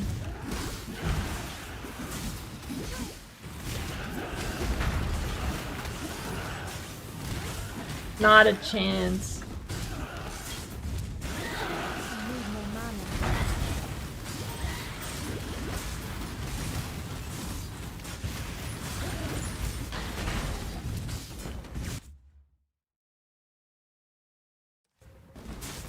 Yeah, the Maple Story Classic is gonna launch right when PoE 2 is doing a full launch, so I will not be able to play Maple Story. That's what's gonna happen.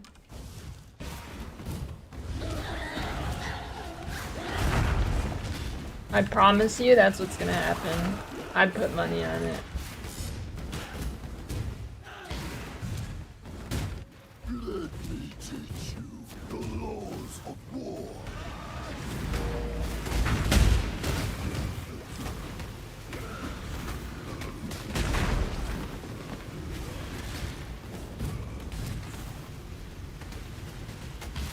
You've got mail. Slowly smiled, slowly smiled, slowly smiled.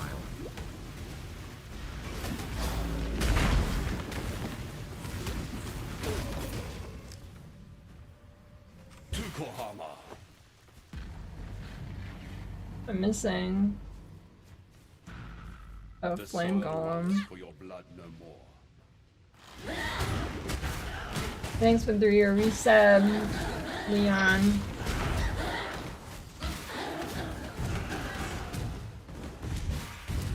When I'm ready, and not before.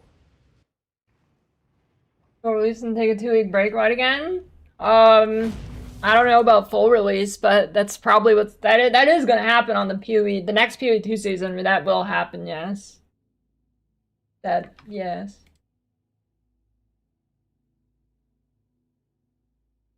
That will be happening. I'd put money on that.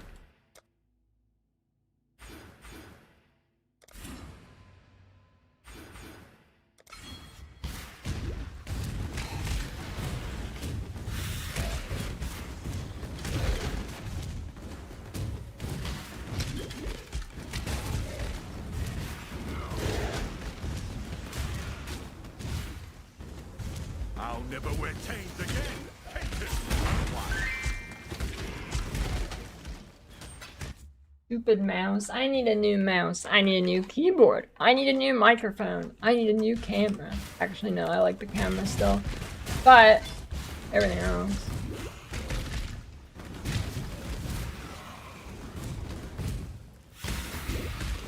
I do need a new monitor, actually, yeah.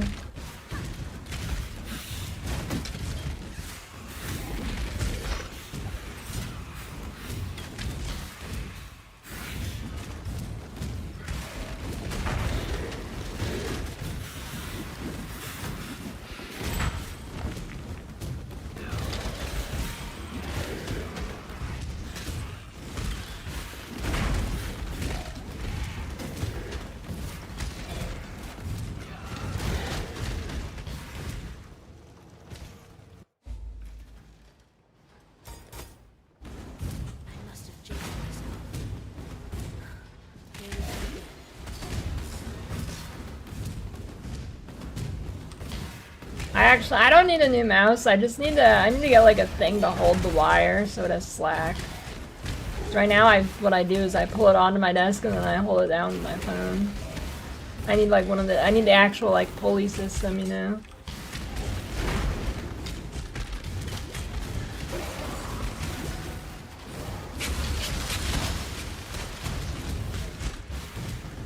Yeah, or that.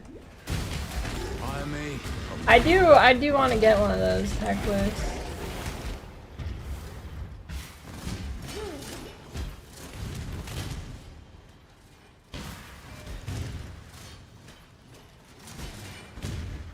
I don't have room for my PC on my desk. There's too much trash and cans. Belief is the strongest metal of them all. Wrap it around the monitor, you know, that's kind of a good idea.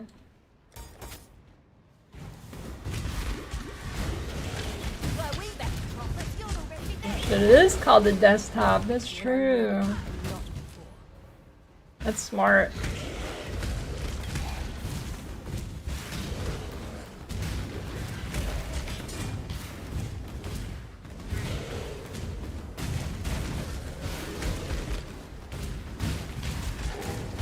Never really thought about that.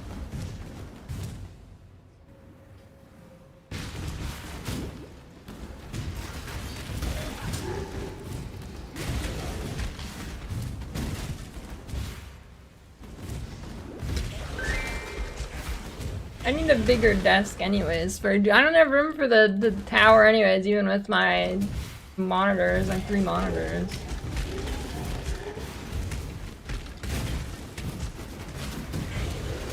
You know what I want? Well, or rather, why are mini ITX cases not more popular? Besides them being a bitch to make. Not you. For my life and my work, I shall not suffer this humiliation again. Why they're not a bitch to make, but a bitch to put together.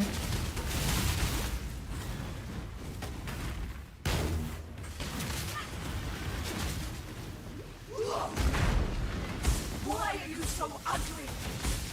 'Cause, you know, I'd like to.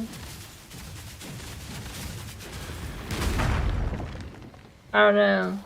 I'd rather get like a mini iTech, get like a little portable monitor instead of getting a laptop. So I can, if I travel, I can still stream. Too much clutter. It seems that those who don't learn from their mistakes are doomed to repeat.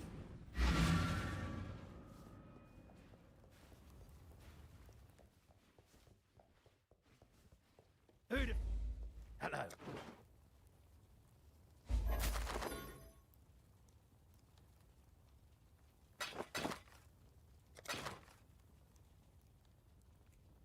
Travel in this economy? Yeah, I gotta travel while the dollar still has some kind of strength in it before it plummets into the oblivion, and then it's not relatively cheap to travel still.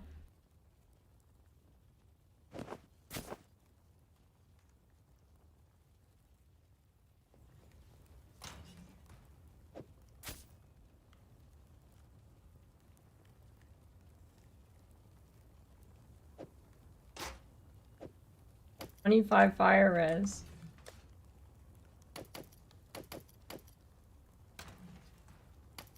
I don't know, I'm still waiting for patch notes to finish the bingo.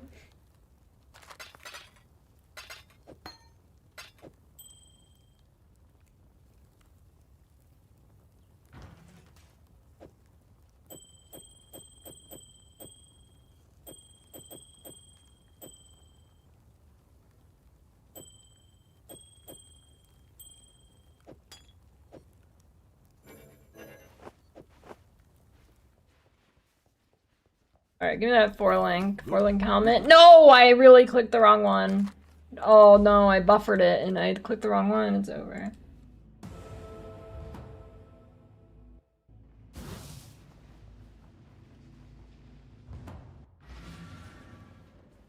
I have not tried Torchlight on mobile, no.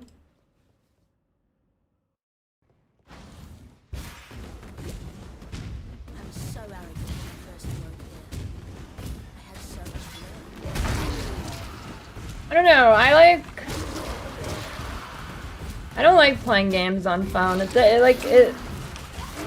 big thing with me with games is like the tactile feeling of pushing the buttons. Like on the phone, you don't really get that, and it doesn't satisfy me. Even like a game like Hearthstone, when Hearthstone was popular, and I'd play it on my phone at school or whatever.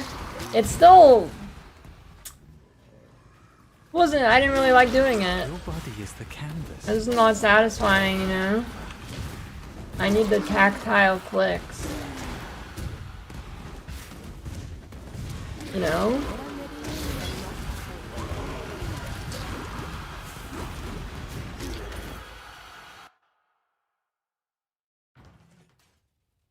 Need the clickies. Alright, wretch. While you be skulking about, I've managed to do a bit of hunting on my own. Time and tide wait for no man.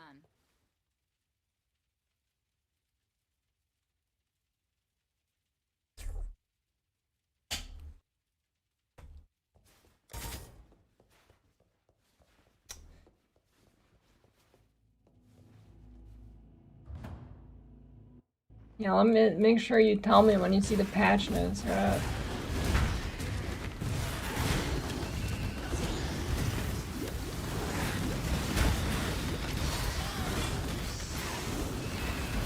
Ritual Scepter, this is the upgrade I need.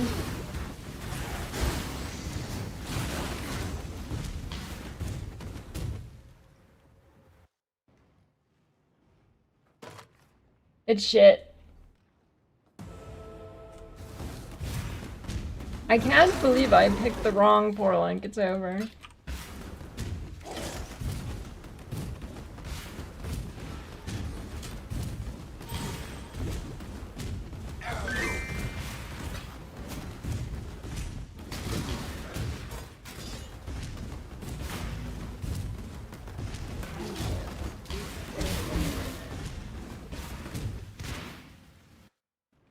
Arv's kind of sick for leveling, so you just like run past everything.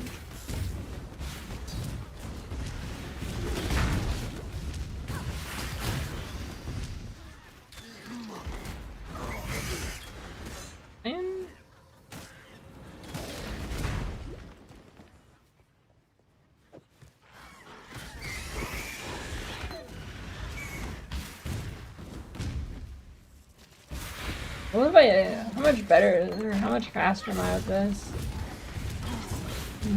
Considerably. Okay, I'm gonna do that.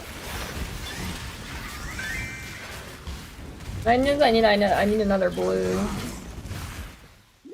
I wanna, yeah, okay. Or, well, maybe not. I guess this is fine. Oh, actually, I do have +1 golem now from Golem Master or whatever.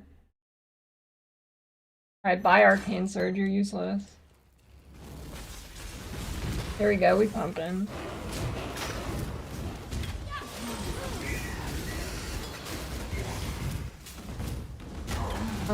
There is kind of an RF build on PoE 2, now it's gone, but I mean it wasn't really RF, it still required a button, but everything around you burned.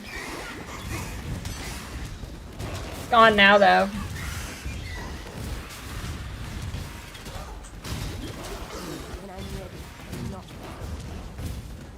Hey, they didn't mention a race for the Uber. Is there no race?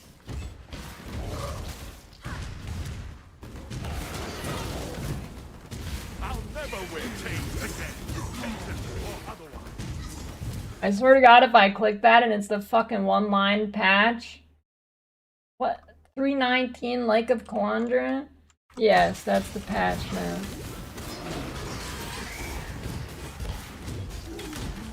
Too much clutter.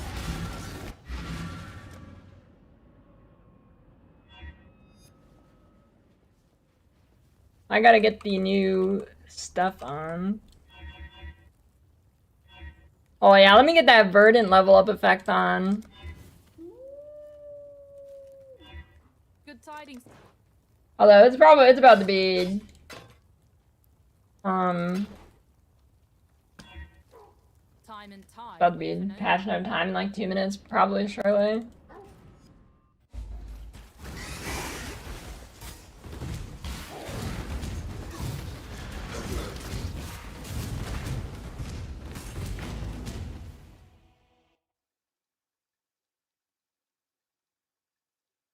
Minion defense.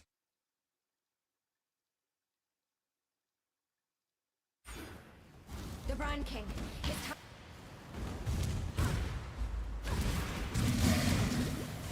Alright, that's gonna be patch notes any minute now. They said at 3, that's in 1 minute.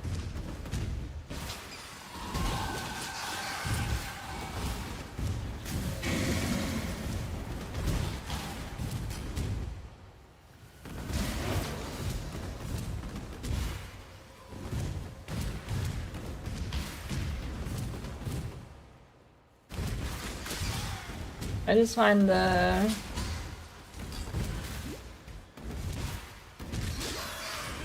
I find a waypoint first. There we go. Alright. Any minute now, right? Why is it green? What does that mean?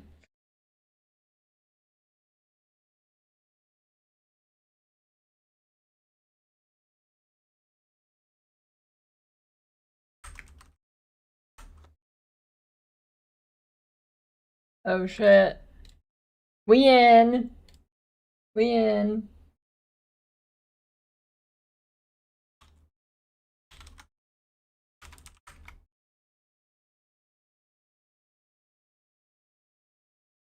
Okay.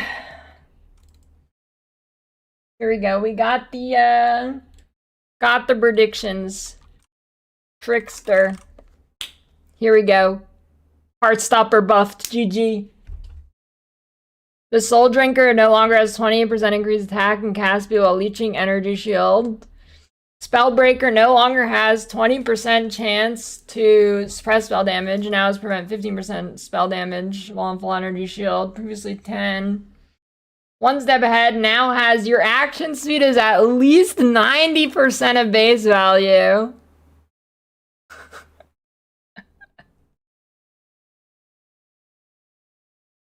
Yeah, alright, dude. There we go. Trickster nerfed. Oh, golems. Legion of the Primordial Noble now provides 50% increased effect of granted buff golems. There we go. I mean, I think it's still fine. They changed HC? What?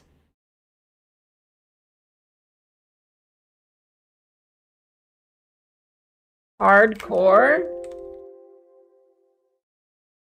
Oh, they made it you go to standard keepers. I knew they were gonna do it. I knew they were gonna do it because PoE 2 does it. So now if you die, you go to the regular league.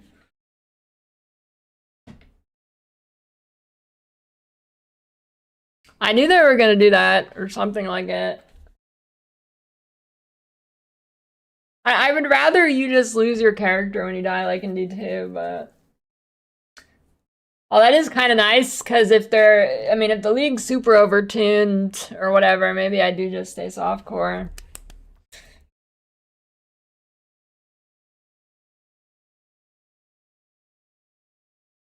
Although, wait. Holy... I think RM tiers are in fucking shambles right now. You make so much money ripping from hardcore to standard. Dude, people are in fucking shambles. People are in shambles. Because when you rip the standard from hardcore, you know, standard can't get the new league stuff unless you rip it from hardcore. Which honestly is kind of cool. You know? Kind of sad that's gone. That is kind of cool, actually. I mean, I like that. But probably everybody who does it is just RMTing anyways.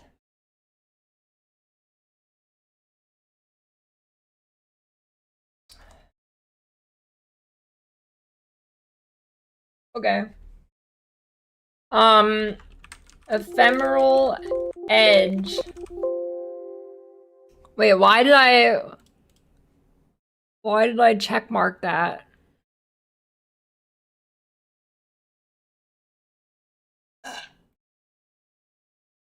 Energy Shield. Energy Leech is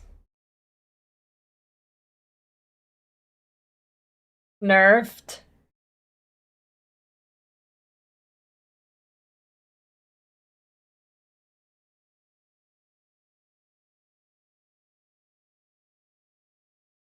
Oh, Whispers of Infinity. Wait, 50-100 max energy shield. This thing is fucking... This is dead as fuck. What do you mean 100? It goes to 100, dude? Yo, that's dead as fuck. 100 energy shield.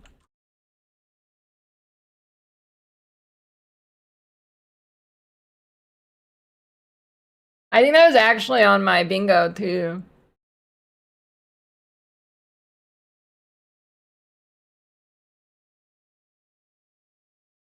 Oh, Trickster nerfed.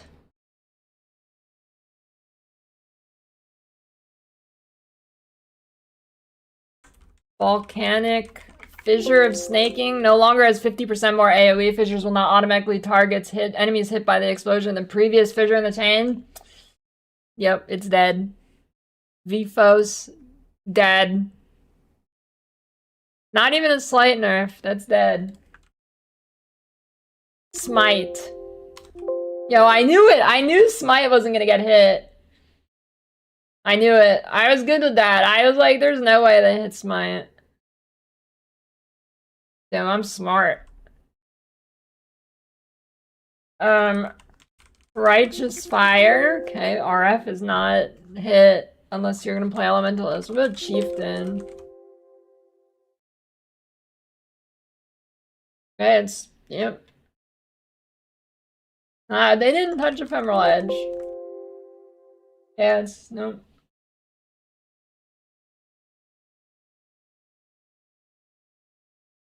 Explosive Concoction. Oh, here we go. Did they kill it for leveling?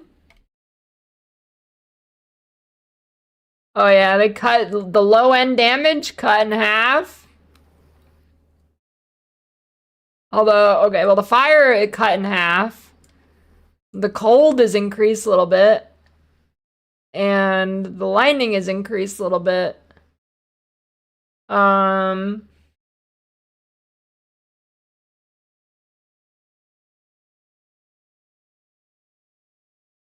Yeah, but it was mostly for the fire, I think, on it.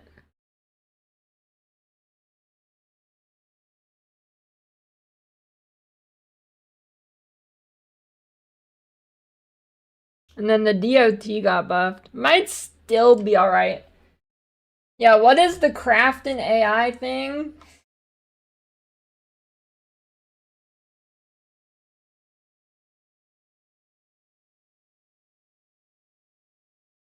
Yeah, but like, what is the AI thing? Holy Bone Shatter buffed. Arn is ready.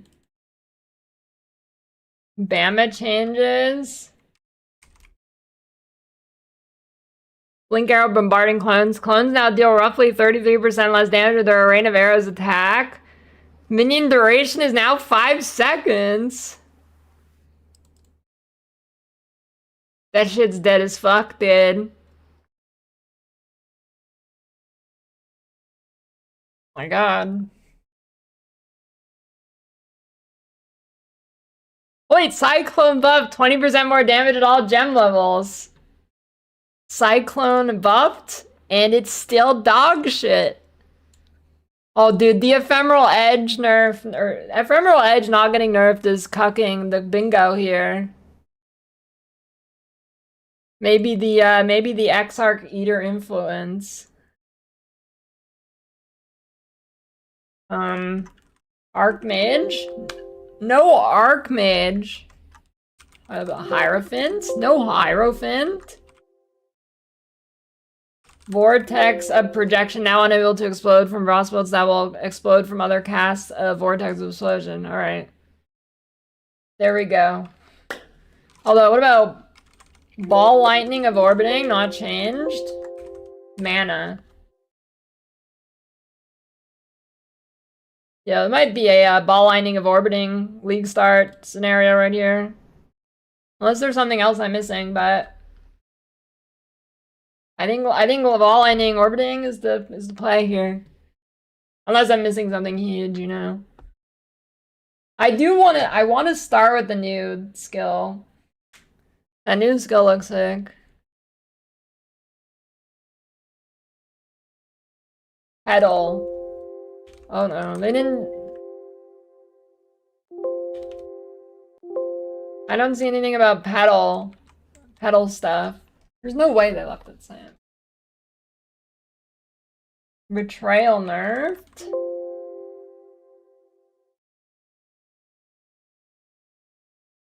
Syndicate medallions are more common? Yo, I called it. Oh, grab actually nerfed. Grab nerfed.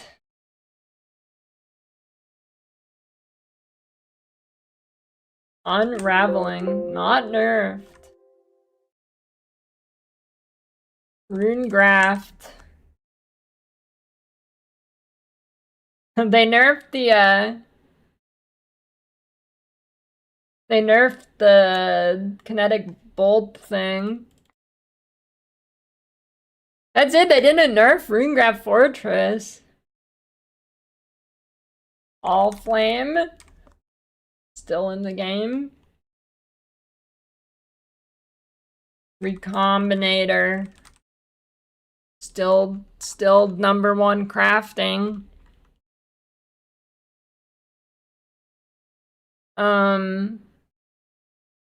Evolving. They didn't nerf the Alva strat. Incursion? Huh.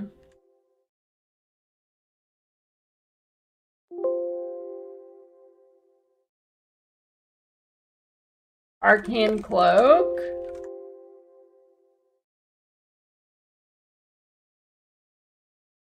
Go. I'm just gonna go in order now. Unless, well, what do we got for the bingo? Is there anything else?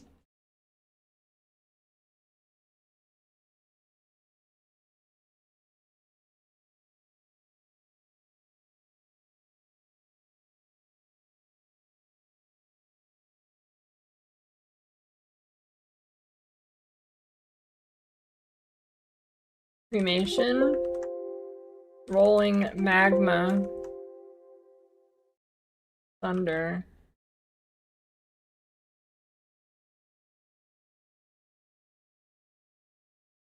I don't think there's any bingos.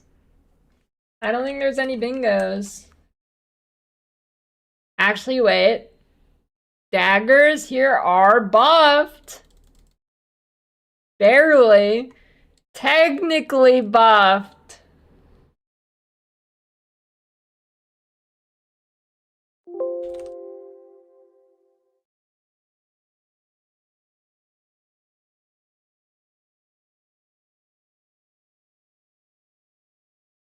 I don't think we got any bingos. Okay, I'm just gonna go in order now. I'm like all fucking, I'm all over the place.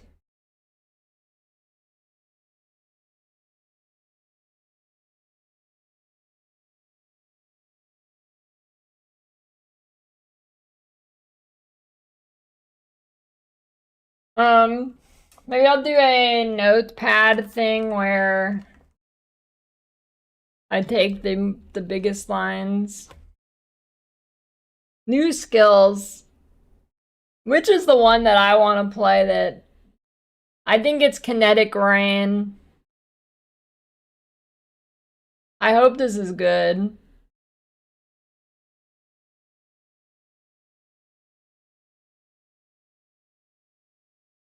What? What did I say?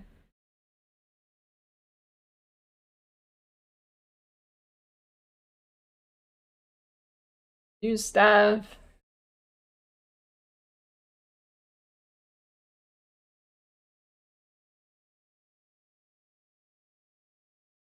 Yeah, the wand wall. Did they actually kinetic blast? Hey, they didn't nerf it or anything. Wander might be a pretty juicy starter.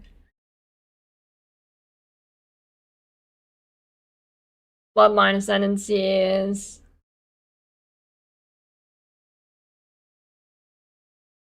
Wait, you can corrupt T17s now?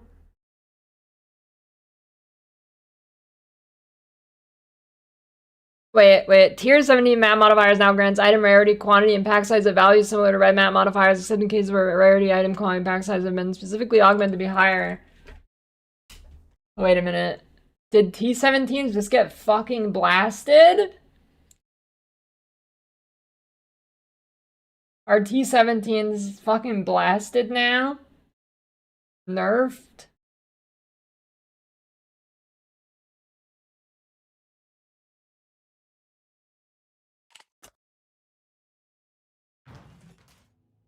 What? You have...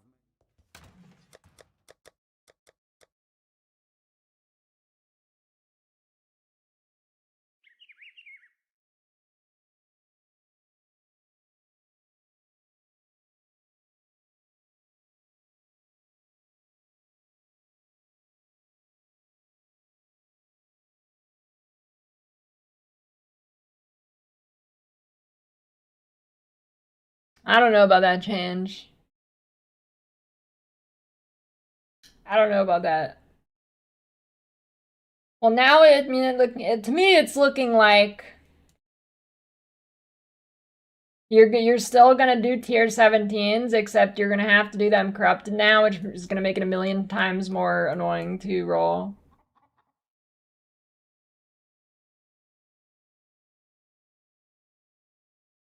Oh, the Abyss thing did get nerfed.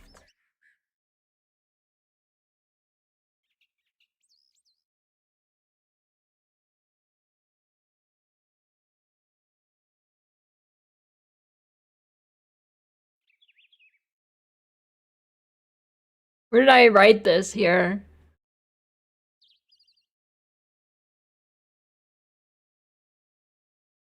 If only I could control F.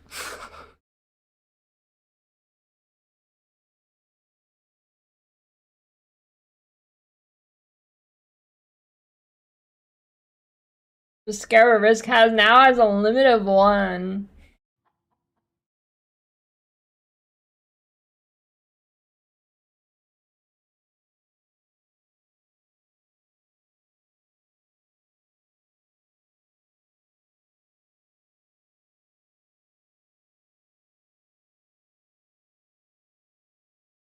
Oh, what are we getting on the Atlas? Academy, Arachnidness, Arena, Burial Chambers, Cells, Coves, Crater, Crimson Temple, Desert Excavation Factory, Forking River, Infested Valley, Lava Chamber, Lookout, Marshes, Mud Geyser, Pit, Port, Primordial Pool, Residence, Sulfur Vent, Summit, Thicket, Volcano. Not that bad. That's pretty good. That's pretty good. Yes! No more Cold River. Finally. No more Cold River, no more dungeon. Hell yeah.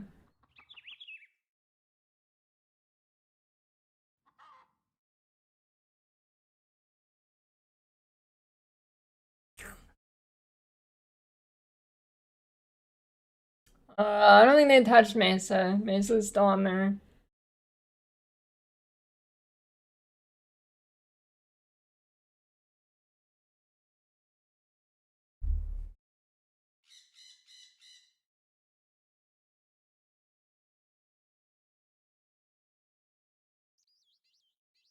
Wait, they nerfed some increased effective explicit modifiers.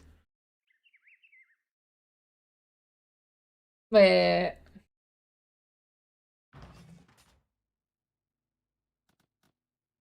Invasive adversaries, 1% pack size.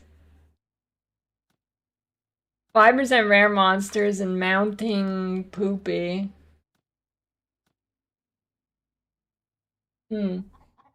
You know, juicing nerfs were not on my fucking bingo card. Juicing nerfs really were not, I wouldn't have thought of that. Dude, even the middle ones are nerfed too.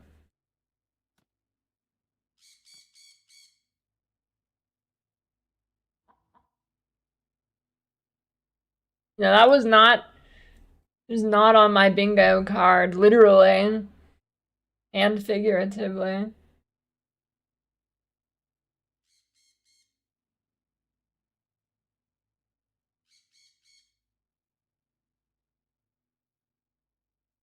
Ball breach will be unattainable. It's over.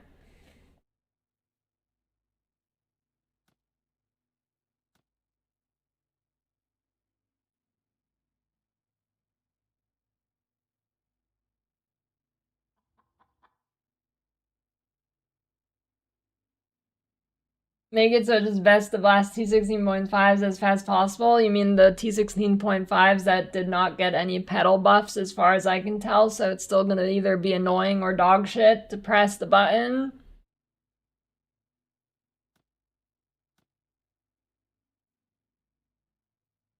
Rogues in the Rogue Harbor will now start at max level for the jobs they're proficient in.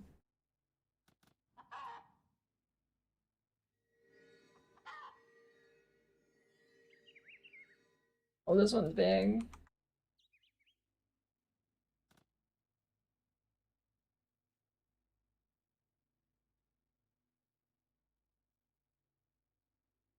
Wait, the 2020 jump for Kinetic Rain is on the League info page? Oh, shit.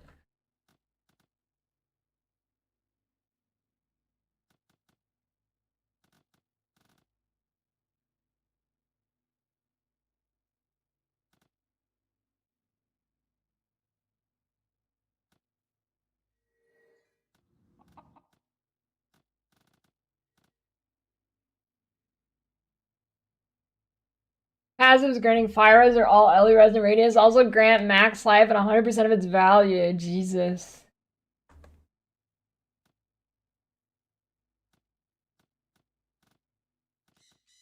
Kinetic Rain.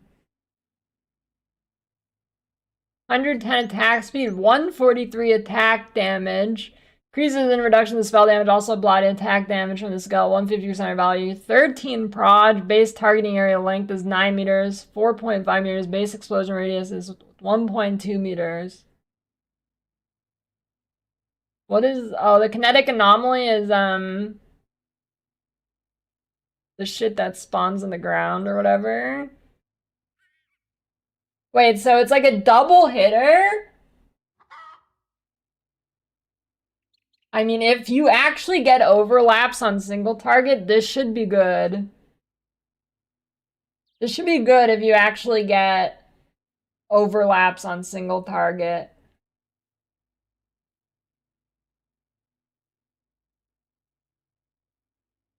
No, I think you cannot use, it specifically says you cannot use mines or whatever. Or I think. It doesn't, I don't see it on the gem, but it was somewhere. I think they maybe said it in the reveal.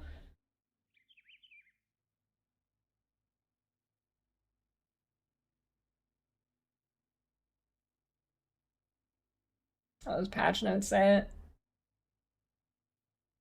Yeah, I don't know. I mean, if it actually has like good targeting and that'd be stupid locust mine. If it actually has like good targeting, well, actually, wait, does it work with the wisps?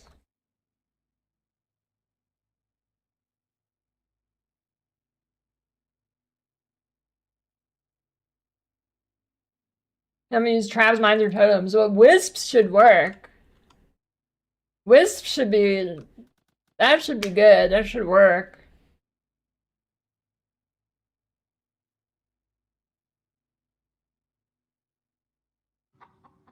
Wind burst support.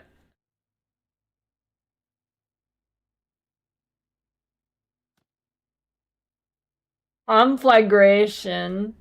2600 base fire damage per second, base duration 6 seconds, fire 3 proj. Is this gonna be EA? Ziz is gonna start this. It's just the better EA, isn't it? See, what is explosive arrow?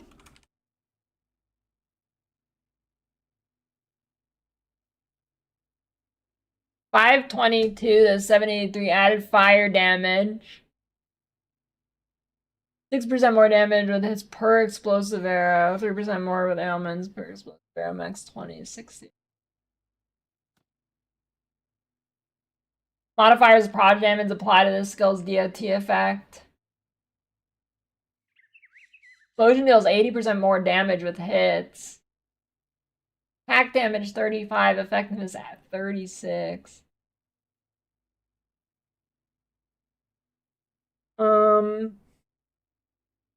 I don't see why you wouldn't be able to use it. Well, it says cannot support triggered skills, and this has a trigger tag, so it might not work. But I think the trigger is just the second part, so it might work. I don't know. Like, I don't know. It might work with the first part, but not the second part. I don't know, but this skill actually looks like pretty good.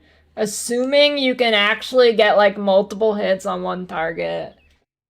If you can actually get multiple hits, then I mean, that should be pretty good.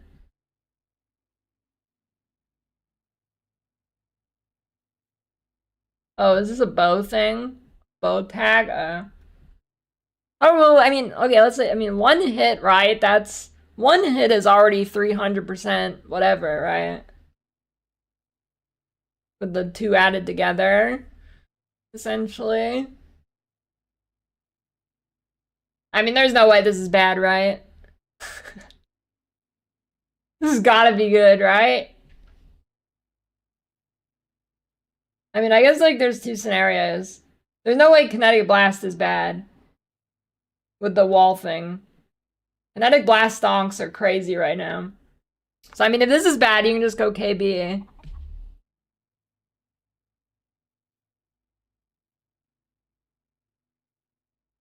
You have to self-cast Kinetic Rain. Actually, I guess you can totem it. It just says traps. Oh, never mind. Yeah. No, you have to cast it.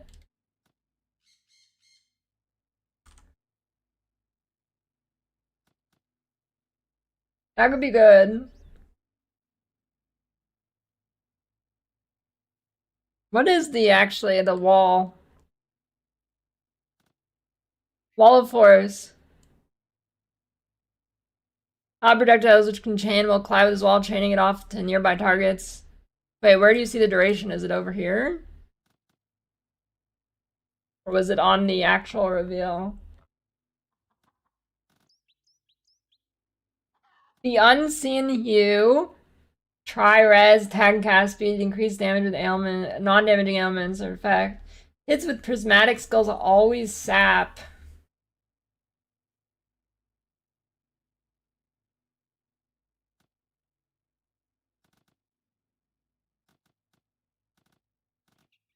I mean, I guess it depends if it has cooldown too. Maybe this is like a scenario where I go back and look at this.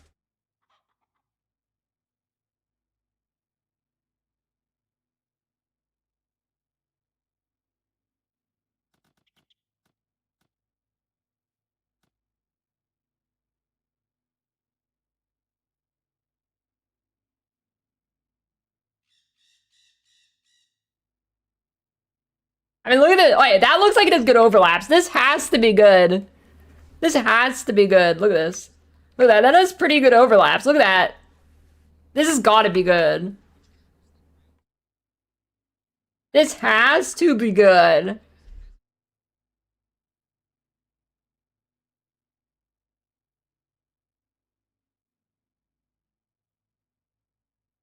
Unless...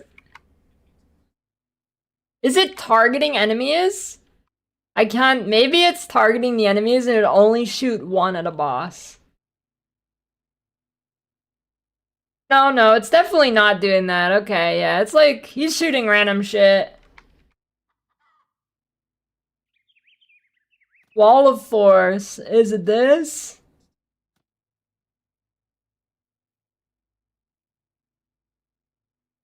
I think it does have a cooldown if that's it right there.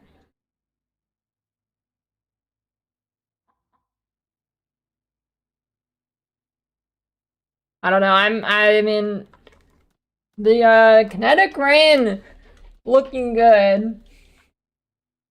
Unless there's something I missed, like...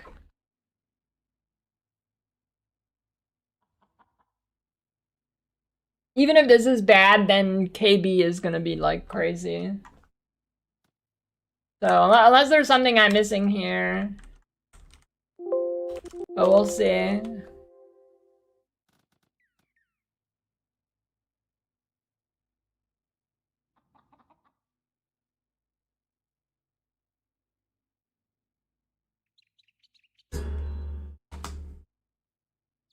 Okay.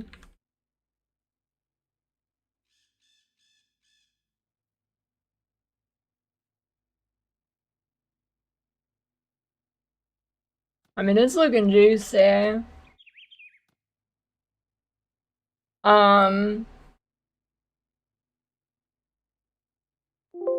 Harvest forge recaps, which guarantee a certain modifier types such as reforge a rare item with random modifiers, including lightning. Will now respect modifiers on items which restrict modifier types such as cannon roll. Oh shit.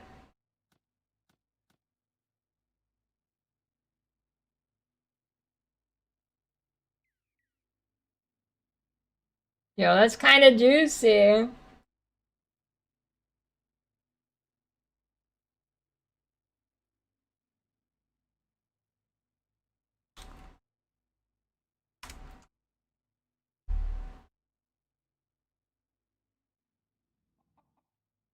You still trigger KB exclusive when piercing ice walls? You mean frost wall? No, that hasn't been a thing in like legitimately almost a decade.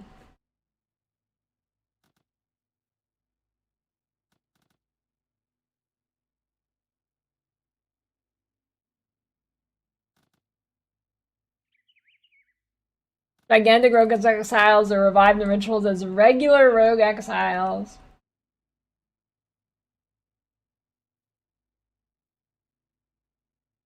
No longer require bestiary orbs, blah blah blah blah blah.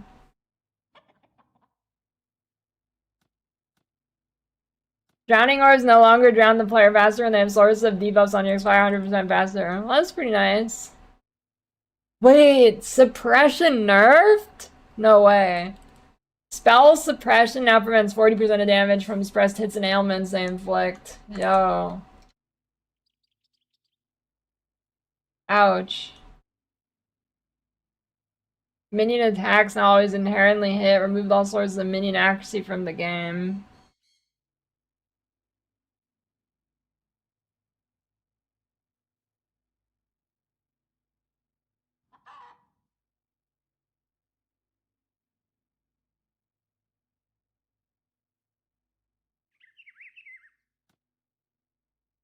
Yeah, actually tricks are buffed.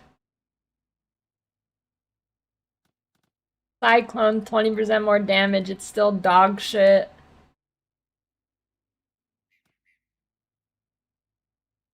Blast Strain. Okay, yeah. Arthur's gems buffed.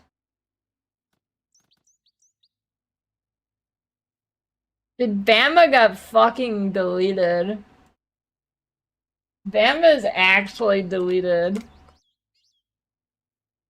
Well, I mean, the duration thing doesn't really matter, I think, because you spam them anyways because of fresh meat, but... Yo, 33%'s kind of rough, dude.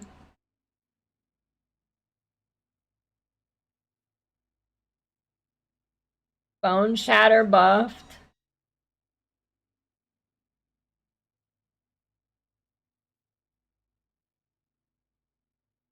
Dark Pack buffed.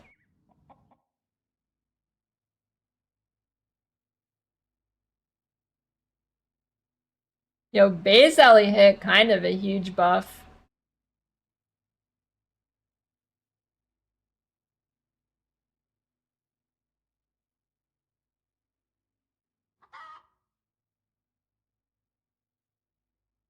Oh yeah, dude, no Earth Shatter nerf? Yeah, wait, why? Dude, VFOs get deleted, Earth Shatter doesn't have anything happen to it, and Earth Shatter was already better.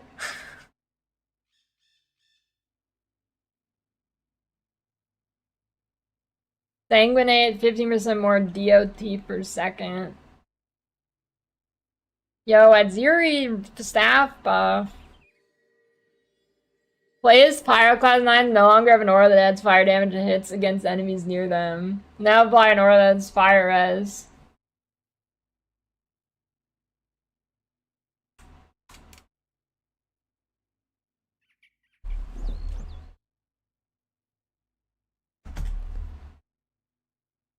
Pyroclast Mine now deals 35% more damage at all gem levels. And fires an additional prod for every 3 pyro mines in the secrets previously 4.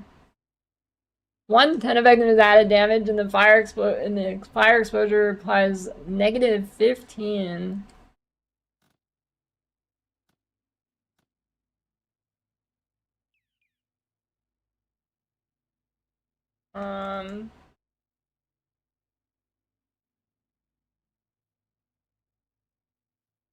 Kinda crazy, I think. Or maybe it doesn't. I mean, I don't think it's gutted. It's just deleted for support effects. I mean, you get 35 more damage. You get like... I don't even know. I'm gonna say like 6 more proj. You get 30 more effectiveness and built-in exposure.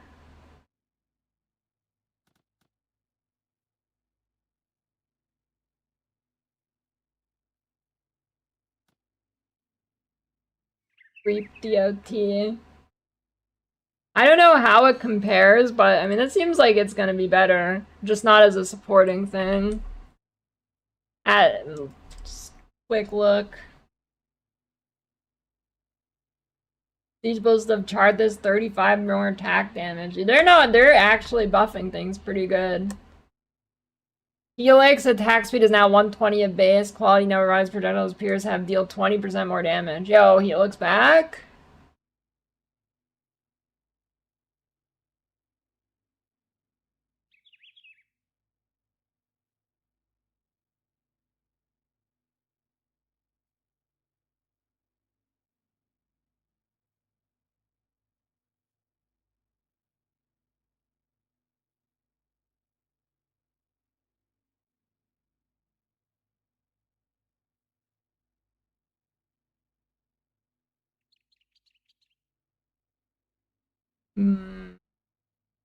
Storm Rain of Conduit.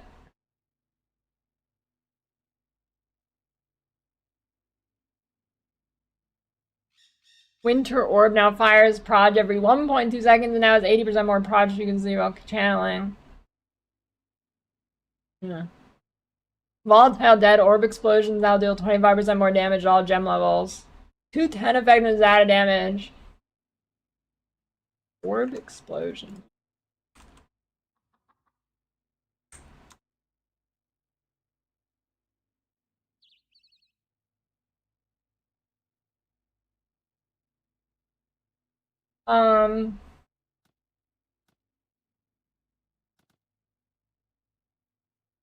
I mean, I think it's still...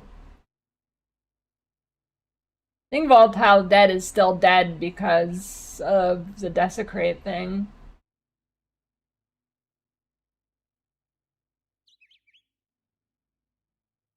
I think with the Desecrate thing being dead, it's like dead, right?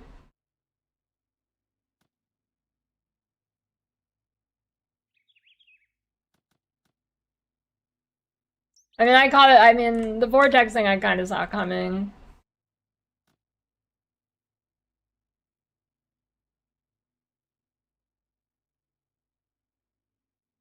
Vol Cyclone, dude, what is this fucking Deftones intro loop for 20 minutes?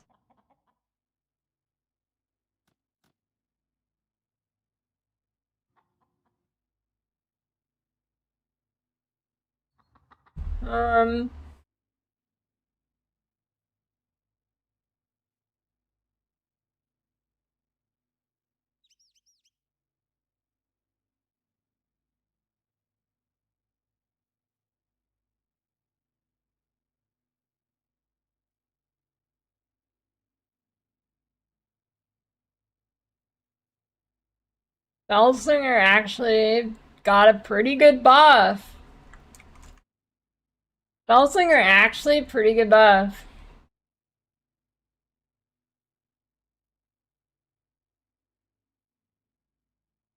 Worthy cause is notable ascendancy skill grants banner skills 100% increased duration, previously 50.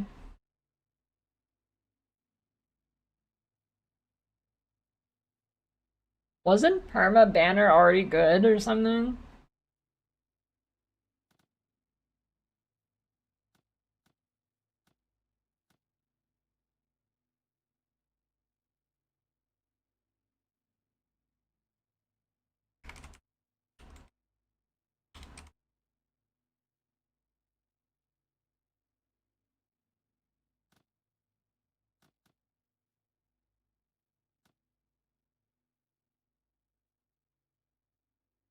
Stab toward 10% increase cooldown recovery rate.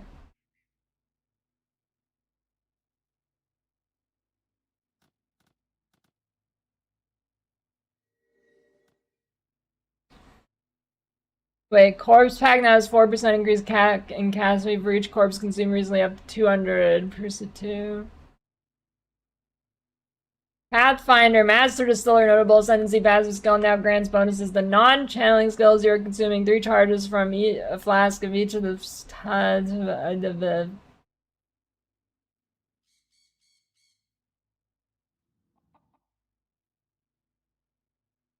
Actually, it's kind of good. Maybe.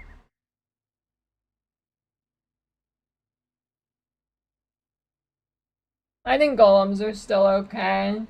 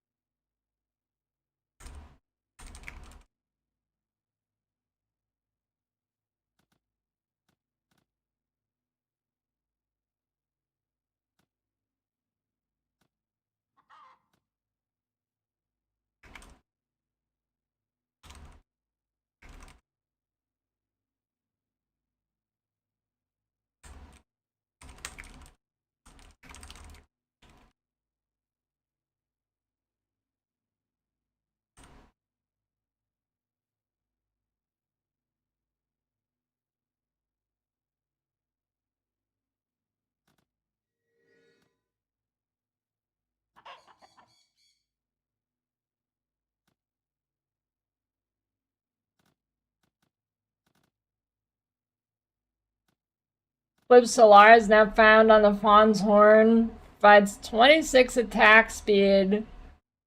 2 to 5 fire damage for attacks through every 1% your light radius is above the base value.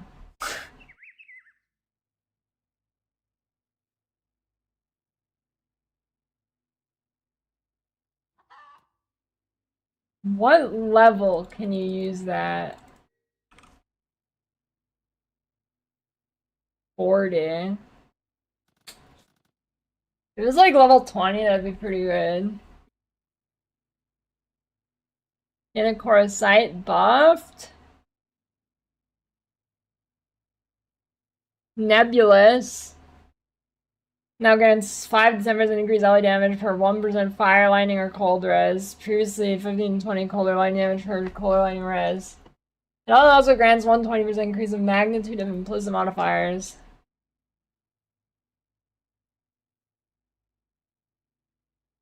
But that's pretty good. Is that like Giga?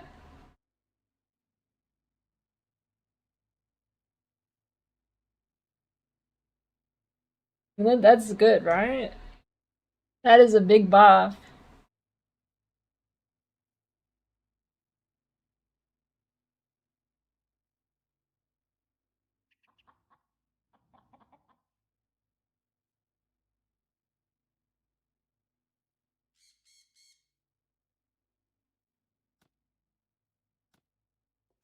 Line of the Prophet Doctor buff now displays the granting stolen rare modifiers for 60 previously stated 20, but it was functionally 60. I didn't know that actually.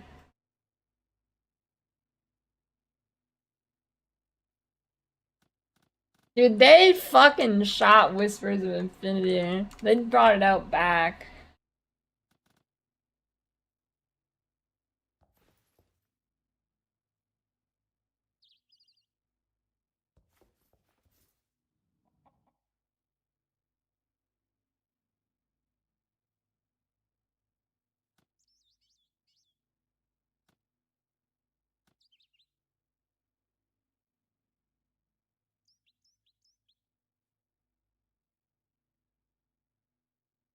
Refactored out monster with fizz damage converted to LE damage scale mods modifiers and map modifiers that grant fizz damage again as action element. Generally, these modifiers will have far less effect on high-level monsters that convert most. Oh shit! Wait, this could be crazy. I mean, I wish they gave numbers here, but that could be a big big survivability boost.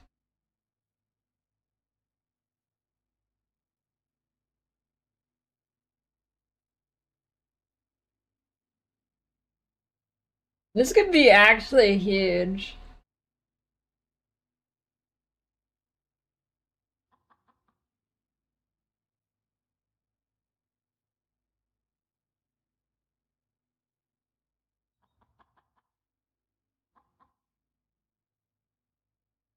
Detonation speed of most monster volatile cores can no longer scale attack or cast speed. I did not know they did that.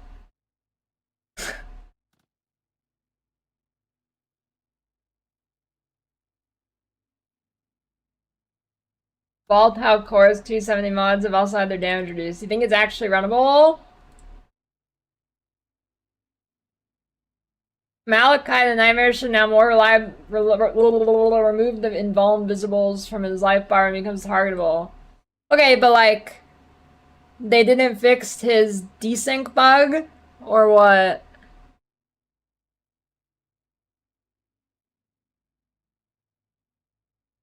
Visuals and audio of the on-dead effect from vibrant gargoyles. What even is that?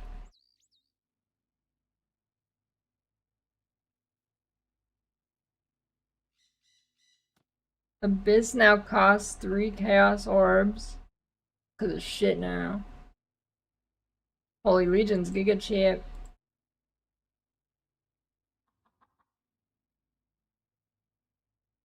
Kinetic Rain Act 1, you think it's good?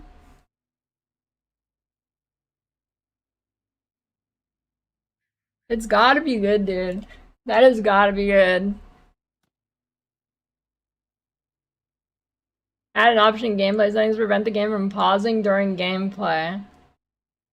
Does that mean, like, it will make it so you don't pause in passive tree?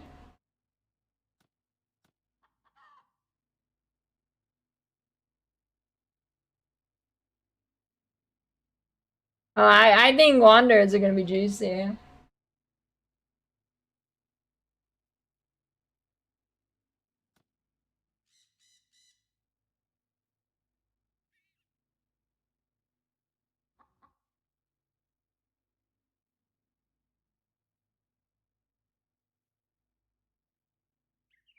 Bug fixes. You know, for how many changes these are, it's actually not that big of a patch notes. This is a pretty short patch notes. Pretty short, but there should actually be some good changes. It is really short, but powerful. It's how they use the patch notes, not how big it is. The bingo card almost got bingo. It's like really close. It almost had a few bingos. It was close. Dude, I can't believe they didn't do anything to pedal skills.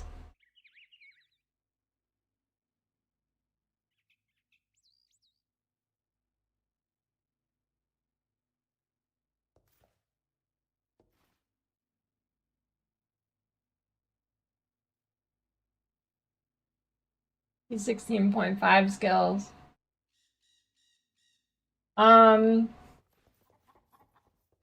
Yeah, I don't know. I mean, I think endgame you still go Trickster. At least in hardcore. Maybe in softcore too. I don't know. I think Trickster probably still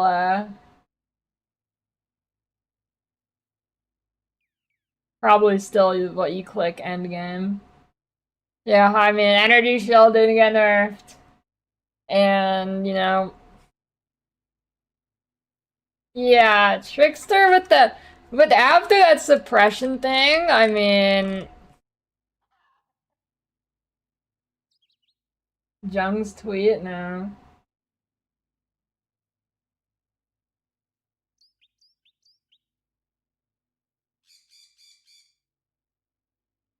Yeah, I mean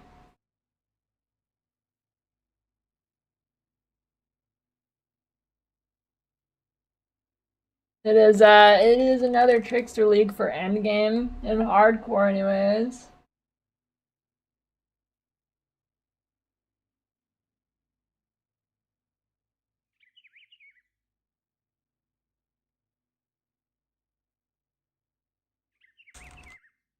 Wait a minute. Okay. Look at what happens when you Google EVE Online. Are you ready for this? This is good, dude.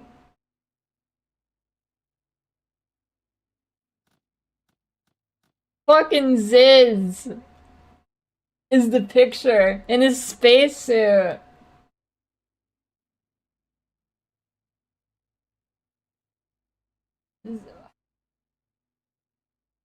Ziz is the face of EVE Online.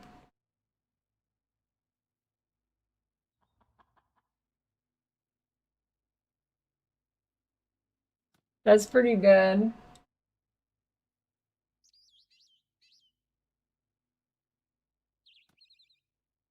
You know, these patch notes are very short, actually. Yeah, I saw Jung's tweet. I mean, yeah. It's another energy shield league. GGG loves energy shield.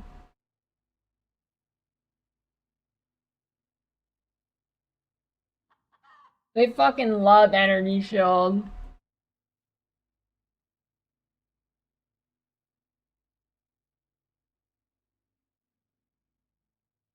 Strangled Red Nightmare, you mean the one with max life? Yeah.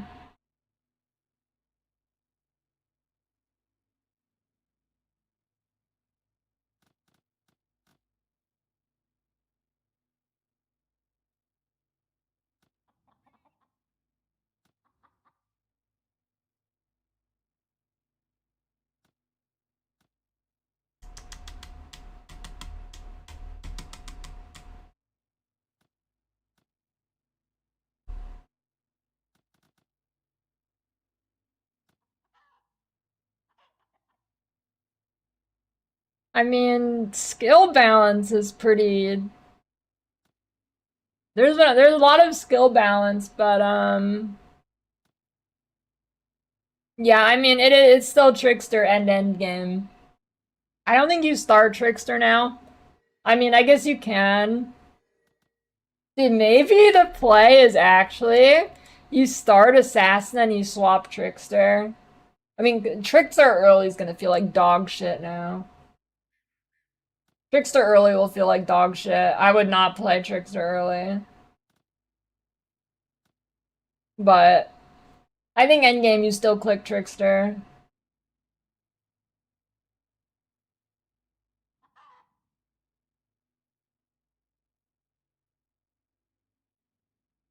I mean, Trickster or not, I mean, you're going Energy Shield again.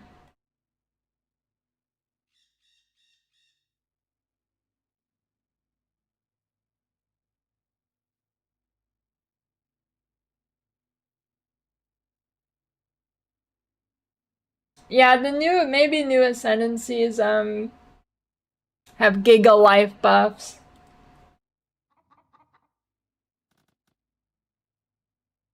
Yeah, maybe the new Ascendancies, huge life buffs, it's gonna go crazy.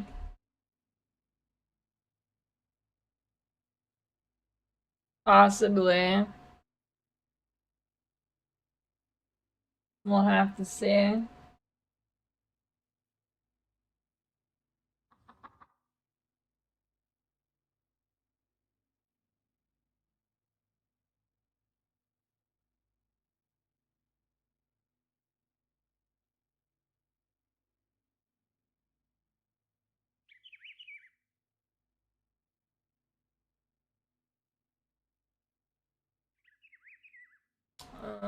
Well,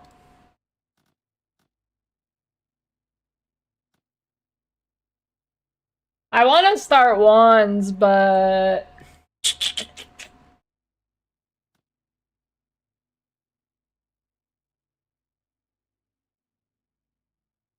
I don't know. There's like two scenarios here.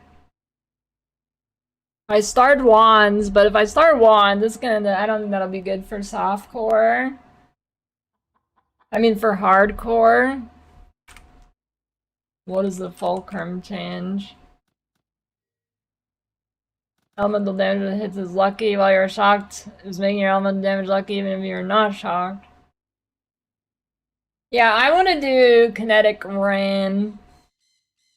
I do not think it will be good in hardcore though. Or maybe it will just be that good. It really depends how many overlaps you get on single target. They didn't really show it on a single target, just clearing. So, I don't know, that could be hit or miss. And then just regular KB I don't think is good enough to start in hardcore. But should be juicy in softcore. Wand.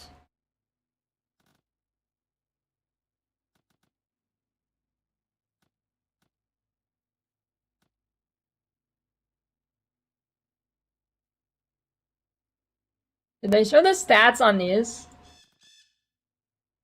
Blasting, kinetic, somatic, did they show the stats on those?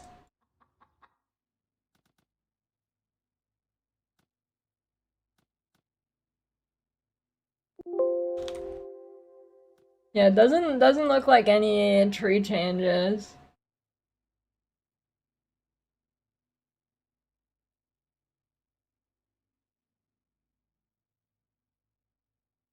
Well, they nerfed the crit chance on these.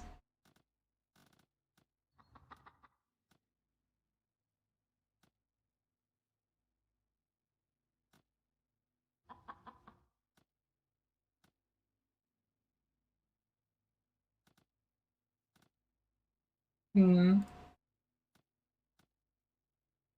See you later. Did they show the wand? Anybody know? Did they show any of the new wand types?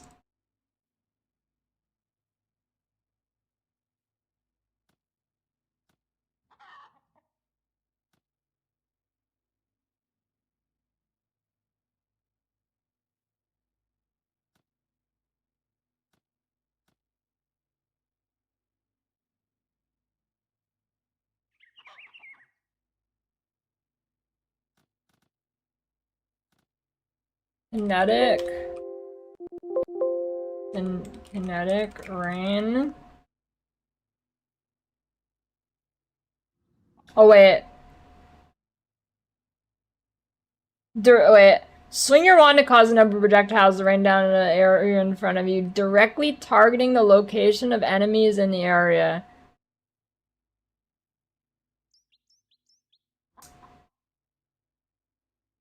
That's gotta mean only one will target a boss. That's gotta mean only one targets the boss, right? There's no way all 13 target the boss. Although if it did, that'd be crazy.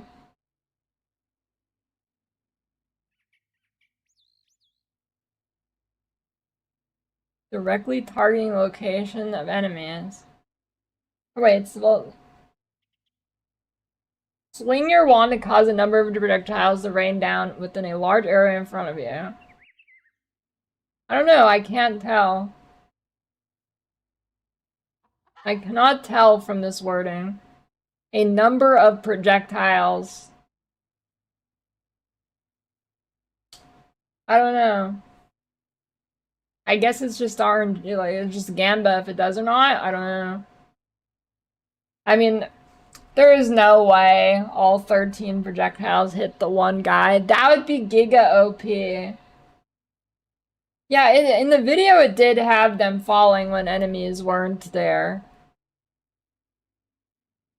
Maybe it still shoots them. Maybe if there isn't enemies, it still shoots. I mean, it's definitely like targeting the ground like there's nothing there. I don't know. So maybe I think it doesn't. Oh, did they? There was another clip of it, wasn't there? Where was it? Was that the start? It was at the start.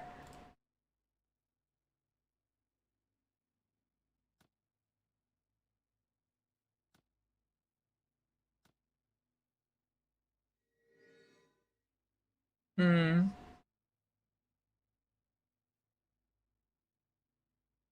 Yeah, I mean they're like a tight spread though, so I think it'd still be good. Yeah, they definitely all come down even if they don't have targets.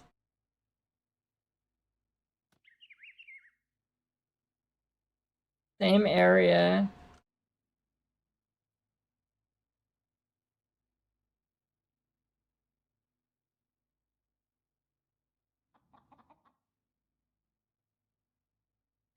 I wonder if Conk reduces spread too.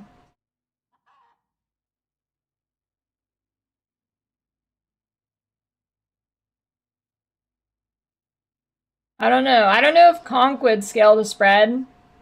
I feel like they would not let that happen again, but who knows?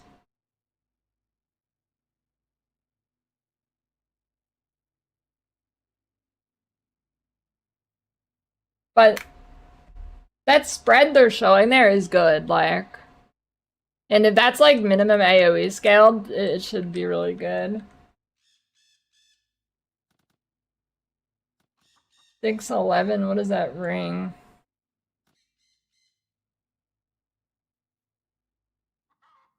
Enthalpic ring? Why the fuck did you just notice that, dude? I don't know. How the fuck did you notice that?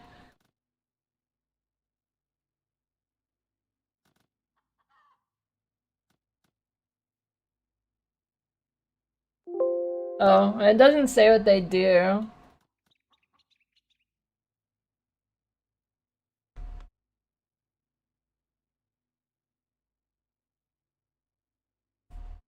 The kinetic rain of impact. Swing your wand to cause a number of projectiles to rain down within an large area in front of you, targeting the enemy location of their.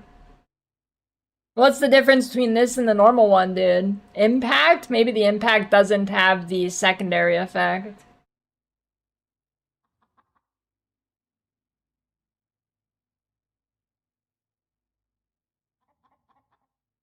Well, looking juicy.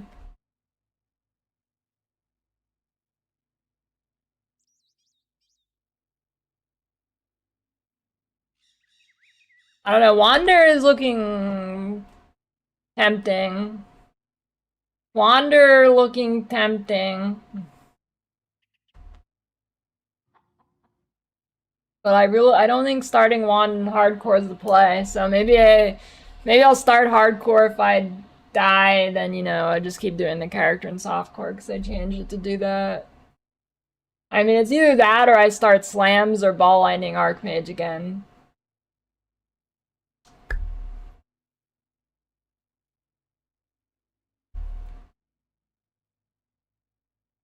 I don't know. Maybe I'll look at some rough POB numbers. It should be pretty easy to look at the POB numbers for this. It doesn't have anything weird going on. So that I could probably cook up a small POB test. Anyways. That was pretty juicy. Pretty juicy, but it's time to go. Looking good. Short and sweet patch notes.